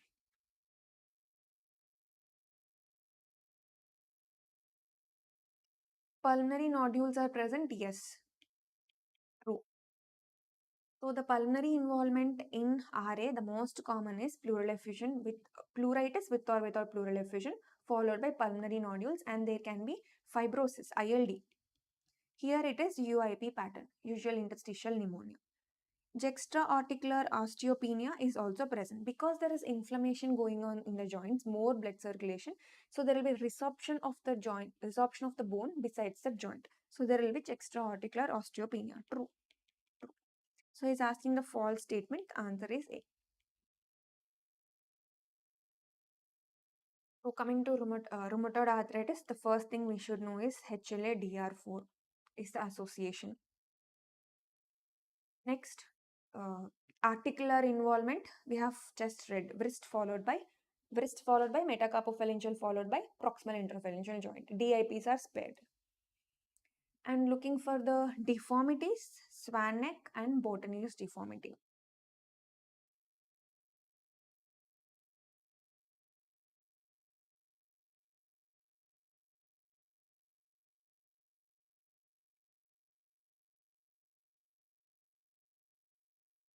Those are the articular manifestations. Now let's look at the extra articular manifestations other than joints. When we look at the extra articular manifestations, the most common will be rheumatoid nodules. Rheumatoid nodules on the extensor surface of the elbow and wrist. Along with that, there will be ocular involvement, that is sicca, episcleritis. There is no uveitis. So one of the options will be uveitis. There is no uveitis, just concentrate on that. And one more thing, in rheumatoid arthritis, the peripheral joints are involved. If spine is involved, if axial skeleton is involved, then that is atlantoaxial.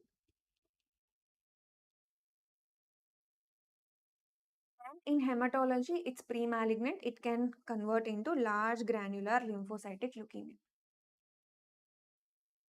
Okay, those are the important extra articular manifestations we should know. And for diagnosis, ACA criteria. ACR criteria, sorry. In which we'll be looking at. So after a small technical break, we'll be continuing this.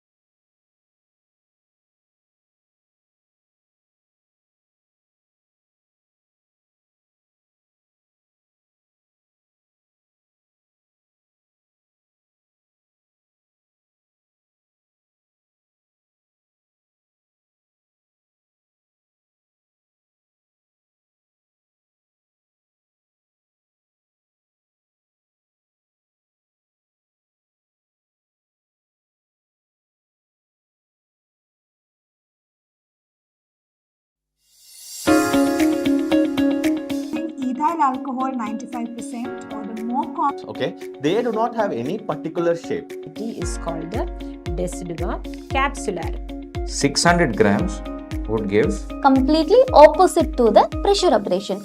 Here, the wall of the forebrain.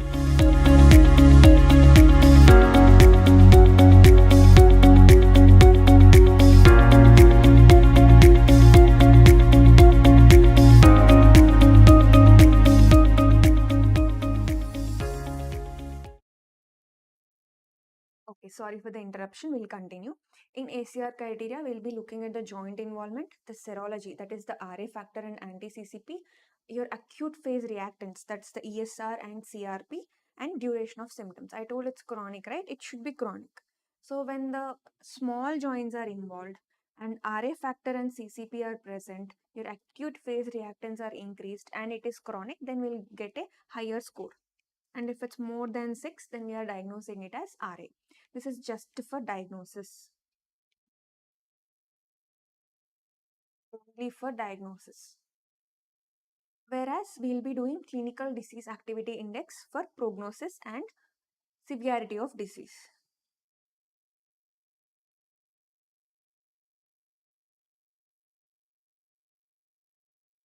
So if the severity of the disease is more than 2.8, if the clinical disease activity index is more than 2.8, it's mild. More than 10, moderate. More than 22, it's severe disease. And in treatment also, we'll be monitoring this disease activity. It should be less than 2.8. In this, basically, we'll be looking at number of swollen joints, number of tender joints. Now, coming to the treatment. Treatment, the most important thing are the DMARDs. DMARDs are disease modifying. DMARDs are disease modifying for RA.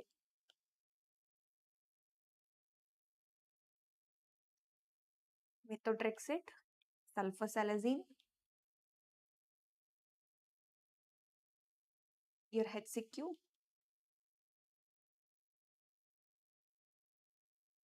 leflunomide, all these things are used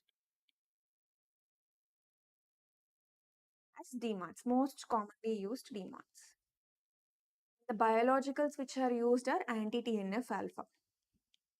All drugs which act on anti-TNF alpha are the most common biologicals used.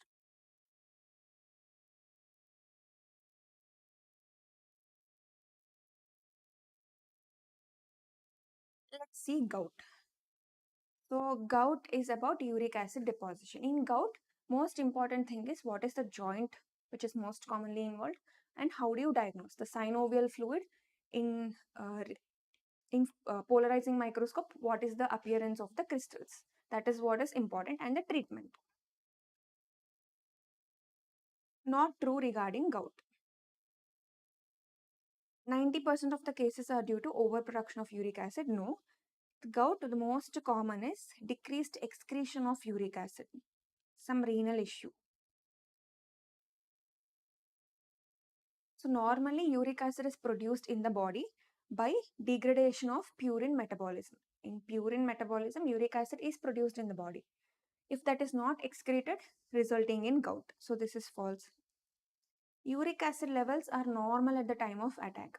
So gout, we think always there is increased uric acid levels. Yes, the cause of gout is increased serum uric acid levels, that too more than 7. But during acute attack, most of the uric acid will be deposited in the joints as crystals, resulting in normal levels in the serum. That's why always there won't be normal, that too at the acute attack. Men are commonly involved, yes. Diagnosis of choice, investigation of choice is synovial fluid aspiration. Look at the crystals under polarizing microscopy. They are negative birefringent needle-shaped crystals.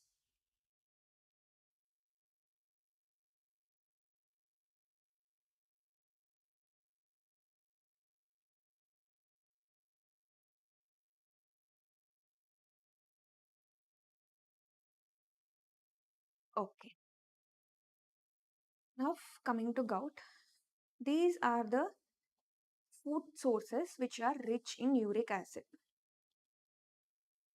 Anything which is high in sugars, alcohol, meat and seafood.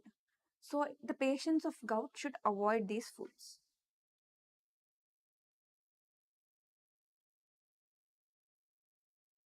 Okay.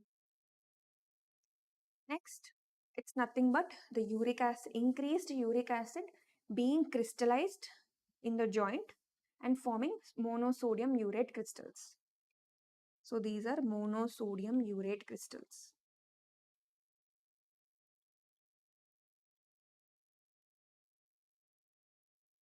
In the joint deposition, resulting in inflammation. When a foreign substance is deposited, obviously there is an inflammation. And the most common joint is your first, what is this joint? Metatarsophalangeal joint.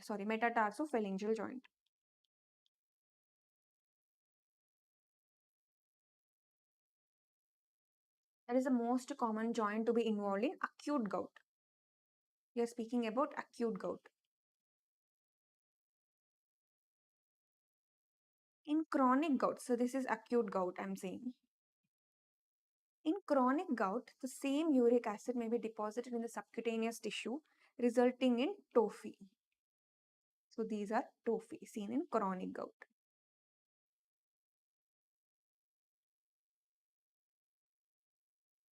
Now let's look at the risk factors for gout.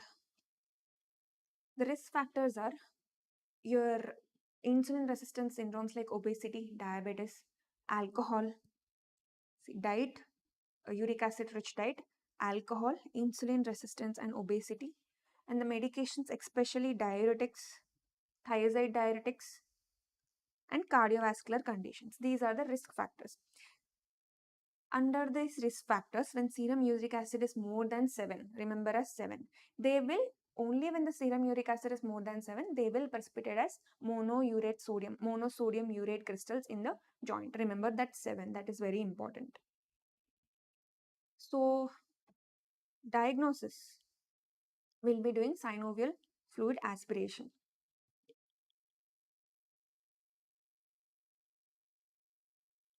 In that we can see needle-shaped crystals.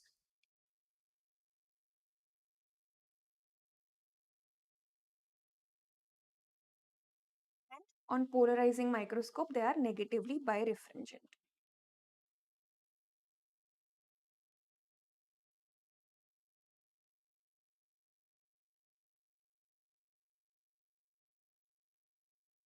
Coming to the treatment of gout. How do you treat acute gout versus maintenance treatment? So treatment of acute gout is all about anti-inflammatory drugs like your NSAIDs. If not responding to NSAIDs, you can go for steroids.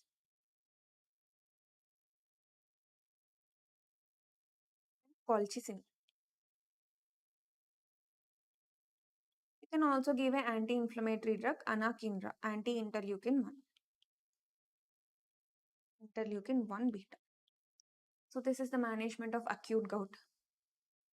All anti-inflammatory agents. So this is important. Acute gout, anti-inflammatory agents.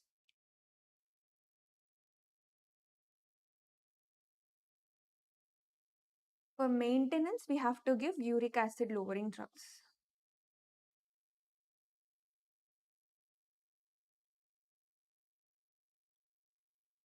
So previously, as an undergraduate, I don't know that the treatment for acute gout is different and for maintenance it is different. I thought everything was same. You can give febuxostat, allopurinol in acute phase also.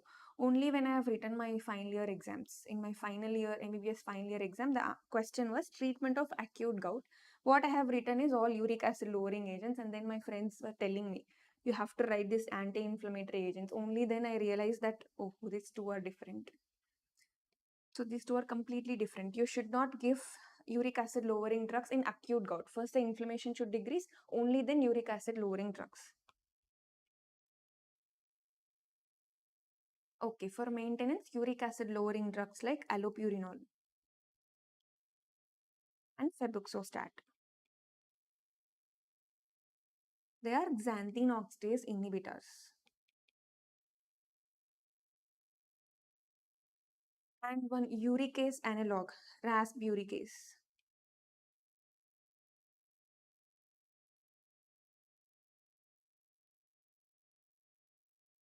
Uricosuric drugs like probenecid can be used for gout. This is the management of gout. Next thing is seronegative spondyloarthropathies.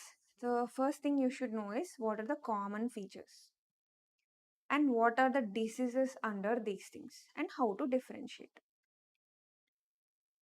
Which of the following is associated with HLA-B27 and uveitis? This is a common feature. So psoriasis, ankylosing spondylitis and reiters come under seronegative spondyloarthritis. Behçet is a vasculitis.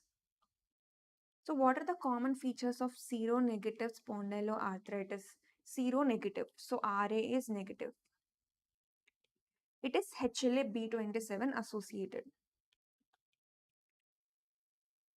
And there is a family history. And there is uveitis. So not only these things, IBD associated arthritis. In IBD, one of the extraintestinal manifestation was arthritis, right? So IBD associated arthritis is also seronegative spondyloarthritis. So in ankylosing spondylitis, due to the formation of syndesmophytes and bony ankylosis. Bony ankylosis is the fusion of the joints. There is bamboo spine appearance.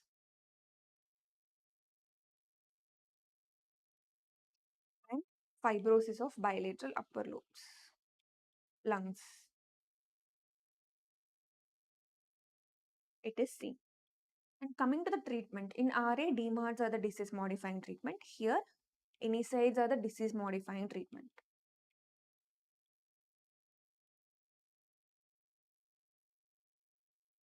Okay. Next, we'll look into some of the important things in connective tissue disorders. Osteoarthritis, it's not a connective tissue disorder. Here, due to increased wear and tear of the joint, there is inflammation. First, there is wear and tear of the joint, followed by inflammation. In osteoarthritis, most commonly the weight-bearing joints, that is your knees and hips, are involved. But in osteoarthritis, there is involvement of hand that you should know. First, we'll take up the question and see. Heberden's arthropathy affects DIP. So in hand, the most commonly involved is your wrist. Sorry, the wrist is spared. The spared joints are your wrist and the MCP. They are spared. The most commonly involved joints are DIP, the distal interphalangeal joints, which is involved in RA. Here it's most commonly involved. followed by your first metacarpophalangeal joint, that is base of thumb.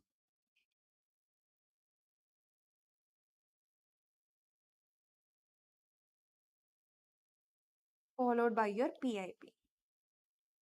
The bony enlargement of your DIP is called Heberden's nodules.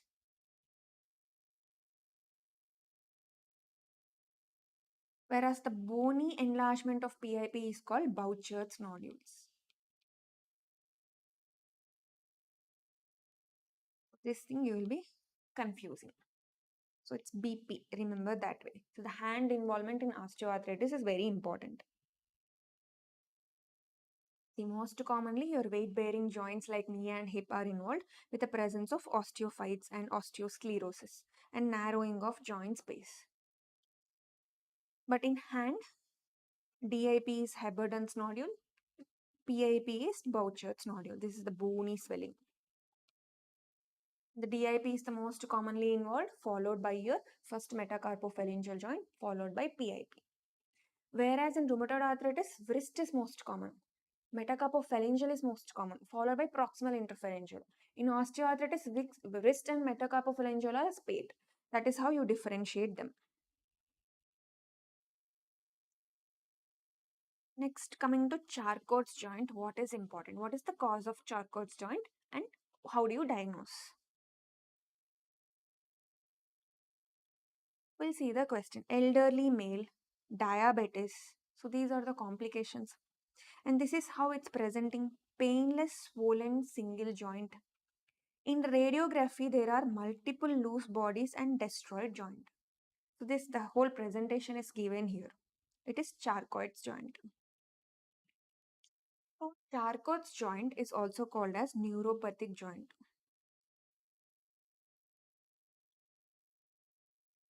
Why it is neuropathic joint? It's seen when there is loss of pain and temperature and proprioception. Only when that is lost, the placement of the foot is abnormal, resulting in chronic damage to the joint.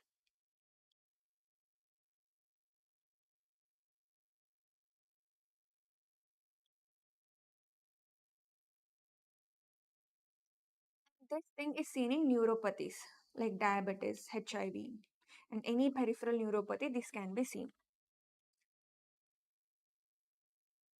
So because of that, there is painless unilateral swelling of the joint and there is joint subluxation.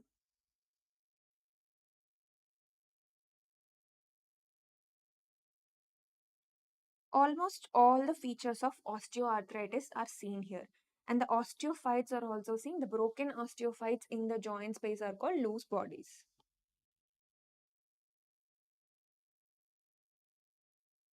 See here, the joint is totally damaged. The joint space is not at all seen with the deposition of material. So loose bodies are broken osteophytes. This is Charcot's joint.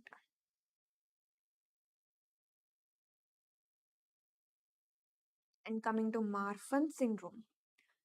See, till now, whatever we discussed are autoimmune connective tissue disorders. Marfan syndrome is an inherited connective tissue disorder. So, inheritedly, X-linked inheritance, there is mutation in the fibrillary gene.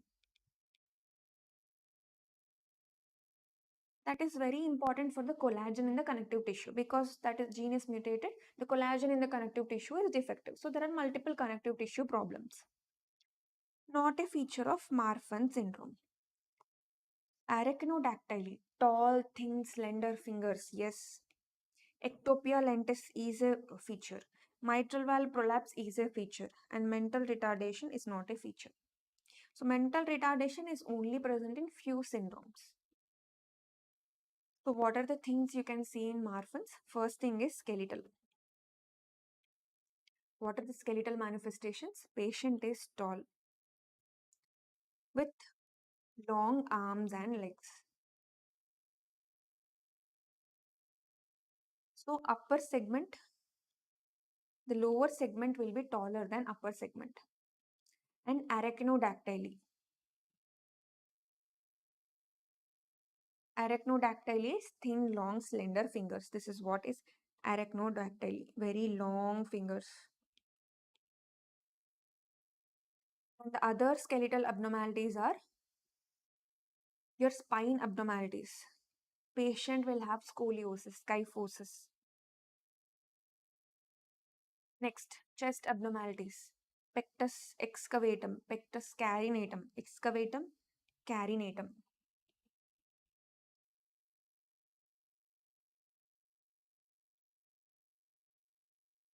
These are the skeletal anomalies. High arched palate.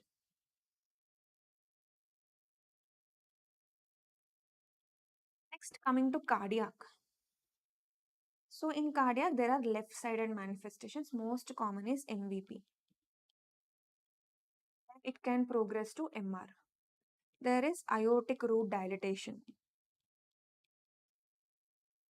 progressing to AR.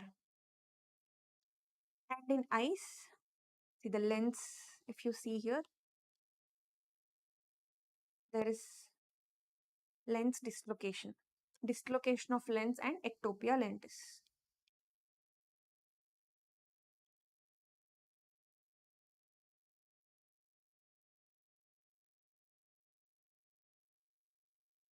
Okay, these are the important things you should be covering in rheumatology. Next, we'll be seeing kidney and urinary tract.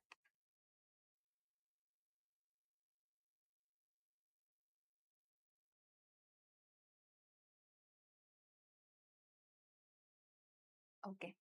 In kidney and urinary tract, the most important things are your glomerulus, glomerulonephritis, nephrotic versus nephritic syndrome.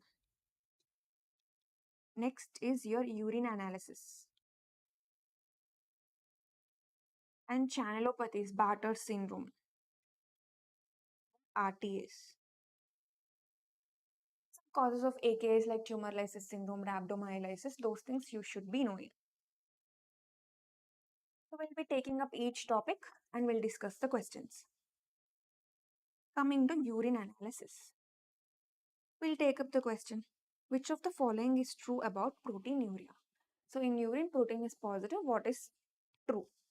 Proteinuria is always due to glomerular pathology.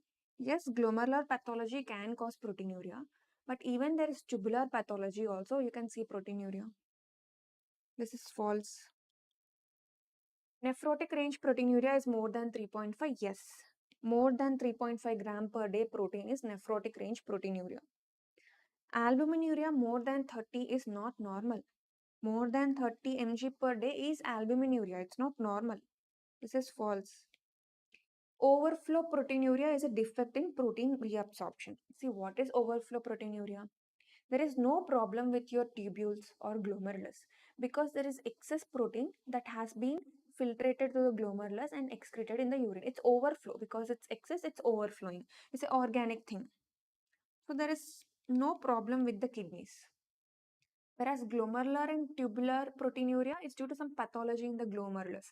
There is some pathology in the glomerulus, that's why the protein is escaped into the urine. Here there is no problem. The name itself says overflow proteinuria and it's seen in multiple myeloma. More light chains, more globulins, so they will be overflowing into the urine resulting in Bence-Jones proteinuria.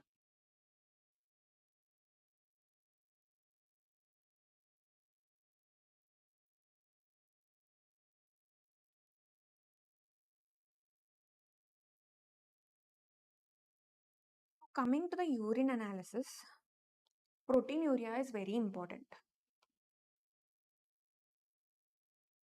In proteinuria, if it's more than 500 mg per day, it is significant.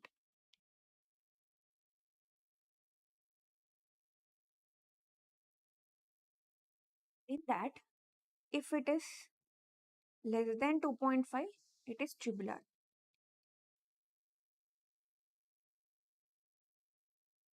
If it's more than 2.5, it is glomerular. In more than 2.5, 2.5 to 3.5 is nephritic range. More than 3.5 is nephrotic range. Proteinuria. Coming to albuminuria. So in tubular pathology, there is proteinuria. In glomerular pathology, there is proteinuria. And you can differentiate whether that is nephritic or nephrotic. And if it's more than 5 grams, this is all about grams, it is massive proteinuria. That is also seen in nephrotic. Coming to albuminuria.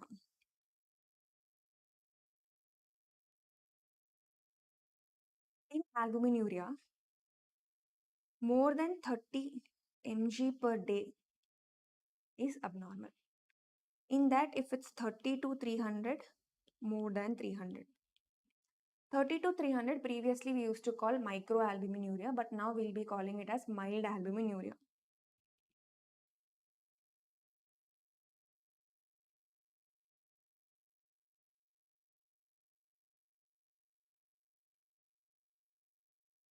More than 300 is macroalbuminuria.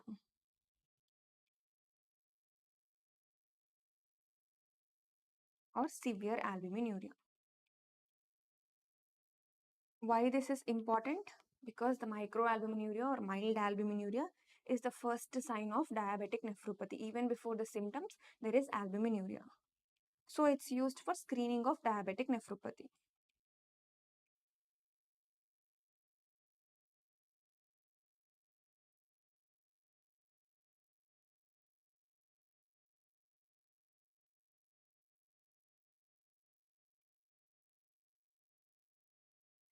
Okay, next let's look into renal failure, AKI. In AKI, differentiating pre-renal, renal and post-renal is important. Differentiation causes are important. So which among the following cannot differentiate pre-renal from renal causes of AKI? The decreased urine output, any AKI, whether it's pre-renal or renal or post-renal, there is decreased urine output and decreased creatinine clearance. You cannot differentiate based on that. Based on FeNA, fractional excretion of sodium, you can differentiate. If it's less than 1%, it's pre-renal. If it's more than 2%, it is renal. And urinary kidney injury molecule 1, this is a biomarker of AKI. If this is present, this is renal AKI.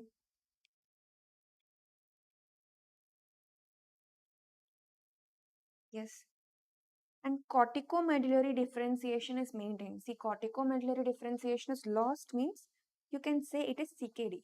It is maintained in all AKIs. So based on this, I cannot differentiate whether it's pre-renal or renal. So both A and D will be the options. So differentiating pre-renal, renal and post-renal. Post-renal AKI, you can differentiate on ultrasound. 1 second.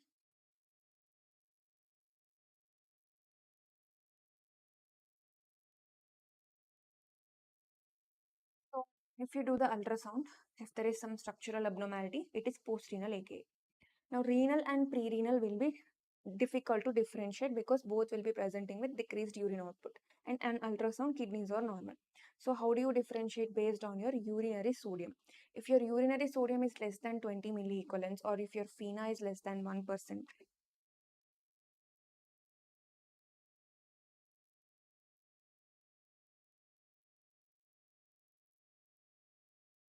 it is pre-renal.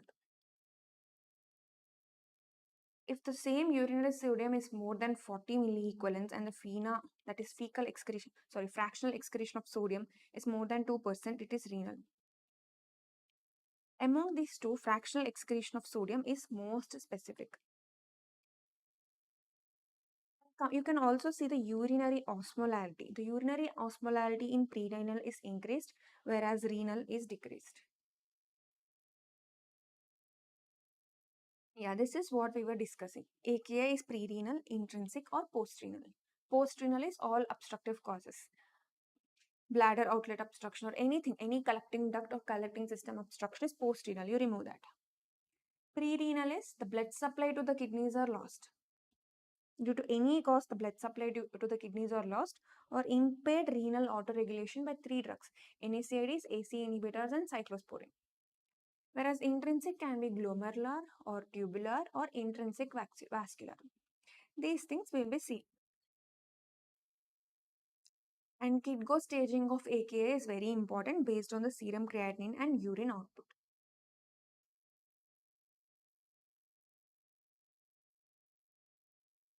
So in this, the stage 3 AKA. Stage 3 AKA is more than 3 times increase in serum creatinine,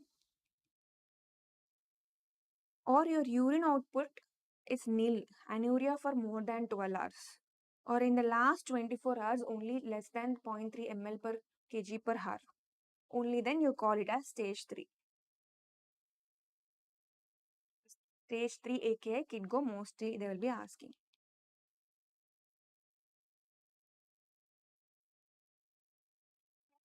Chronic renal failure, just now we have seen AKI. This is CKD. So AKI more than 3 months is CKD. In CKD, you will be having other organ manifestations also, like your bone disease, your mineral abnormalities, anemia,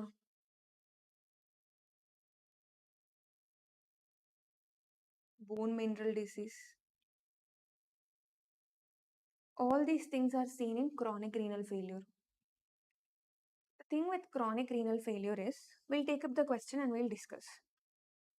There is isothenuria. Isothenuria is urinary osmolality is equal to serum osmolality. Here the kidneys are not functioning. So the urine is not concentrating, not diluting your urine. Kidneys are not concentrating or diluting your urine. So there is isothenuria.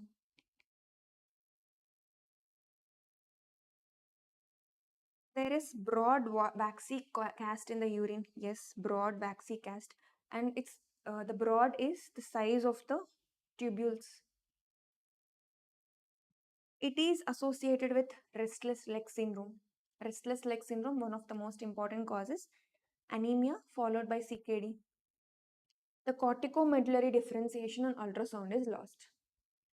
So now we discussed all the important features of CKD.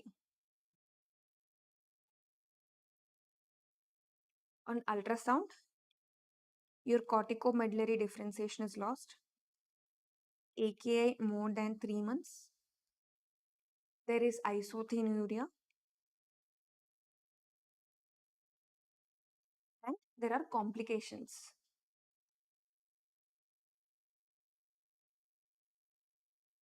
Like your anemia, bone mineral disease in CKD. And bone mineral disease takes at least 6 months of time. And all the complications will be starting from CKD stage 4.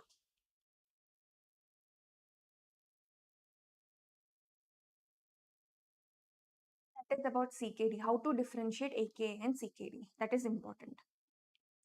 And coming to tubulointerstitial diseases, it can be acute tubular necrosis or acute interstitial nephritis.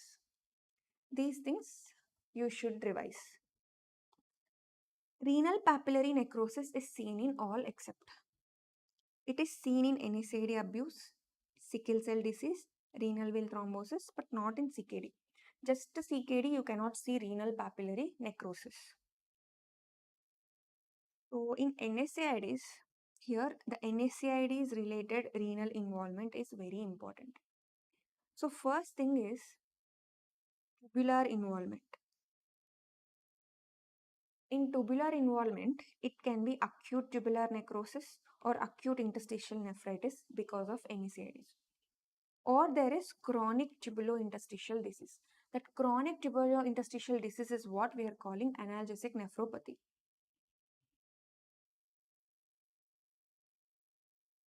In which there is papillary necrosis.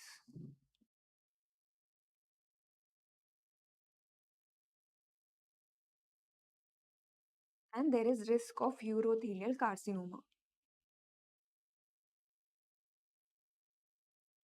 Whereas it can also involve glomerulus. So tubular is most common. It can also involve glomerulus. In glomerulus, nephrotic syndrome is the most common presentation. In that, minimal change disease more than membranous nephropathy.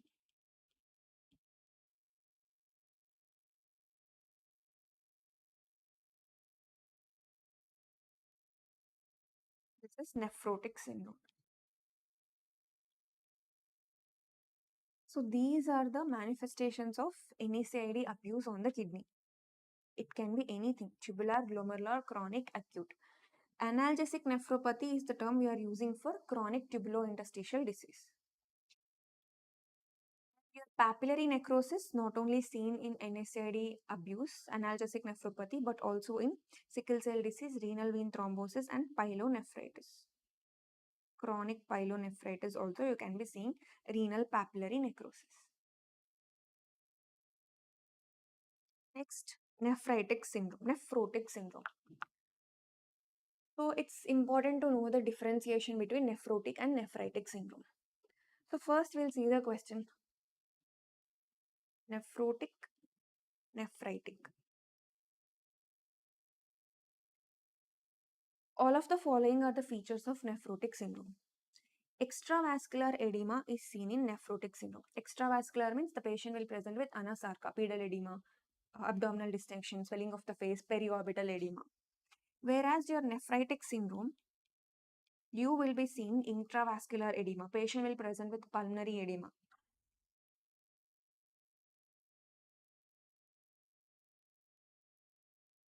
Yes, here there is nephrotic range proteinuria that is more than 3.5 gram per day. Whereas in nephritic syndrome, it is more than 2.5 gram per day. 2.5 to 3.5, but never more than 3.5.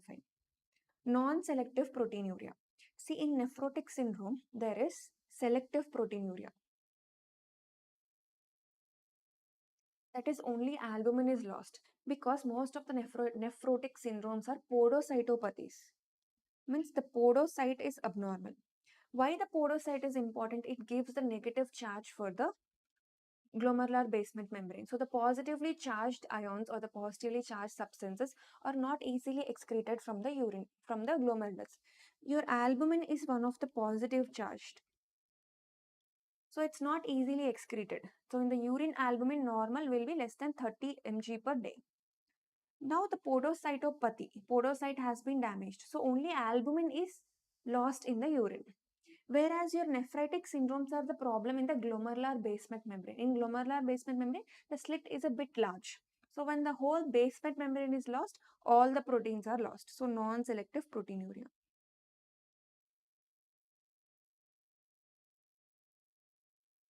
Yes, your nephrotic syndrome is prothrombotic, because there is loss of protein C and S in the urine. That is also a positive charged substance.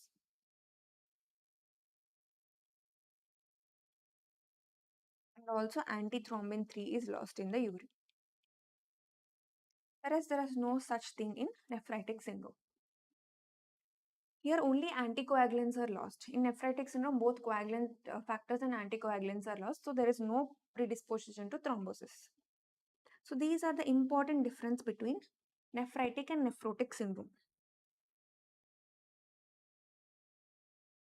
Everything we have discussed. Few additions for nephrotic syndrome. There is also lipoprotein lost in the urine. Because the lipoprotein is lost, patient will be having hyperlipidemia. Transferrin is lost in the urine. Because of that, they can have iron deficiency anemia.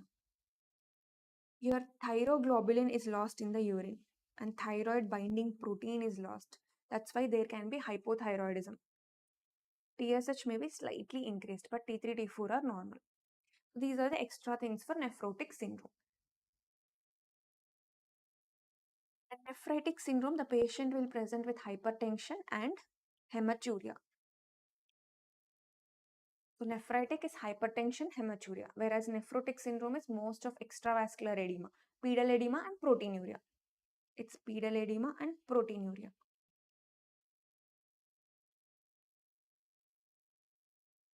Nephrotic syndrome is podocytopathies.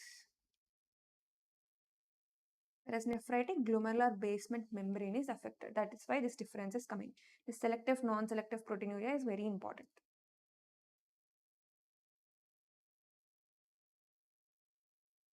Okay. So I told you nephrotic syndromes are podocytopathies.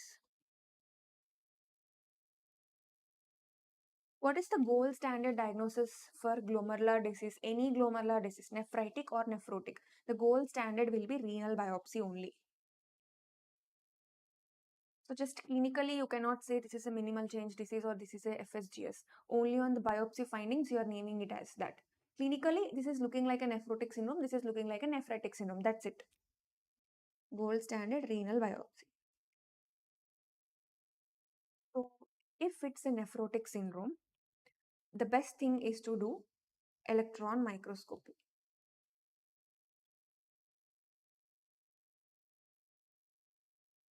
Biopsy also, electron microscopy is the gold standard for nephrotic syndromes. Normally, these are the podocytes. But here there is fusion of podocytes and the podocyte processes are lost. So this is seen in minimal change disease.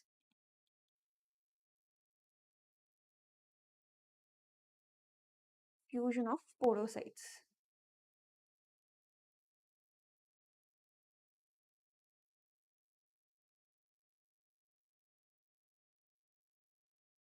This is focal segmental glomerulosclerosis. So focal part of the glomerulus is sclerosed. Focal segmental glomerulosclerosis. Here you can see a spike and dome pattern.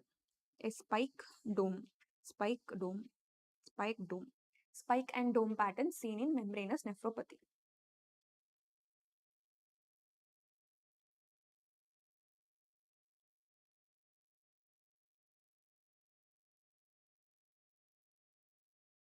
So this is about nephrotic syndrome. In nephritic syndrome, immunofluorescence is gold standard.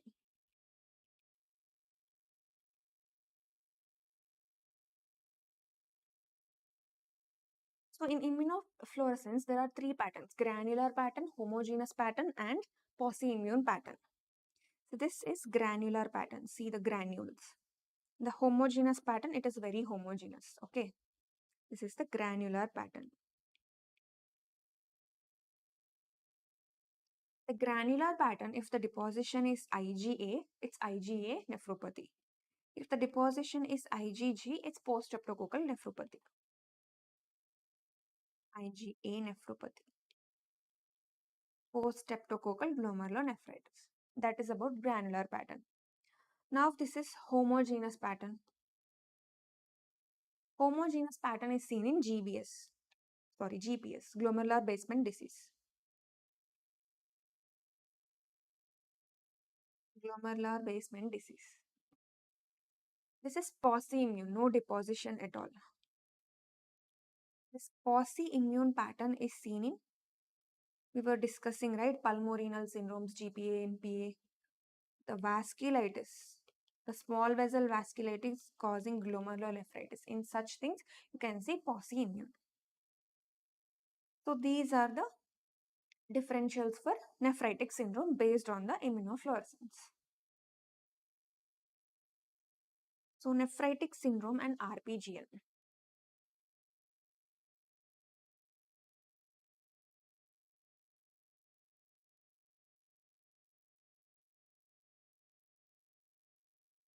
First we'll see the question and then answer.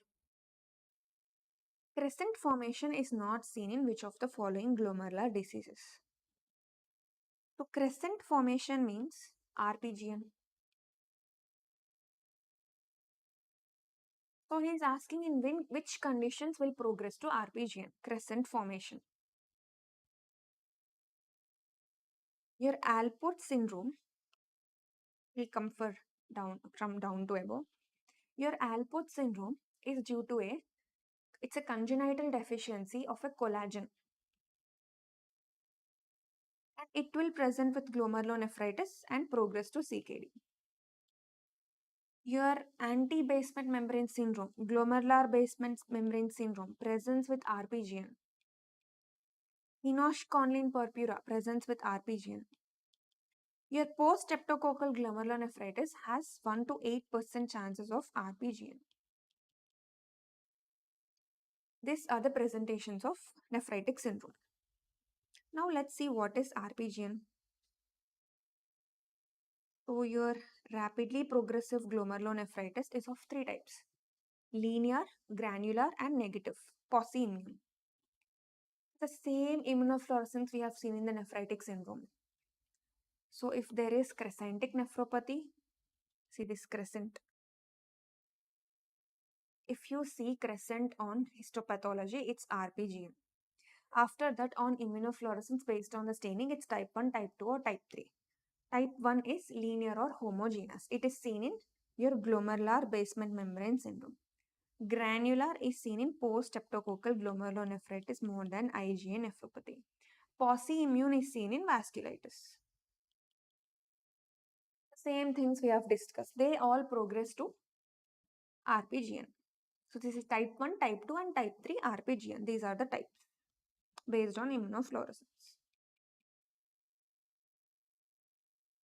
What is the treatment of RPGN? Any disease progressing into the RPGN, the treatment of choice is IVIG.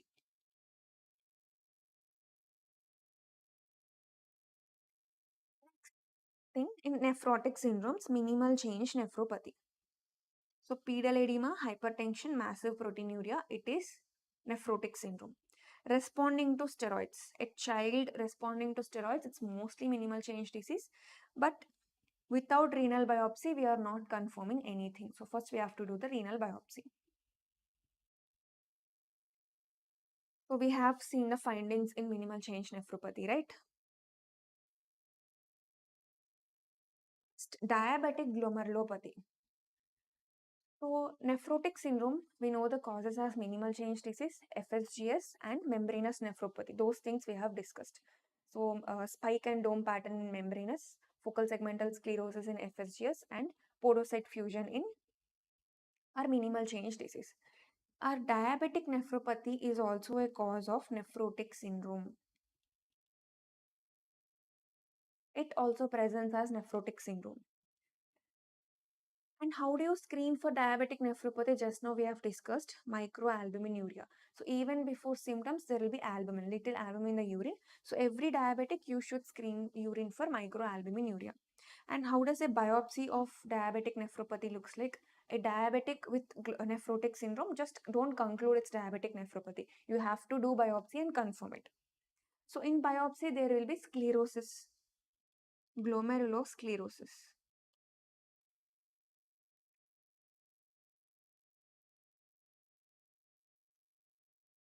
That glomerulosclerosis can be focal, resulting in nodules.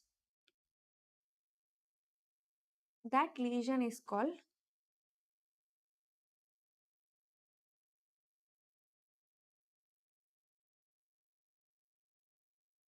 focal glomerulosclerosis in diabetes or Kimmel-Stein-Wilson lesion.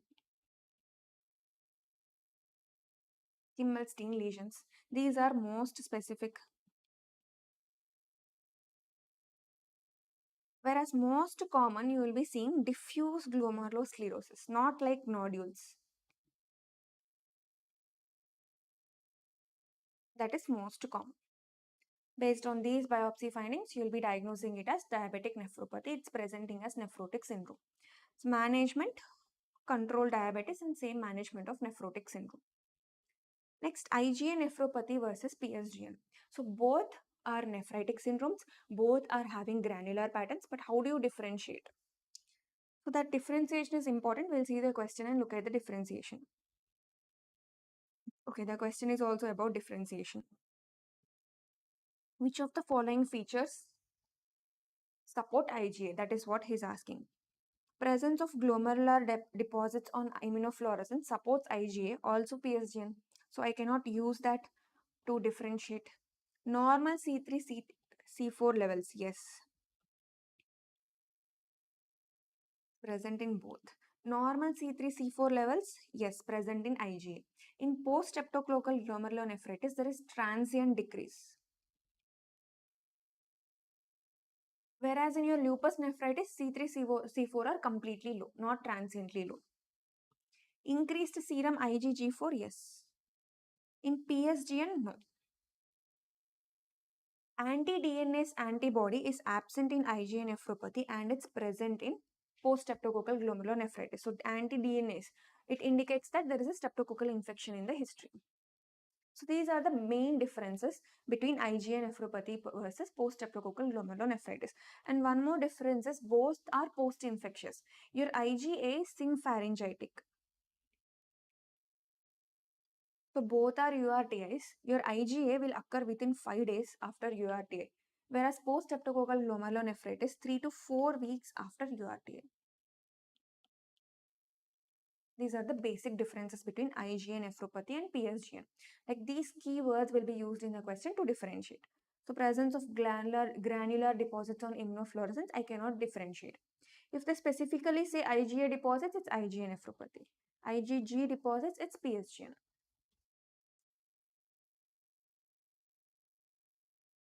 Treatment, both are self-limiting. Both are self-limiting. Next thing is Alport syndrome. Alport syndrome is X-linked disorder in which there is collagen deficiency. Which collagen? So this collagen is deficient in the basement membranes. In basement membrane of the lung and kidney, what collagen is there? It's collagen type 4. In collagen type 4, alpha 5 chain is deficient. This basement membrane is not only present in the kidneys but also in your eyes and ears. So kidney along with lens involvement and your deafness, all these three things will be present in a young individual. That is nothing but Alport syndrome.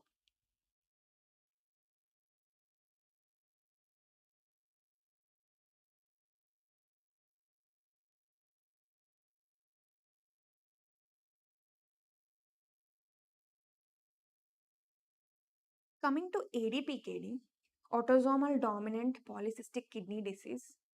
It is autosomal dominant due to chromosome 16 and 4 involvement, where there will be cysts in the renal. Everywhere in the body there will be cysts except in the brain. In brain they will be having aneurysm prone for subacute uh, subarachnoid hemorrhage. Whereas ARPKD, it's autosomal recessive due to involvement of chromosome 6.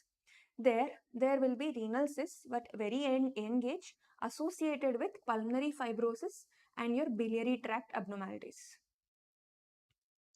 Alport syndrome, X-linked disorder, the collagen type 4 alpha 5 chain is deficient and associated with your glomerulonephritis, renal failure, progressing into CKD.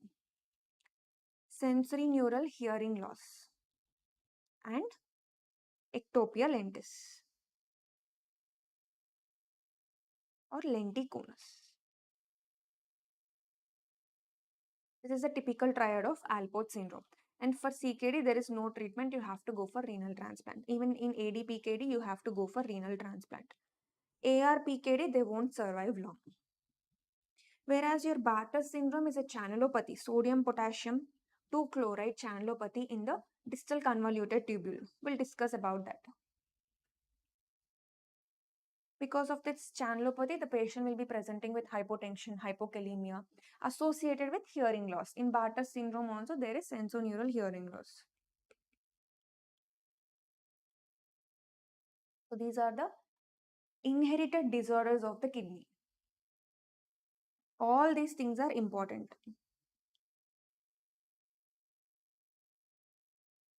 Yeah, this is what is given. Kidney, ear and lens involvement.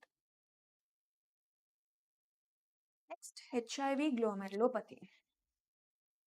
So there are some important things, only few things to be known about HIV glomerulopathy. We'll see what are those. First, we'll take up the question. HIV specific glomerulopathy is focal segmental glomerulosclerosis. Remember that. And HIV glomerular manifestations are two things, HIVAN and HIVIC.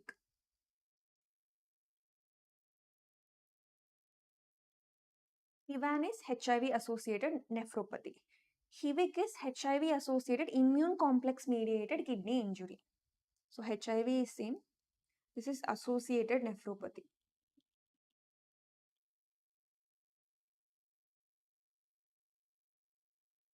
This is immune complex mediated. kidney disease. So, what is the basic difference? HIV associated nephropathy is most common. It is nephrotic presentation and it is related to virus, direct viral related injury. This is nephrotic syndrome.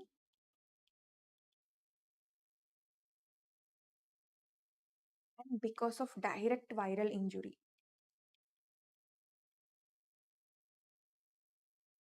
So it is associated with low CD4 count and high viral load.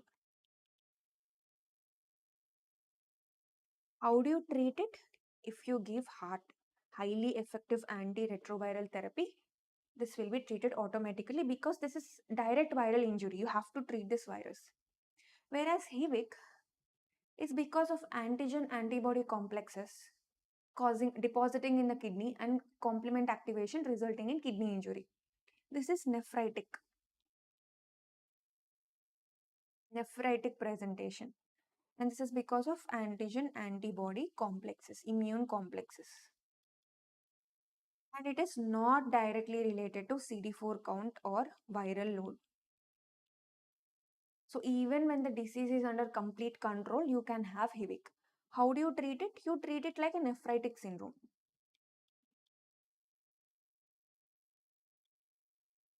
And any COMOrbs patient is having hypertension, diabetes, that COMORB related kidney injury could also be there. So COMOrbs you should treat. That's it.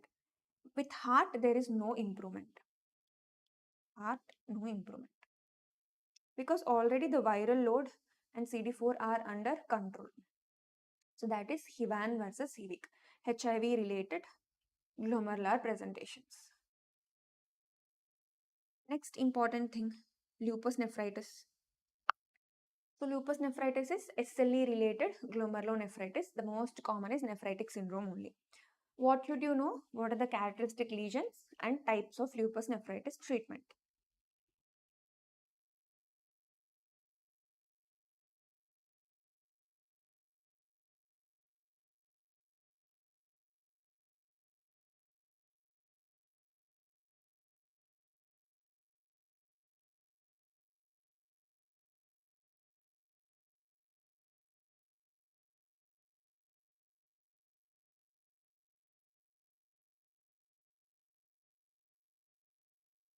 Okay.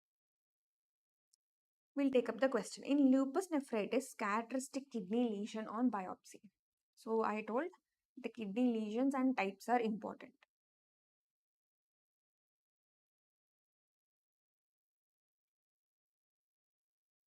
The characteristic lesions are wire loop lesions, and these wire loop lesions are also seen in HIVAN. The full house effect is also seen in lupus nephritis and HIV nephropathy. What is full house effect? Everything is deposited. Your IgG, IgA, IgM, C3, everything is deposited in the kidneys. That full house effect is seen in HIVIC and lupus nephritis. But he's asking biopsy, wire loop lesion. If he had asked on immunofluorescence, what is the deposition? Then that specific answer would be full house effect. So answer is both B and D.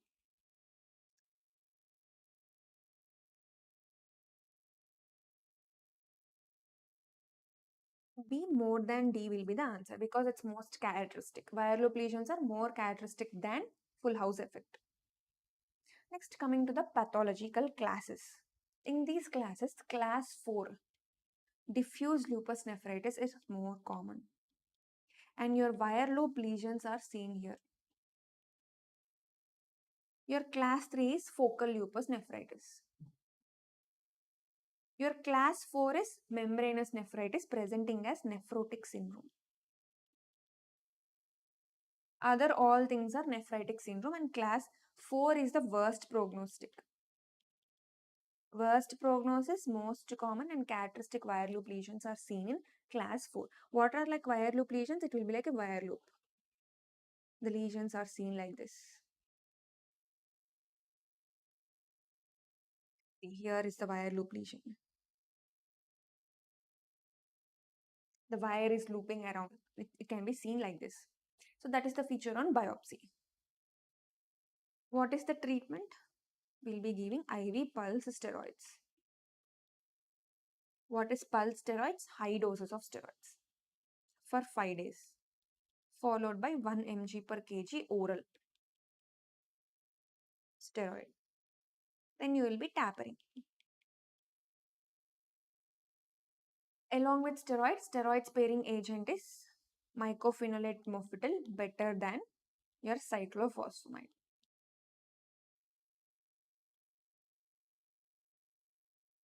This is the treatment of your lupus nephritis, and while giving treatment we will monitor with proteinuria. The urinary protein should be absent. But for diagnosis, biopsy. Any nephrotic syndrome diagnosis, gold standard biopsy. Next, amyloid nephropathy. So the most common amyloidosis is amyloidosis because of light chain or because of chronic amyloidosis. In both, there is renal involvement, but amyloidosis because of light chain, there is more renal involvement, almost 80% the kidney is involved. Whereas amyloidosis because of chronic inflammation, you can also see cardiac involvement, nerve involvement other than renal. Okay. This patient is having chronic bronchiectasis, chronic inflammation, presenting with pedal edema and proteinuria. The most likely biopsy finding. So the biopsy finding can be anything. Sometimes you cannot expect the biopsy finding, but in this clinical condition, because there is chronic inflammation, AA amyloidosis resulting in amyloid nephropathy can be the presentation. And this is nephrotic presentation. So one of the presentations causes of nephrotic syndrome, not only diabetic, amyloid nephropathy is also other cause. Add that to the causes. In amyloid nephropathy, just in histopathology, you will be seeing hyaline material deposition in the extracellular component. See this all hyaline material. And apple green birefringence.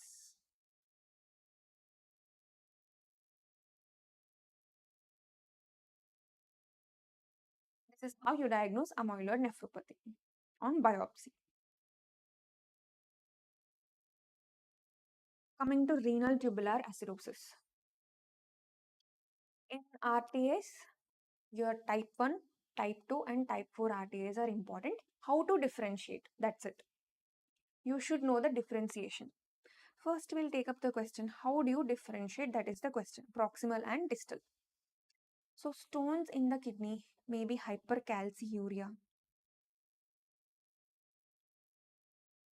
This is present in type 1 RTA or distal RTA, not in proximal RTA. You can differentiate. Hypokalemia.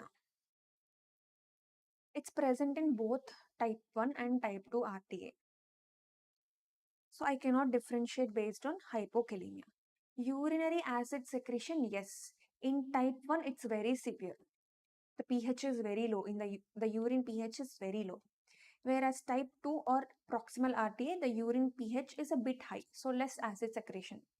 And the presence of Fanconi syndrome, that is the loss of glucose, amino acids, phosphate, and vitamin D, are seen in proximal tubule but not in distal tubule, because all those things are reabsorbed in the proximal tubule. When there is a pathology of that, those are not reabsorbed and lost in the urine. So these are the basic differences. So renal tubular acidosis is, there is some pathology in the renal tubule resulting in acidosis. It can be type 1 RTA or distal RTA, type 2 RTA or proximal RTA.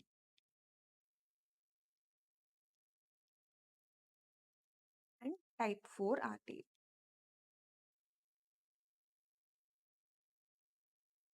Type 4 RTA, there is hyperkalemia and it is seen in CKD. Forget about that. 1 and type 2 RTAs. Type 1 RTA is problem in distal convoluted tubule. So in distal convoluted tubule, there is an enzyme called H plus K plus ATPase. Because of this enzyme, the H plus is secreted and the potassium is reabsorbed. Only when this enzyme is functioning, there is reabsorption of calcium and magnesium. So now here this enzyme is deficient. So H plus is lost in the urine. Sorry, H plus is not secreted. So there is acidosis. Potassium should be absorbed. Now that is lost in the urine. Hypokalemia. Calcium and magnesium are also lost in the urine, resulting in hypomagnesemia and hypercalciuria.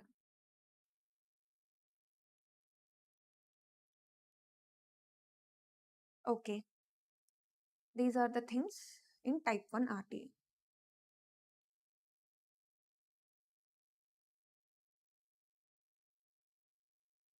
One thing you have to remember is it's H plus K plus ATPase deficient. These are the presentations. Whereas type 2 RTA, it's the problem with reabsorption of the proximal RTA, proximal tubule. In proximal tubule, your bicarb is reabsorbed, but now it's not reabsorbed because of a pathology.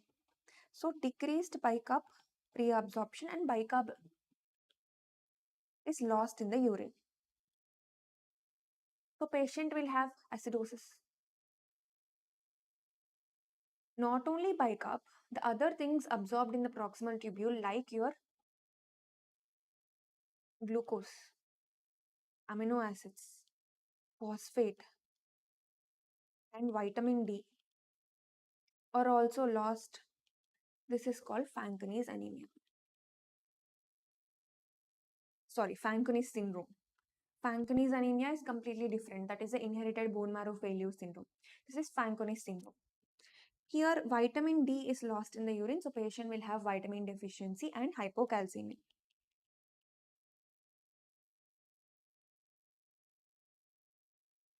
These are the differences between proximal tubular acidosis and distal tubular acidosis. And one more important thing is, in proximal RTA, the glucose is lost in the urine, glucosuria. Normal serum glucose level plus glucosuria is nothing but proximal RTA.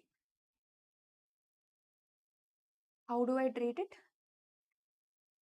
Treatment, because there is acidosis to the patient, I'll give oral bicarb. Hypercalciuria, this patient may have renal stones. Hypocalcemia, give patient potassium. That is how you can do it. And distal type 1 to type 4, there is good prognosis.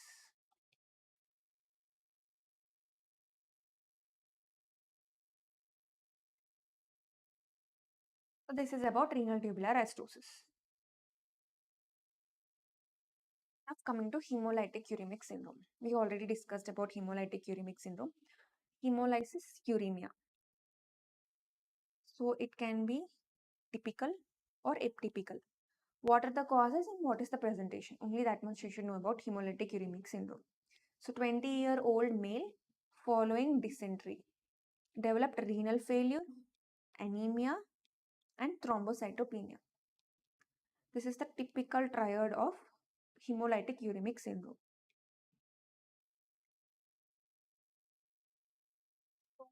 Following dysentery, following Shigella dysentery is typical.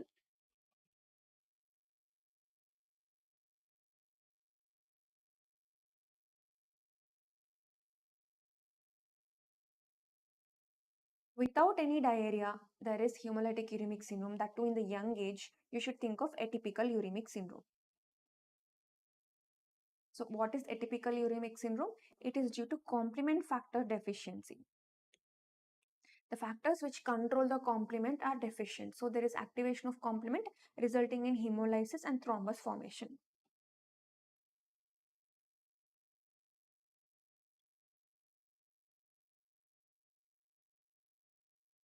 That too congenital. So atypical is congenital complement factor deficiencies. Typical is acquired following dysentery. Most common is Shigella dysentery. Both will present with a triad of hemolytic anemia, thrombocytopenia, and renal failure. And there is associated thrombosis also. Other options you can rule out. Hereditary spherocytosis is a congenital hemolytic anemia with massive splenomegaly. Hemolytic crisis, this patient along with hemolysis is having anemia, thrombocytopenia. Those things are not explained by this. Chronic glomerulonephritis, there are no features of glomerulonephritis explained here. Other than renal failure, there is no proteinuria, hematuria, hypertension. So that can be excluded. Next, malignant hypertension. We already discussed about hypertension, but here we are discussing about the renal causes. Low renin hypertension is seen in. So renin is like a negative feedback for aldosterone, right? Angiotensin. This is the feedback for mineralocorticoids.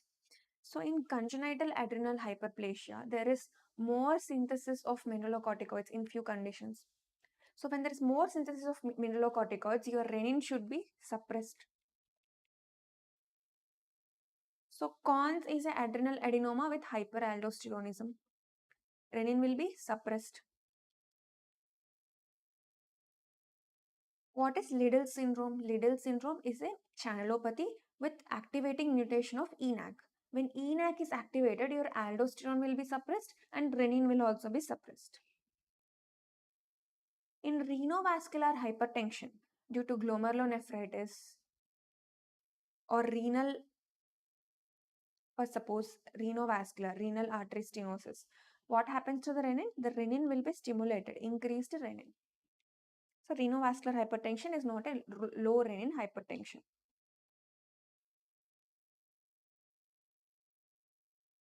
Coming to nephrolithiasis. What's the most important thing you should know about nephrolithiasis? What are radio-opaque? Uric acid stones are radio-opaque. So on X-ray, you cannot see uric acid stones. You have to go for CT KUB. All other things you can see. See your cystine stones. Discussing about cystine stones, they are very hard stones.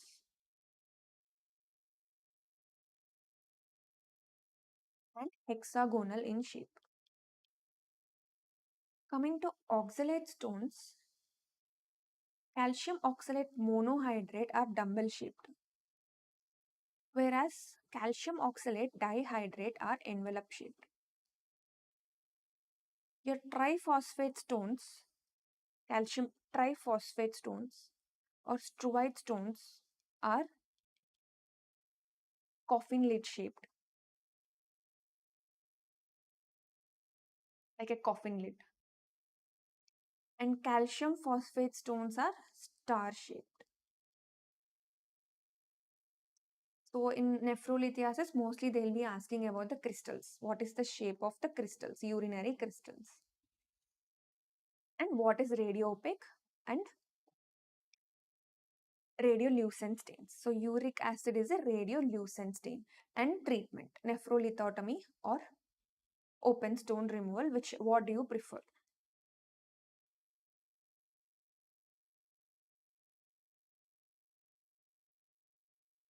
So nephrolithiasis is different. Nephrocalcinosis is different. Nephrolithiasis is a stone formation due to increased some mineral excretion from the kidney. Whereas nephrocalcinosis is calcium deposit in the cortex and medulla of the kidney. Where do you see this? So in the body, anywhere calcium deposition can be two types, metastatic and dystrophic.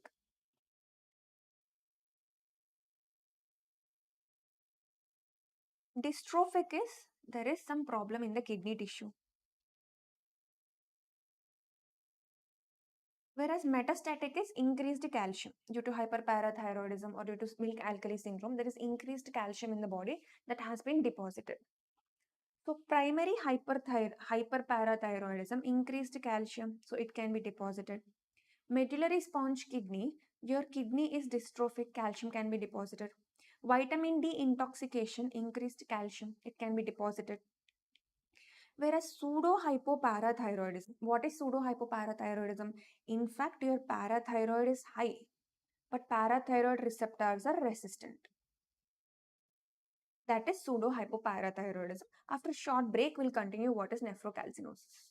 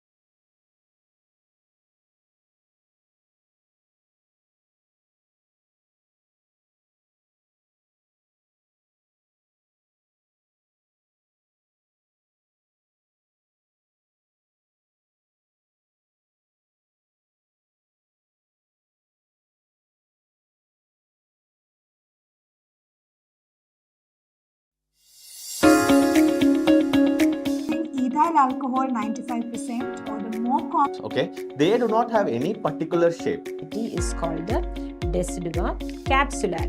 600 grams would give Completely opposite to the pressure abrasion. Here, the wall of the forebrain.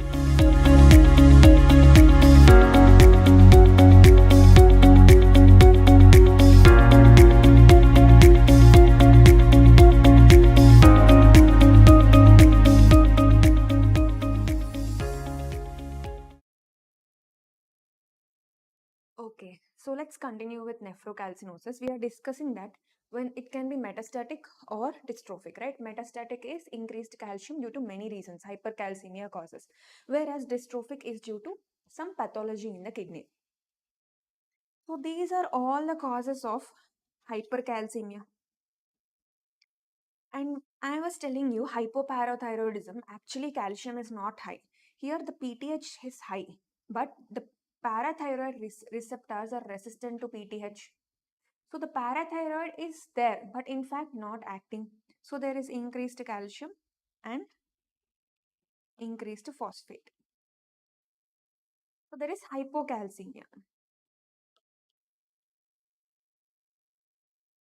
So in pseudo hypoparathyroidism, there is hypocalcemia. And one more important thing you should know about pseudo hypoparathyroidism is there is Albright hereditary osteodystrophy.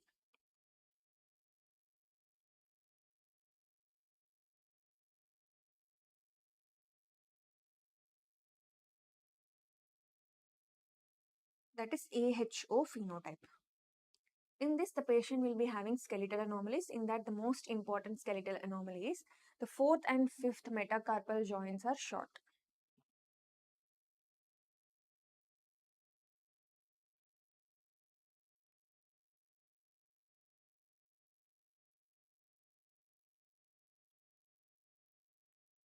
With short stature. Those are the skeletal abnormalities. That is AHO phenotype, usually associated with your pseudo hypoparathyroidism. Only AHO phenotype without parathyroid resistance is hypoparathyroidism. That is basically resistance to parathyroid with AHO phenotype. That is pseudo hypoparathyroidism, and calcium is not high, so there is no nephrocalcinosis. Next, congenital diseases of the kidney. The most important are your cystic diseases, in that ADPKD and ARPKD. So you should know the gene mutations and the presentations. Most commonly, they'll be asking the questions in these areas only. Most common extrarenal manifestations of ADPKD. Mitral valve prolapse, no. Hepatic cyst, yes. Splenic cyst, colonic diverticulosis. Everything is seen, but not mitral valve prolapse. So we will see the difference between ADPKD and ARPKD.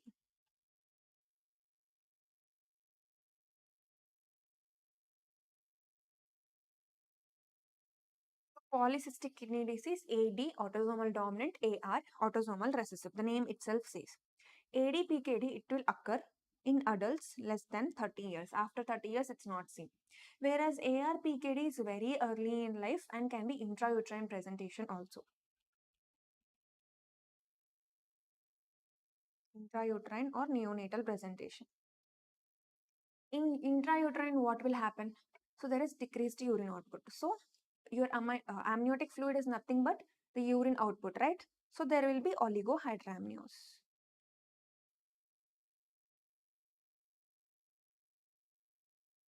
That is the intrauterine presentation. So in ADPKD, polycystic kidney disease, the name itself says, in kidney there is both cysts on the outer surface and inner surface, both in the cortex and medulla. See, multiple cysts. In fact, replacing the whole parenchyma of the kidney, multiple cysts, and they will progress into CKD because there is no parenchyma, everything is a cyst. That is ADPKD. So we know that is there is renal cysts, but why? Due to mutation of PKD1 and PKD2 genes on chromosome 16 and 4. Whereas ARPKD on chromosome 6, there is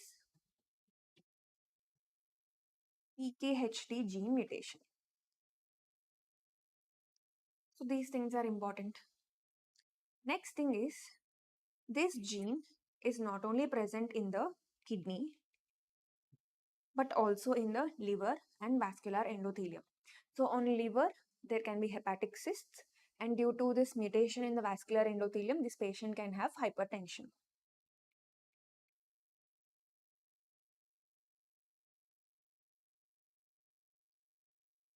So one more important thing, in this patient, there can be cyst in any organ except brain.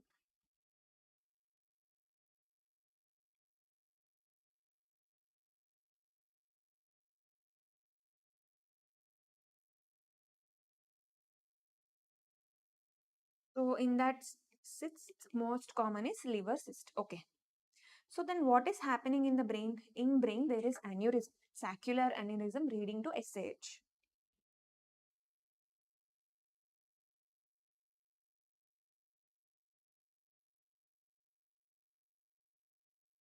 Whereas ARPKD, along with the hepatic cyst, kidney cyst, look at the cyst. External surface is completely normal. In the internal surface only, there are very small cysts. Okay, that is the renal manifestation. Along with that, what is the extrarenal manifestation? This patient will have hepatic fibrosis and pulmonary fibrosis. Because of the hepatic fibrosis, there will be portal hypertension resulting in variceal bleeds. Portal hypertension, variceal bleed.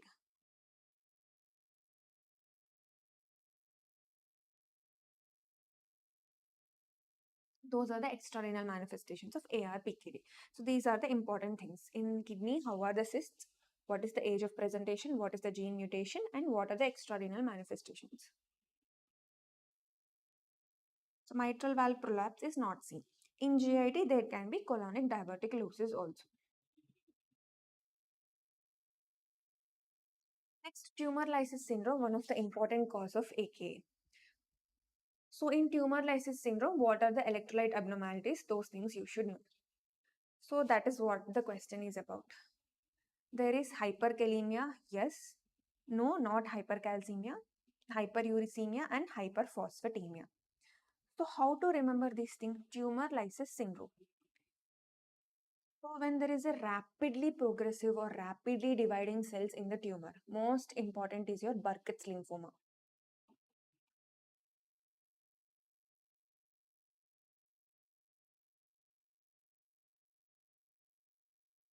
In your Burkitt's lymphoma, the cells are rapidly dividing. When you give chemotherapy or when you give steroid, the cells are rapidly killed, resulting in tumor lysis syndrome. So when the cells are killed, the contents inside the cells are coming out. What are those contents? Potassium is coming out. So there is hyperkalemia.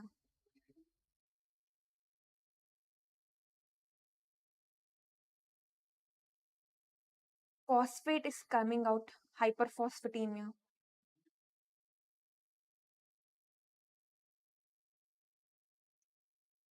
This phosphate will combine with calcium. So calcium is being used up, resulting in hypocalcemia.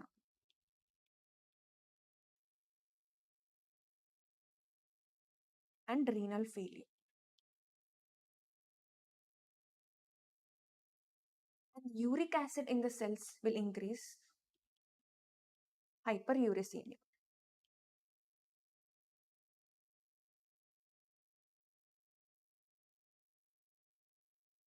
This is what happening in tumor lysis syndrome. So how do you treat tumor lysis syndrome? Treat for hyperkalemia. How do you treat hyperkalemia? Potassium is high. How do you treat it? First thing is, in severe hyperkalemia, we will be giving calcium gluconate. IV calcium gluconate. Why? What will calcium do to potassium? Nothing. Just this calcium will stabilize your cardiac membranes so that it will prevent arrhythmias.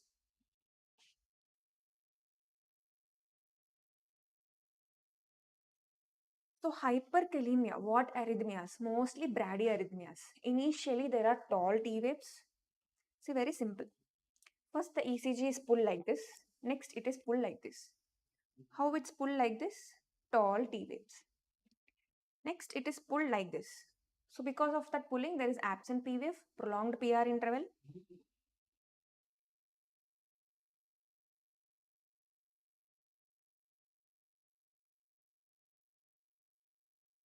Later it is followed by bradycardia, bradyarrhythmias.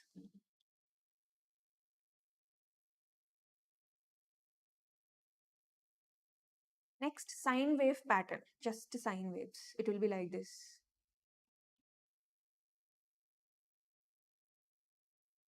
And at last arrest. So ECG, so cardiac abnormality is the most common cause of death in hyperkalemia. So you should stabilize the cardiac membrane. That's why we are giving calcium gluconate. These are the ECG changes. That is the most important thing. Next, what you will do? You will give insulin. Why insulin? Insulin will shift the potassium from extracellular to intracellular compartment. Next, I will give beta agonist. Same, the beta agonist is also going to do the same thing. Nebulization of salbutamol.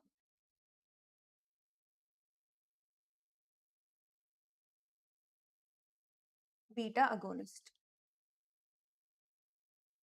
Next, you can try potassium binders. See, potassium binders will bind to the potassium. In food, any potassium is there, this will bind to that. So the intake of potassium is limited. Next thing, the best thing, anything is not working, go for dialysis. It will remove all the extra potassium. So this is the management of hyperkalemia. Remember, hyperkalemia, bradycardias. Hypokalemia, tachyarrhythmias. How do you treat hypokalemia? Give potassium supplementation. Hypokalemia, potassium supplementation.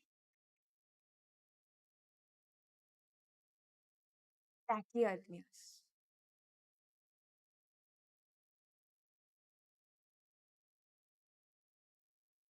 So here there is hyperkalemia, hypocalcemia, QT shortening on ECG.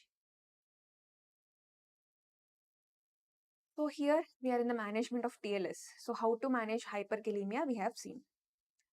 And for hyperuricemia you can give allopurinol or febuxostat.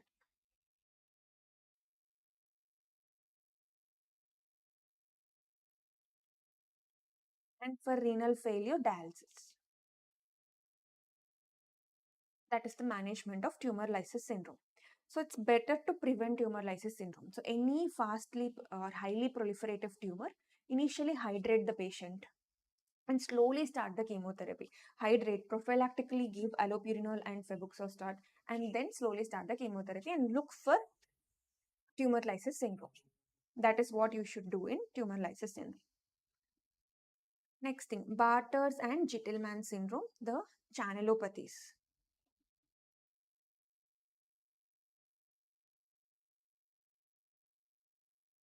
So these channelopathies are important. What is Barter's syndrome? It is sodium potassium chloride channel defect in the distal convoluted tubule. So in the DCT, your sodium potassium chloride are lost in the urine. So this patient will be having hyponatremia, along with sodium water is lost, hypotension.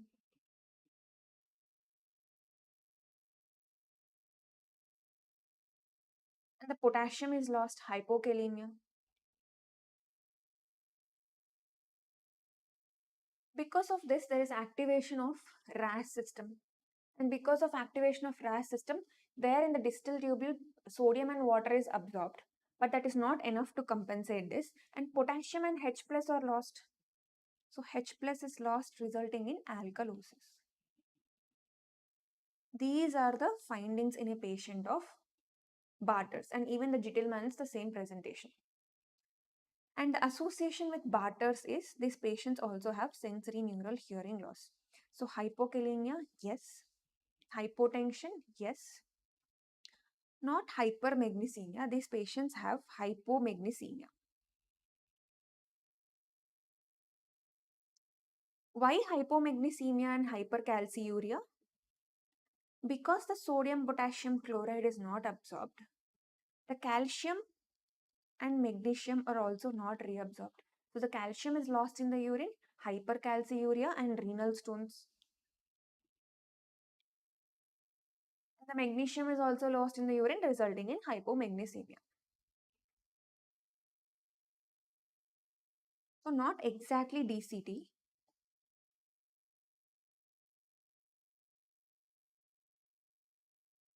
This is present in the ascending thick loop of Henle.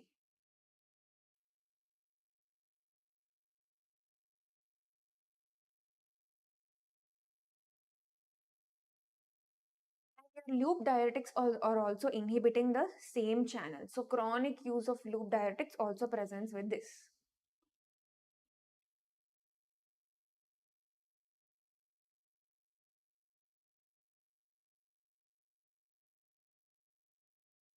So patient is having hypotension, give IV fluids.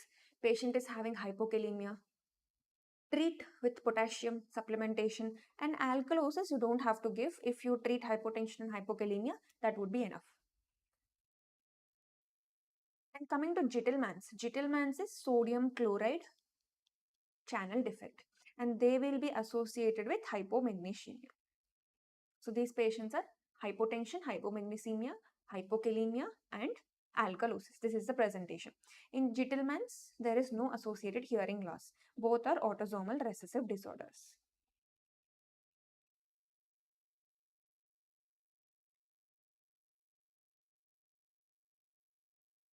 One more channelopathy is your Liddle's. Liddle's is gain of mutation channelopathy of ENaC channels. So ENaC channels are activated, more sodium and water reabsorption. So there is hypertension there.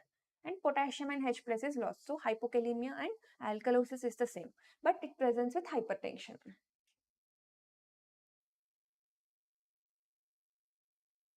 Next topic, contrast-induced nephropathy. There is nothing much to know about contrast-induced nephropathy. Few points will note that.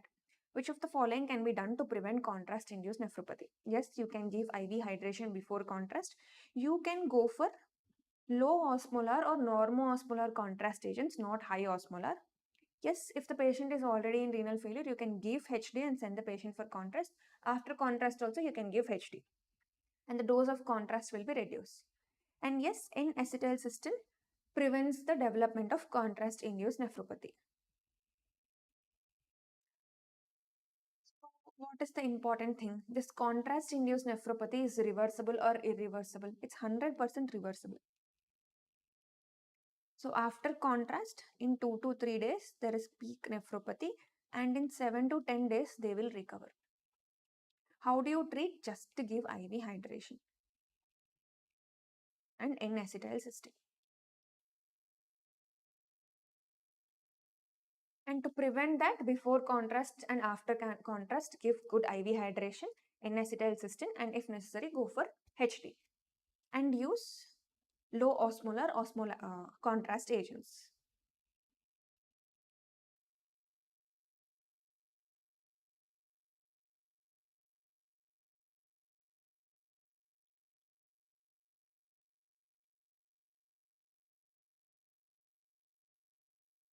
Okay, these are the things you should be concentrating on in the renal system. Next, let's look into the nervous system. CNS. In CNS, headache is always the most important thing. In headache, they can ask you migraine, trigeminal neuralgias, and trigeminal autonomic cephalalgias.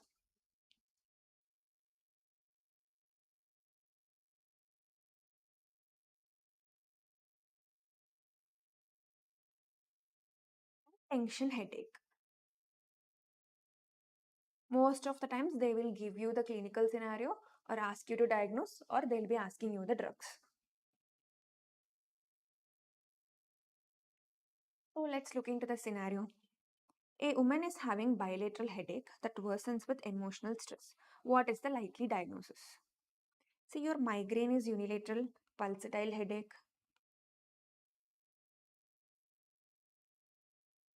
which will last for more than 4 hours. Cluster headache and tension headache are also unilateral headache. Sorry, not tension headache, Cluster headache is unilateral headache with it's a trigeminal autonomic cephalalgias. So in V1 segment, it will be having pain plus autonomic features. Unilateral headache plus autonomic features.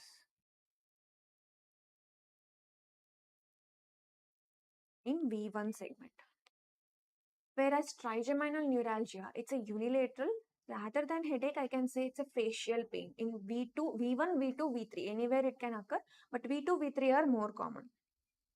V2, V3 facial pain more than V1 and no autonomic symptoms. And the drug of choice for trigeminal neuralgia, it's carbamazepine. You can also take for MRI and look for any vascular loop that is compressing the nerve. If there is a vascular loop, go for surgery. Carbamazepine. Surgery. Cluster headache, acute treatment is oxygen. Migraine acute treatment, you can give NSAIDs or more specific triptans. And for prevention, you can go for beta blockers. Beta blockers are the best, and you can also use calcium channel blockers, anti-epileptic drugs. Those we'll see. Whereas tension headache is a bilateral headache, and it's like a tight band around the forehead. Bilateral tight band. The name itself says it's due to tension only, emotional stress. That is tension headache. What is the treatment? NSAIDs are best. So this patient, bilateral headache worsens with emotional stress, that is tension headache. Give her NSAIDs.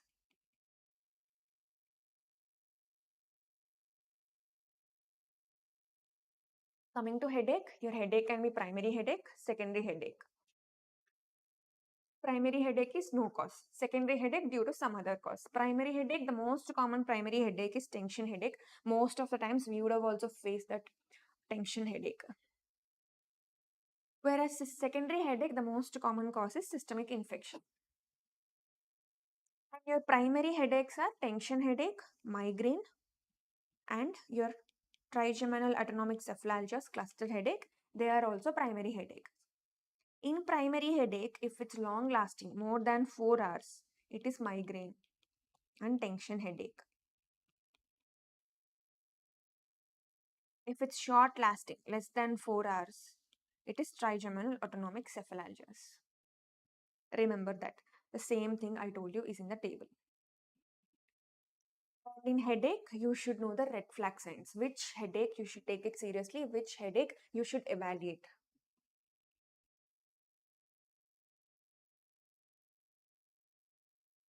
So any first severe sudden onset headache, thunderclap headache, you should consider it as a red flag. The same thing here. And any headache with vomitings, it indicates there is increased ICT. Or pain induced by bending, lifting, coughing, this also increased ICT. Or headache that is disturbing sleep, or any abnormal neurological examination, any focal deficit with headache, you have to evaluate. And elderly age. The pain associated with local tenderness, temporal arteritis, unilateral headache with palpable temporal artery, that's an emergency, right? That is also a red flag headache. So these are the red flag signs of headache.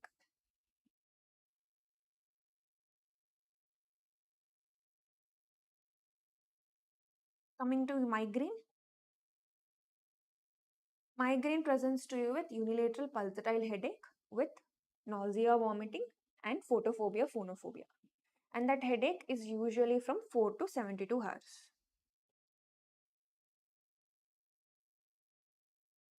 How do you treat migraine? Acute treatment and chronic treatment. Acute treatment, NSAIDs, non-specific, but specific treatment, triptans you can give. In triptans, sumatriptan and zolmitriptan will act acutely because they are available as subcutaneous and intranasal formations.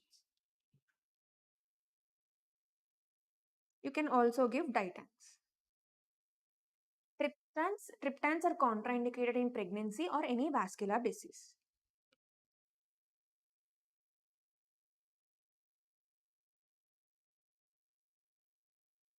Whereas chronic headache, you will be giving prophylactic. What is chronic headache? More than 4 episodes in month.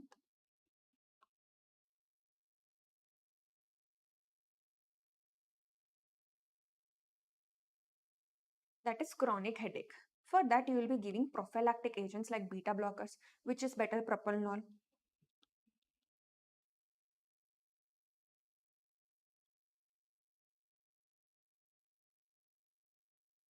And you will be giving anti-epileptic agents like topiramate, valproate. And one of the important things is your anti-CGRP drugs. So CGRP is one of the important peptide, neuropeptide resulting in inflammation of the meninges. That's why there is migraine. So anti-CGRP Qbanks are used.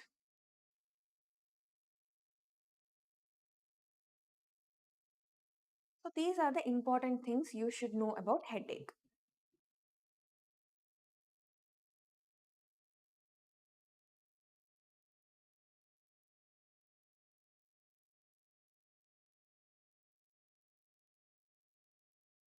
Stop.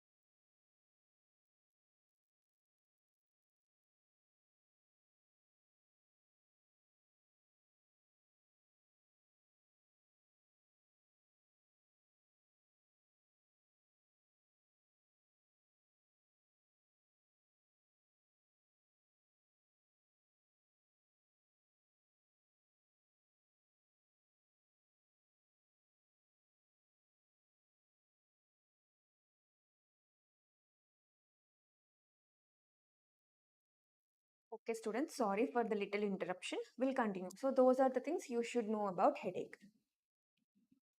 Next thing is human versus element lesions. So first thing you should know what are the UMN presentation, what is the element presentation and the diseases. So first we'll take the question and then discuss. So this is about core 6. In core 6, what are we doing? We'll be taking up each topic. We'll discuss that question and what are the things to be concentrated in that topic. So if you want more detail, in my previous PYQs, I have done this in great detail. You can watch that or you can refer your primary source. So just keep that book in front of you and try to revise with me. Middle-aged man with progressive atrophy of hands and forearms, which is asymmetrical. So atrophy of the hands. What is that, LMN or UMN? Atrophy is a predominant LMN sign. See, atrophy followed by weakness is LMN. But on examination, there is spasticity and hyperreflexia. These are UMN. So same limb, LMN and UMN. How is that possible? The only possibility is your motor neuron disease. That is amyotrophic lateral sclerosis. Multiple sclerosis, your spinal cord is involved, only LMN. Subacute also, only UMN. Subacute degeneration of the cord, I told you posterolateral. Lateral is corticospinal tract. It is also UMN. But associated with peripheral neuropathy, sometimes patient may have absent ankle reflex.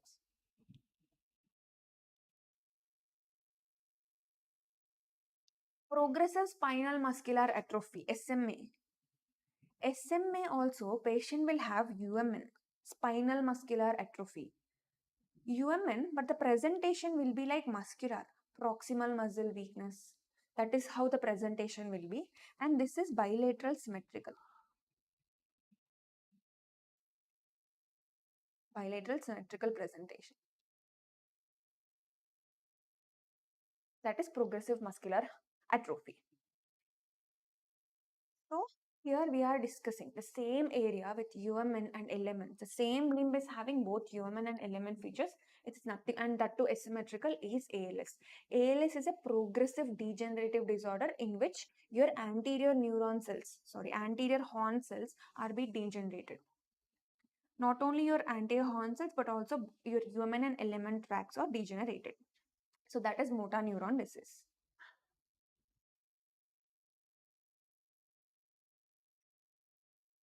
So looking here, amyotrophic lateral sclerosis. 1 second. So motor neuron disease can be UMN plus LMN, pure UMN or pure LMN. So your amyotrophic lateral sclerosis, if you are seeing this picture or table, amyotrophic lateral sclerosis is upper plus lower motor neuron, right? Only predominant UMN is primary lateral sclerosis, whereas predominant LMN is your neuropathies or multiple motor neuropathy, multifocal motor neuropathy, or motor predominant peripheral neuropathies. Those are different. And in motor neuron disease, the predominant LMN, this spinal muscular atrophy is predominant LMN, progressive spinal muscular atrophy, SM. So these are the types of motor neuron diseases.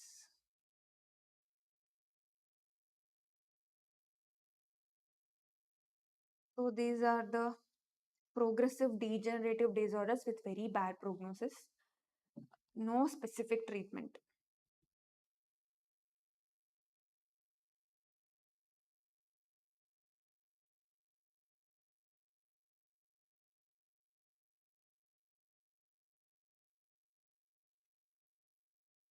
So there is some technical issue. In 2 minutes, we'll be back.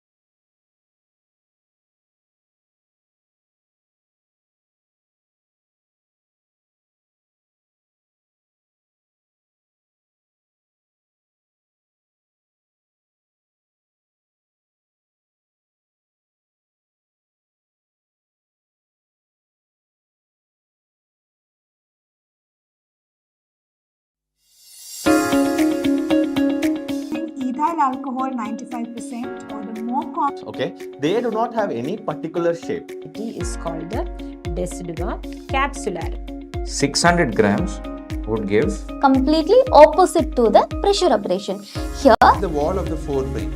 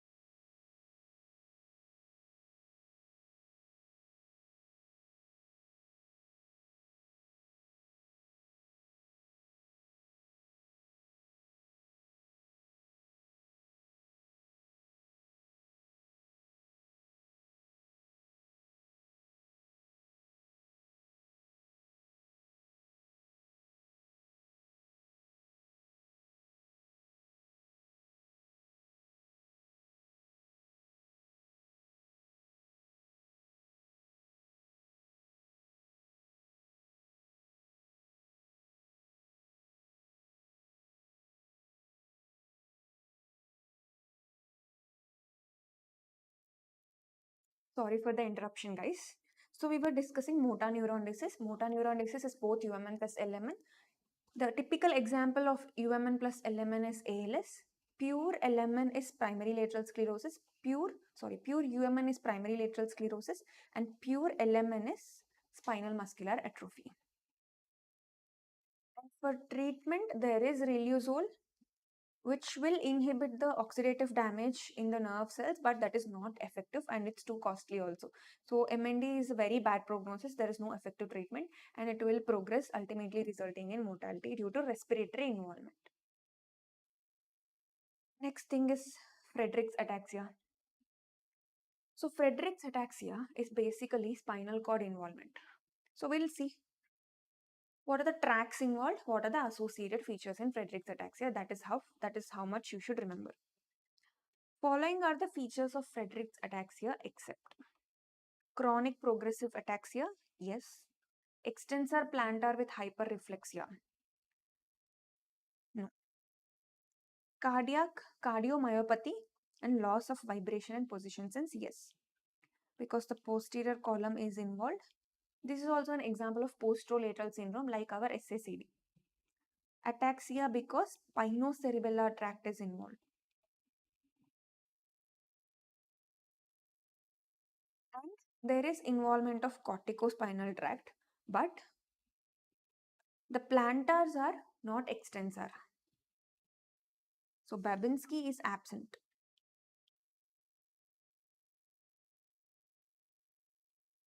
That is what is seen in Friedreich's ataxia. Even though corticospinal tract is involved, the Babinski is absent because there is peripheral neuropathy also. And the associated features are, there is cardiomyopathy. These patients will have skeletal abnormalities like scoliosis, hammer toe.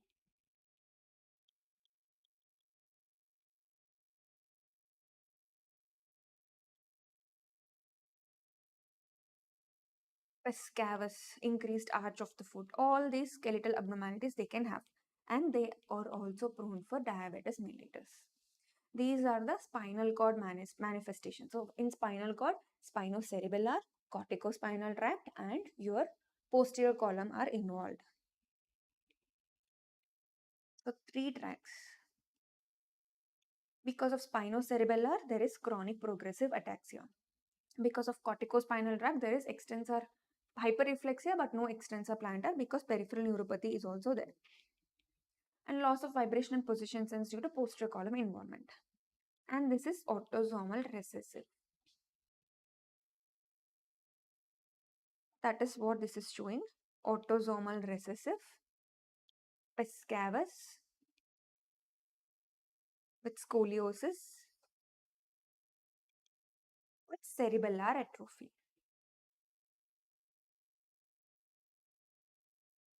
This is nothing but Friedreich's ataxia.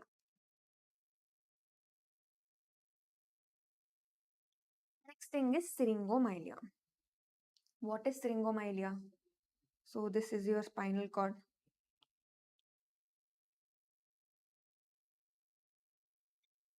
Sorry, it's asymmetrical, but this is the spinal cord, and there is a central spinal canal. From the central spinal canal, there is a cyst coming out, and that will progressively increase. That is called syringomyelia.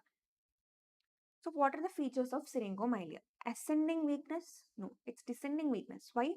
Because the corticospinal tracts, first cervical is there, followed by thoracic, next followed by your lumbar, next sacral. Those are the arrangement of fibers in your corticospinal tract. So when this is compressing, first cervical is lost, followed by thoracic, lumbar, sacral. So it's a descending weakness.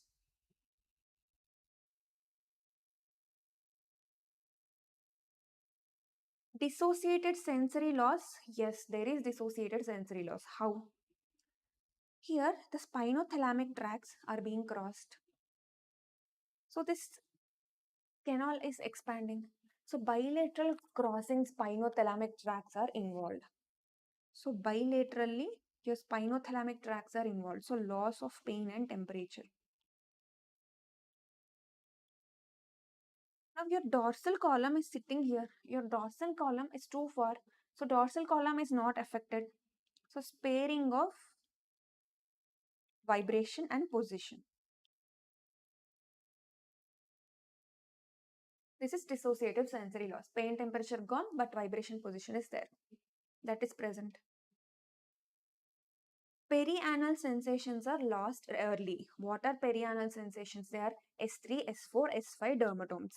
So they are sacral. They are very late to be involved. Late. Bladder is involved late. So where are bladder fibers? The bladder fibers are medial. So they are involved early. That is also false statement. So dissociated sensory loss is the true statement. So what's happening? Your syringomyelia is an intramedullary lesion. So any intramedullary lesion, there will be descending weakness or descending weakness, and there is early involvement of bladder, late involvement of perianal sensations. Now, because here the bilateral crossing tracts are involved, there is dissociated sensory loss. That is involvement of pain and temperature, and not involved are your vibration and position. That is intramedullary. Any intramedullary, this will work. Whereas extramedullary is completely opposite. Corticospinal tracts, there is ascending weakness. It's the same thing I have explained is in the diagram. Next, cerebrovascular stroke. In CVA, the most important things they'll be asking you is about the thrombolysis. Stroke syndromes, that too medullary stroke syndromes, most of the times they are asking lateral medullary syndrome only. So this is important. So your stroke syndromes, TIA, these are the important things in CVA. So here they are asking contraindication for target BP before thrombolysis in ischemic stroke. It should be less than 185 by 110. Only then I'm going to proceed for thrombolysis. So even after treatment, if it is less than 185 by 110, then contraindicated for thrombolysis. So what are the indications for thrombolysis in a stroke? Within 4.5 hours, you should do thrombolysis. If after that you are doing, you can do up to 6 hours also. But even after 6 hours you are doing, there is revascularization injury. You have diagnosed it as stroke, and you have done a CT, and you have excluded the hemorrhage, and the onset is within 4.5 hours, and the patient is more than 18 years, go for thrombolysis. What are the contraindications for thrombolysis? One is the BP, and other thing is the bleeding disorders are more chances of bleeding. So BP more than 185 by 110 despite treatment. So you should try decreasing the BP. Even after that, it's more than 185, avoid thrombolysis. So any bleeding diathesis or recent surgeries or recent injuries, recent GI bleeds, you should avoid thrombolysis. And we are giving tenecteplase.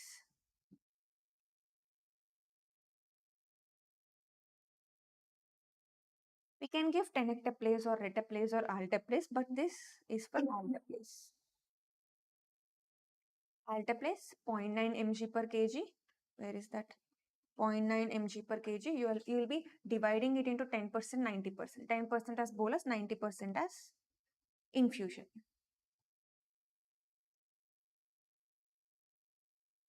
You will be monitoring the BP. So after thrombolysis for 24 hours, you should not give anything that causes bleeding. So your aspirin, you will be starting with antiplatelet drugs like aspirin, clopidogrel. That should be given after 24 hours.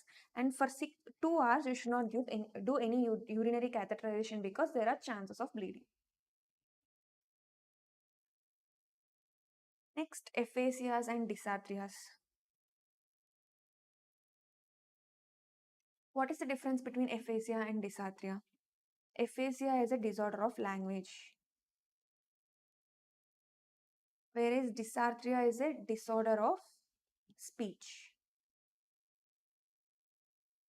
We'll see what is this. An elderly male was brought to the OPD with change in speech, only speech, the word output, comprehension, repetition, everything is good.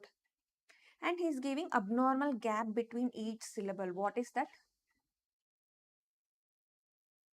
Stochastic speech. It is seen in cerebellar disorder.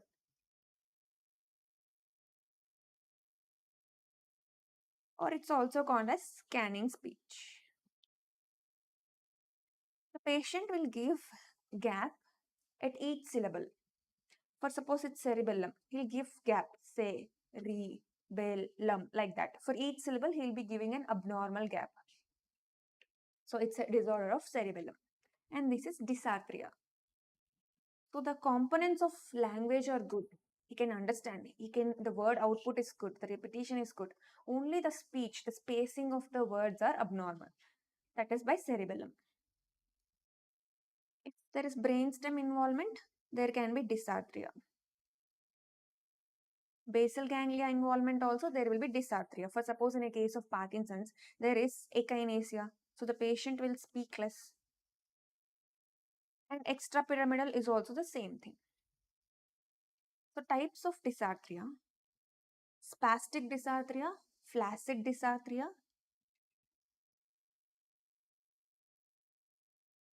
and your scanning speech. Hypokinetic dysarthria. Hypokinetic in Parkinson's. Scanning speech in cerebellum. Flaccid. So where do you see flaccid? LMN lesion. So it is bulbar palsy. Bulbar palsy is LMN. Spastic is UMN. So pseudobulbar palsy is UMN. So bulb is medulla. So these are the types of dysarthrias. Coming to aphasias, that is disorders of language, they are mainly Broca's aphasia, Wernicke's aphasia. Broca means motor area is lost. So motor means speech output is lost, but he can understand good. See, Broca's comprehension is understanding. Fluency is word output. In Broca's aphasia, the fluency, word output is lost. In Wernicke's aphasia, the comprehension, it's a sensory component, it's required for understanding. So in Wernicke's aphasia, comprehension is lost.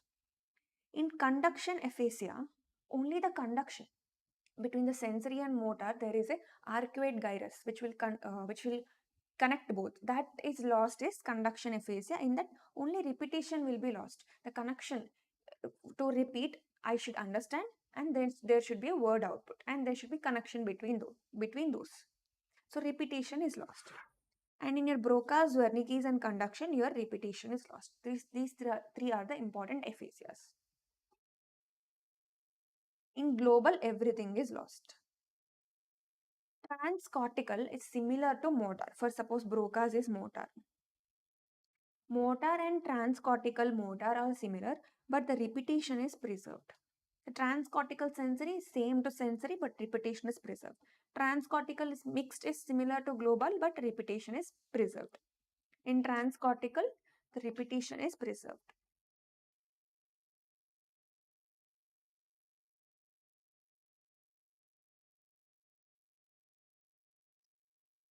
lacunar infarcts. Where do you see lacunar infarcts? It is due to lipohyalinosis of the perforating arteries.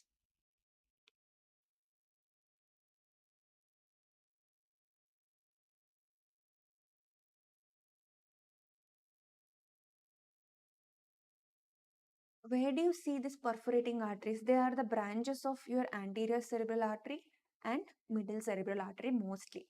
In middle cerebral artery, it is from the M1 component. So middle cerebral artery M1 and M2. M1 will have perforating branches. M2 will have upper branch and lower branch. Upper branch will supply the frontal parietal, lower branch will supply temporal parietal.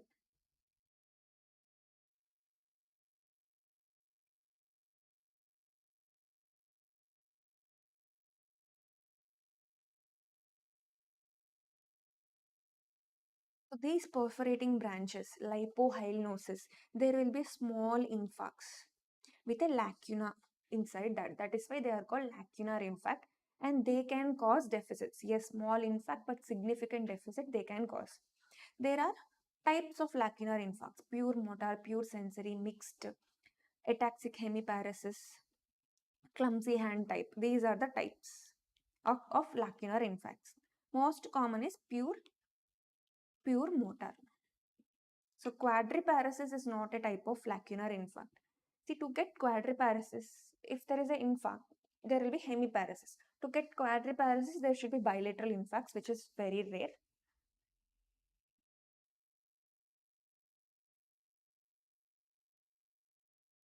Now coming to lateral medullary syndrome, which cranial nerves are involved? One thing you should remember is, in any part of the brainstem, medial or motor. So your motor cranial nerves and motor corticospinal tract. So motor cranial nerve and corticospinal tract are medial. So what is the motor cranial nerve in medulla? In medulla, there are 9, 10, 11, 12. 12 is the pure motor. So 12 will be medial. 9, 10, 11 are lateral because they are mixed sensory and motor. So there will be 12th nerve involvement. So the fifth nerve has many nucleuses: motor and sensory. This motor nucleus is in the pons. Whereas sensory nucleus, three sensory nucleus: principal sensory nucleus, spinal sensory nucleus, and mesencephalic nucleus.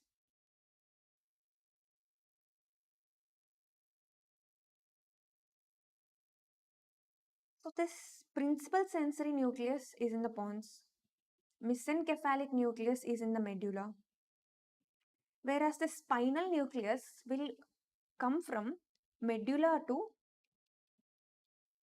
T2 part of the spinal cord. That is how long the spinal nucleus of fifth nerve will be. So in medulla, in the lateral part, there will be spinal sensory nucleus of fifth nerve. So fifth nerve is lateral part. Your 9, 10 are mixed sensory motor, so they are in the lateral part. So that is how you have to differentiate whenever they ask about medial and lateral. So lateral medullary syndrome, all of the following except 12th nerve. So because of the 9, 10, there is bulbar palsy. Because of 11, there is palsy of the trapezius muscle and sternocleidomastoid. Because of the spinal sensory nucleus of trigeminal nerve, there is loss of pain and temperature on the face. So spinal sensory nucleus is pain temperature. Mesencephalic nucleus is the proprioception. Other things are the principal sensory nucleus. And laterally, there is also spinothalamic tract, spinocerebellar tract, sympathetic chain. So sympathetic Horner syndrome, spinothalamic loss of pain and temperature on the body, and spinocerebellar ataxia.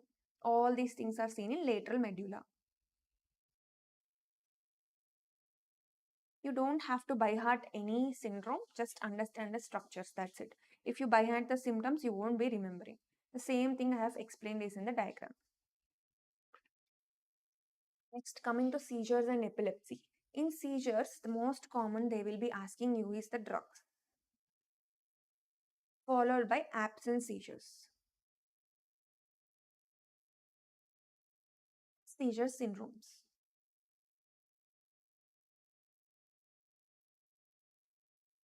So, what is seizures and what is epilepsy? Seizure is one episode, just one episode of that synchronous electrical discharge from the brain resulting in that motor activity is seizure.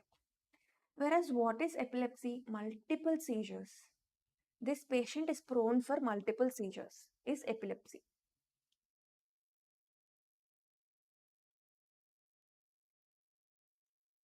Let's take up the question. Absence seizures are characterized by, see, absence seizures are most commonly seen in children. In that there is no loss of postural reflex, or the patient, there is no loss of consciousness or loss of postural reflex. The postural reflex is intact, but the patient will be suddenly staring look. He will give a sudden staring look for few seconds, that's it. And there are multiple episodes of that in a day.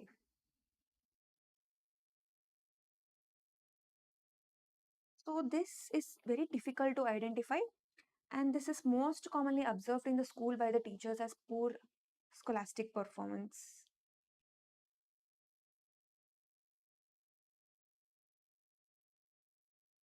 And on EEG, there is a typical 3 Hz spike and wave pattern.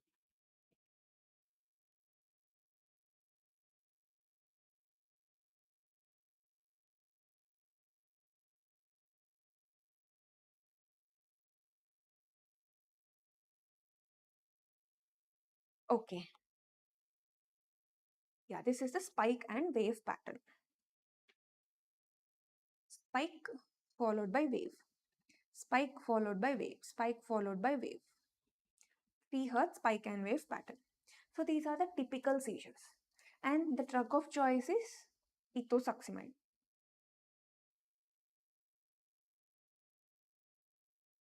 Carbamazepine.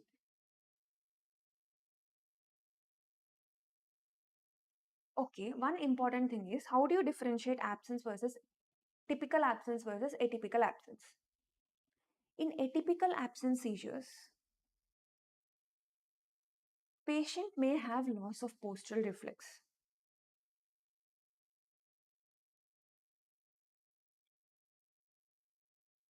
Plus loss of consciousness. Very little time loss of consciousness can be there. So those are the atypical absence seizures. And in EEG, there is less than 3 Hz, like 1 to 2 Hz spike and wave pattern. And they are refractory to treatment.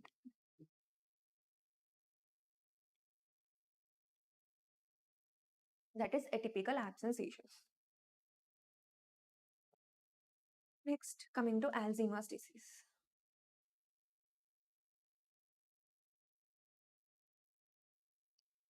So, this is about dementia. After a short break, we'll continue.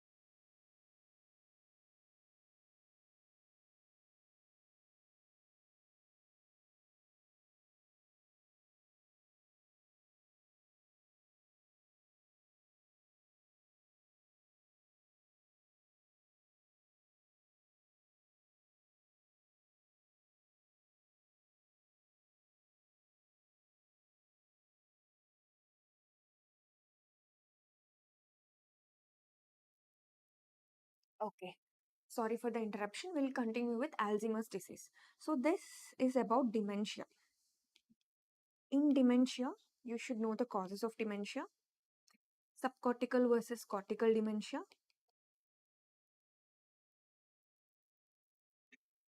Subcortical is basal ganglia involvement, so Parkinsonism features will be there. Whereas in cortical, only your lobes, cerebral lobes involvement. And you should know about Alzheimer's, just the presentations and the pathophysiology. Lewy body dementia, just the presentation. Frontotemporal dementia. These are the important things. And prion disease. How is it presenting? What are the EEG findings? That's it. Its Down syndrome is associated with. See, Lewy body dementia. It's dementia with Parkinsonism. So it's subcortical.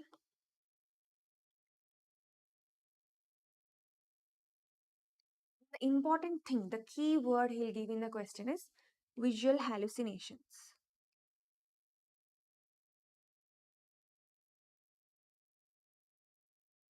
Whereas vascular dementia, elderly male with comorbidities with multiple strokes, that would be the history.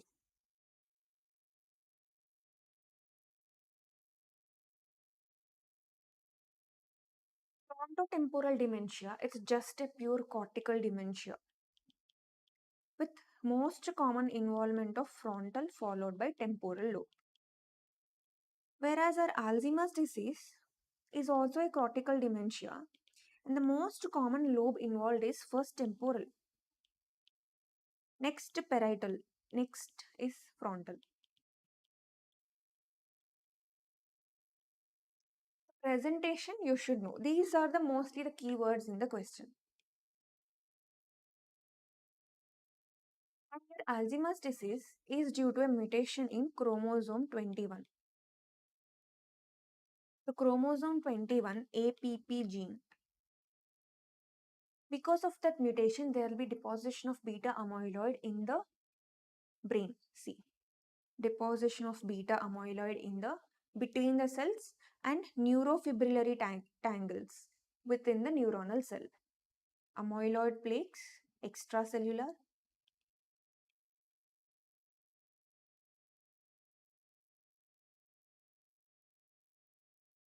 and the neurofibrillary tangles made up of tau protein.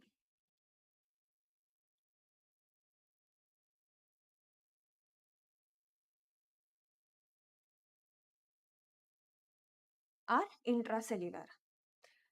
So I told you it's chromosome 21 mutation. But in Down syndrome, there is trisomy. Trisomy of 21. 3 are there. Not just one pair, 3 are there.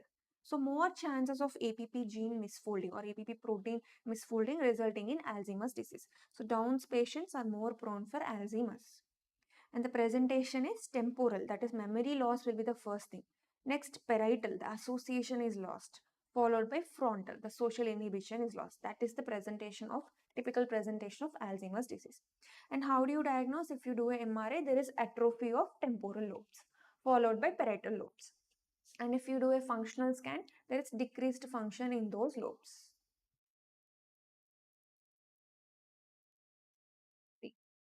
If you do a MRI, there is atrophy of the temporal lobes. It is typical of Alzheimer's disease. Coming to treatment, you can give anticholinesterase.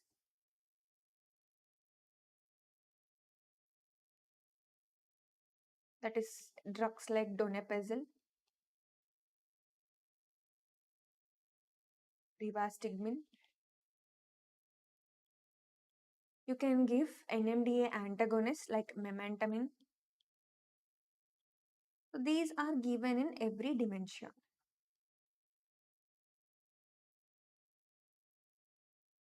Okay, memantine.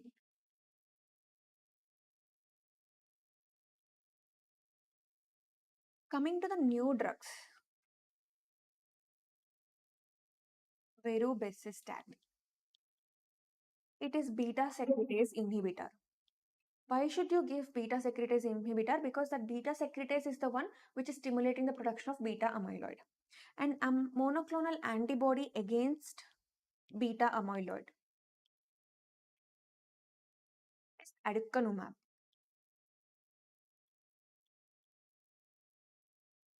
So these are the newer drugs and treatment of, excuse me,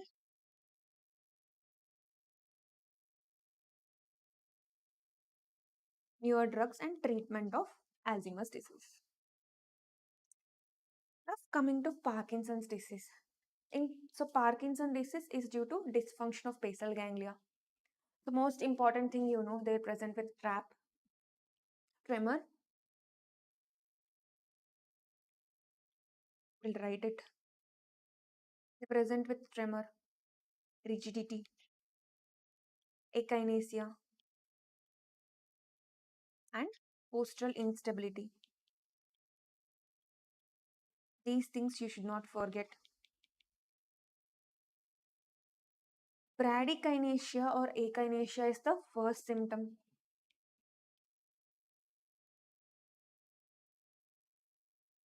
Tremor, rigidity is okay.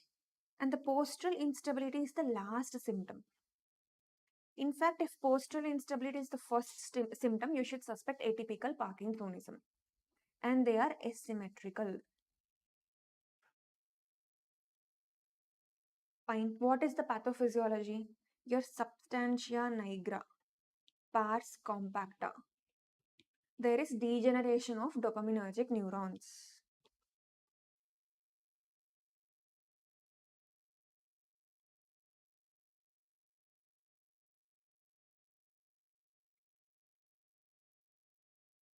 So coming to the treatment, we'll be giving dopaminergic drugs. But one important thing is, he's asking transcranial magnetic stimulation, where are you going to do? This is very important. He'll ask you.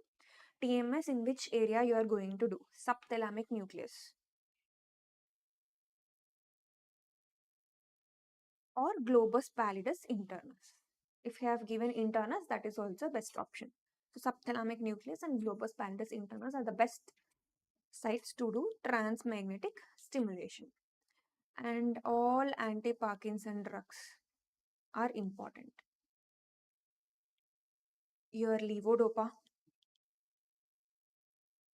And to prevent the peripheral destruction of dopamine by dopa decarboxylase, we are giving dopa decarboxylase inhibitors.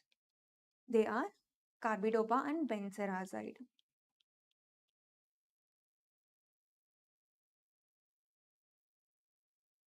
Next, COMT inhibitors. Tolcapone, entacapone.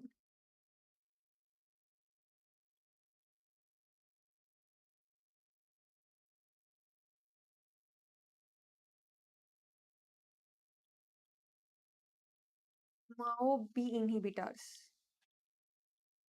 Rasagiline, seligiline.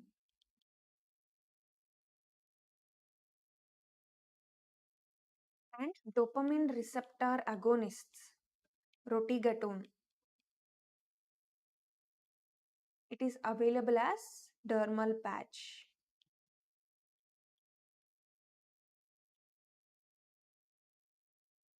And one more thing, your NMDA inhibitor, amantadine.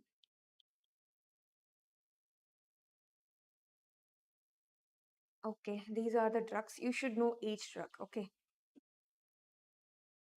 These are the important topics in your CNS Parkinsonism, your dementia, and in the normal physiology, like normal pathology symptoms, UMN, LMN, bulbar, pseudobulbar palsy. Your speech is very important. Localization of CVA, thrombolysis. These are the important things of CNS they'll be asking you. Next thing, in endocrinology, what to focus? Three important things are your MEN syndrome, your adrenal, and pituitary. In thyroid, they won't be asking much complicated questions. Grapes, most important things they will ask. And parathyroid, we have already discussed. Just difference between primary, secondary, tertiary hyperparathyroidism and pseudo hypoparathyroidism. In primary hypoparathyroidism, parathyroid adenoma, how do you investigate? Only these things, very limited things they'll ask you in endocrinology. It's not that tough also.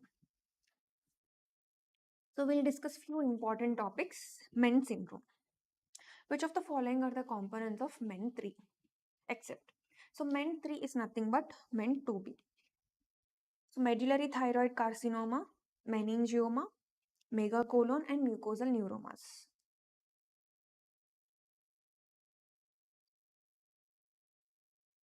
If you look at MEN3 or MEN2B, you know that there is medullary thyroid carcinoma and pheochromocytoma, right?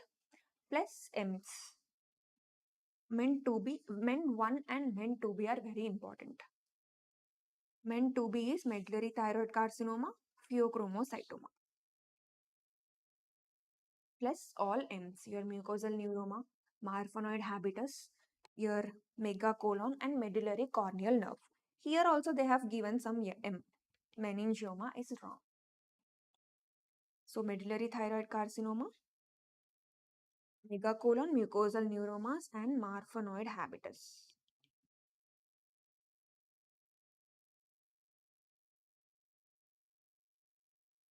Pheochromocytoma. So MEN 2A and 2B are almost similar. In 2A, there is medullary thyroid carcinoma plus pheochromocytoma plus parathyroid adenoma. See, it's almost similar. And MEN 2A is very easy. That's why they're not asking any question in MEN 2A. 2B and 1, they're asking many questions.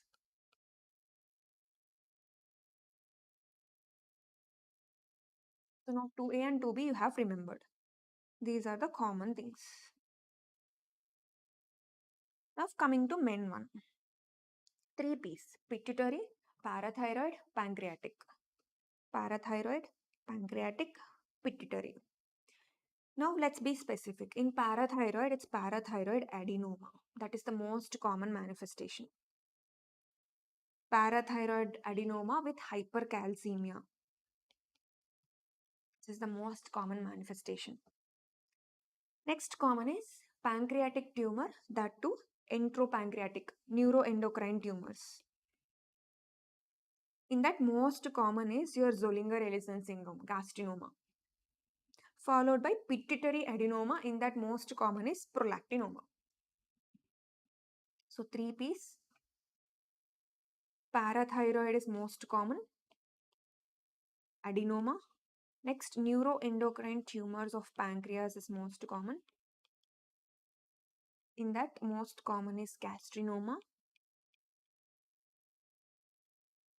The next common thing is pituitary adenoma.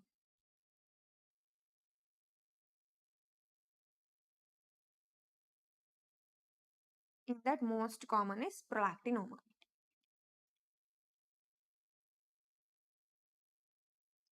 Be more specific in MEN 1. MEN 1 is due to menin gene mutation. MEN 2 is due to Rett gene mutation. These are the important things you should know about men.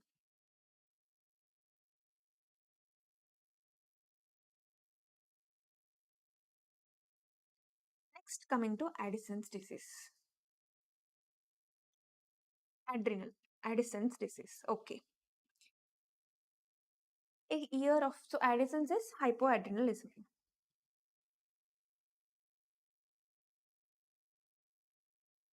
Your adrenals are shut down.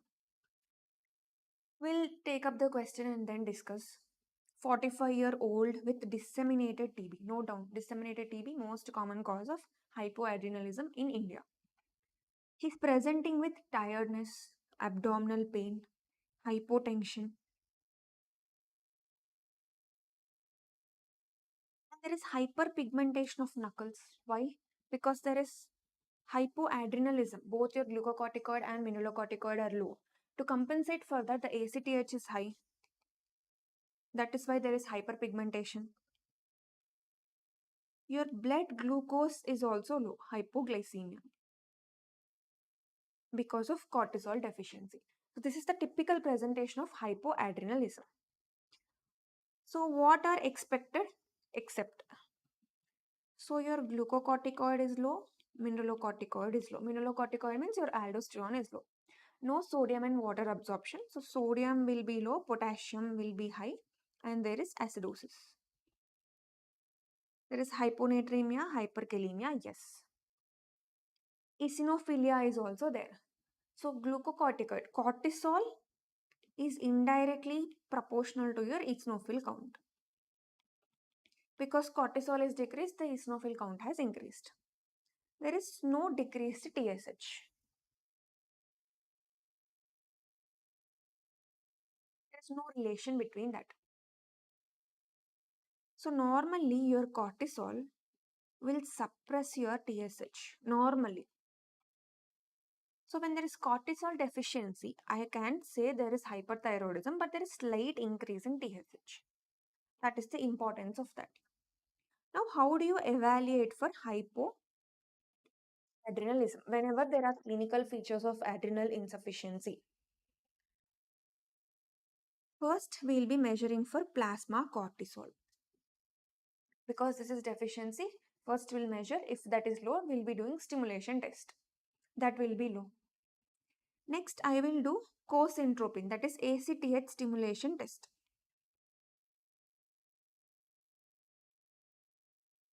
The adrenals are shut down. Even if you give ACTH, there won't be any increase in cortisol. So even after giving ACTH, your plasma cortisol is low. This proves that there is hypoadrenalism. I want to know whether it's primary or secondary. Primary adrenal insufficiency is due to some problem in the adrenal gland. The most common problem is autoimmune adrenalitis. The most common pathology causing hypoadrenalism is autoimmune adrenalitis. Whereas in India, TB is most common. Now HIV is also the most common cause of hypoadrenalism. So your adrenals are shut down. So both glucocorticoid and mineralocorticoid are deficient. Whereas secondary adrenal insufficiency is because of ACTH deficiency from the central. When ACTH is deficient, your glucocorticoids are decreased. There is no relation between ACTH and mineralocorticoids. Mineralocorticoids are under the feedback of renin. Renin-angiotensin that will inhibit the mineralocorticoid. So only glucocorticoid is deficient. So that is what I am telling. If it's primary, give both replacements. If it's secondary, only give glucocorticoid replacement. And primary most common cause adrenal autoantibodies because it's autoimmune adrenalitis. If it's positive, it is autoimmune adrenalitis. If it's negative, look for other causes. If it's secondary from the central pituitary, go for MRI pituitary, and if there is any adenomas, you can reset that.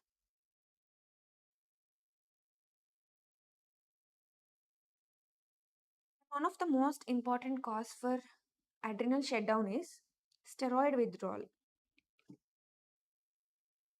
So some patients will be chronically using steroids.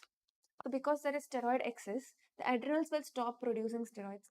Suddenly you have stopped steroids. The adrenal gland is not adjusted to that. So you're not taking steroid. From adrenal gland also you're not getting steroid, and the patient will land in sudden hypotension, hypoglycemia. That's why you should not do sudden withdrawal of steroids. We'll be tapering steroids when we are giving high doses for longer periods. That is the reason. So even in steroid withdrawal also there can be hypoadrenalism.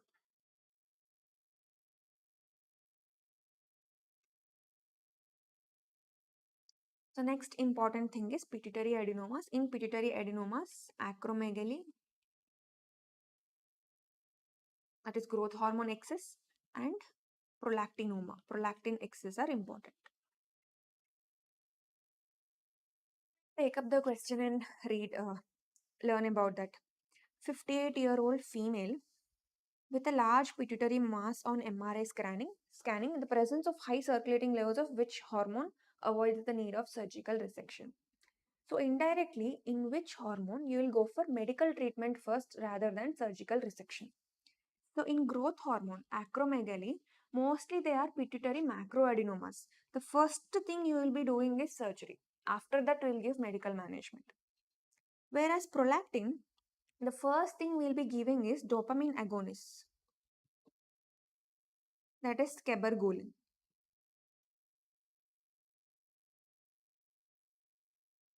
So this will inhibit the pituitary hormone release. If it's not responding to that, then we'll go for surgery. In luteinizing hormone, that is gonadotropin releasing hormone and ACTH, also we'll go for surgery. So this is what it is showing. Elevated prolactin levels, you have to look for macroprolactinemia.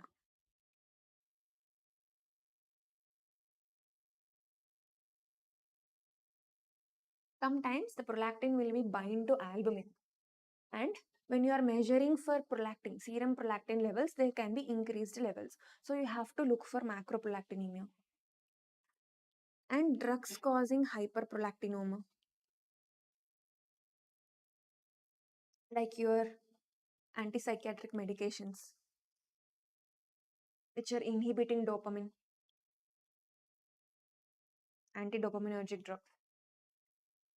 Then the other cause is your pituitary adenoma.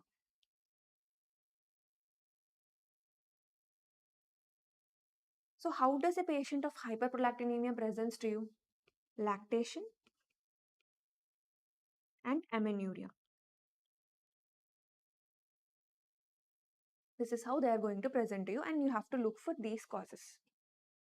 So when there is, after that you will be doing serum prolactin levels. If it's increased, you have to suspect all these causes. If it is due to pituitary adenoma, whether it's micro or macro adenoma, first start with dopamine agonist only. First start medical treatment, even if it is a macro adenoma. That is very important. So if it's microadenoma, you have to do nothing. Just give dopamine agonist and monitor the prolactin levels. If it is decreasing, continue. But in macroadenoma, you should start with the dopamine agonist and you have to repeat MRI. You should look for the size. The size is decreasing, it's okay. Otherwise, you have to go for surgery. Microprolactinoma or macroprolactinoma, give dopamine agonist only, cabergoline. But in microprolactinoma, monitor serum prolactin levels. But in macroprolactinoma, monitor MRI pituitary. Whereas your acromegaly, whatever it is, micro or macro, first you should go for surgery. Then you should go for treatment. In treatment, you can give the same cabergoline or pegvisomant or somatostatin analogs. Pegvisomant is growth hormone receptor antagonist. These are the important things they'll ask you in acromegaly and prolactinomas. And what are the features of acromegaly? The patient will have large tongue, prognathism, jaw dislocation with large fingers. They can have carpal tunnel syndrome, cardiac manifestations, hypertension, diabetes, heel pad thickening with colonic diverticulosis. This is how a patient of acromegaly will present to you. For prolactinoma, you have done serum prolactin. But for growth hormone, you cannot directly do growth hormone because that the secretion of growth hormone is pulsatile. You cannot directly go and see serum growth hormone. So here we will be doing glucose tolerance test. So the glucose tolerance test, it will stimulate IGF-1, insulin-like growth factor 1, which will inhibit, suppress the growth hormone. Because the growth hormone is high, we are doing growth hormone suppression test by glucose tolerance test. That is the test in acromegaly. So these are the important things you should be learning in pituitary. Where are we? Pituitary adenoma. So pituitary, adrenal and men's syndromes are the most important things you should know in endocrine. So this is where we are ending the class of core 6. we have done major systems. The important we have taken each topic, discussed the question, and what all things to be learned in this. So this is not whole medicine teaching, okay? This is where to concentrate, just like a revision to you. So read this video and try to revise your notes. Like by looking this video, try to revise your notes. And from 6 major subjects, we are done with medicine. And just last 15 days for the exam. So solve more MCQs. So also look toxicology. Your infectious diseases, wherever it's possible, I have covered in GIT infectious part, respiratory infectious part, in whichever system it's important, I have covered. Electrolytes also, wherever possible, I have covered electrolytes completely in this module. Infectious diseases covered. So look for toxicology and vitamin deficiencies. Vitamin deficiencies are very important. Do not ignore them. They have been asked multiple times in the recent NB based exam questions. So yeah, this is the guide for your revision. Hope you all will do your exam well. So have good food, have good sleep, revise well. Last 15 days, don't get stressed. Every subject, try to revise it. Give a short revision. Don't do revision for hours. You should give a short, quick revision wherever you are forgetting it or wherever you feel it difficult. Those areas, try to concentrate more. And do more of MCQs. MCQs are the key now. Do more MCQs, because if you read subject wise, you will be going in an order. But in exam, you have to jump from that concept to this concept. That jumping and that correlation you will get by doing only MCQs. Last 15 days, do more MCQs. Grand test. The pattern has changed. Do new pattern GTs. That is more important. Okay, all the best for your exams.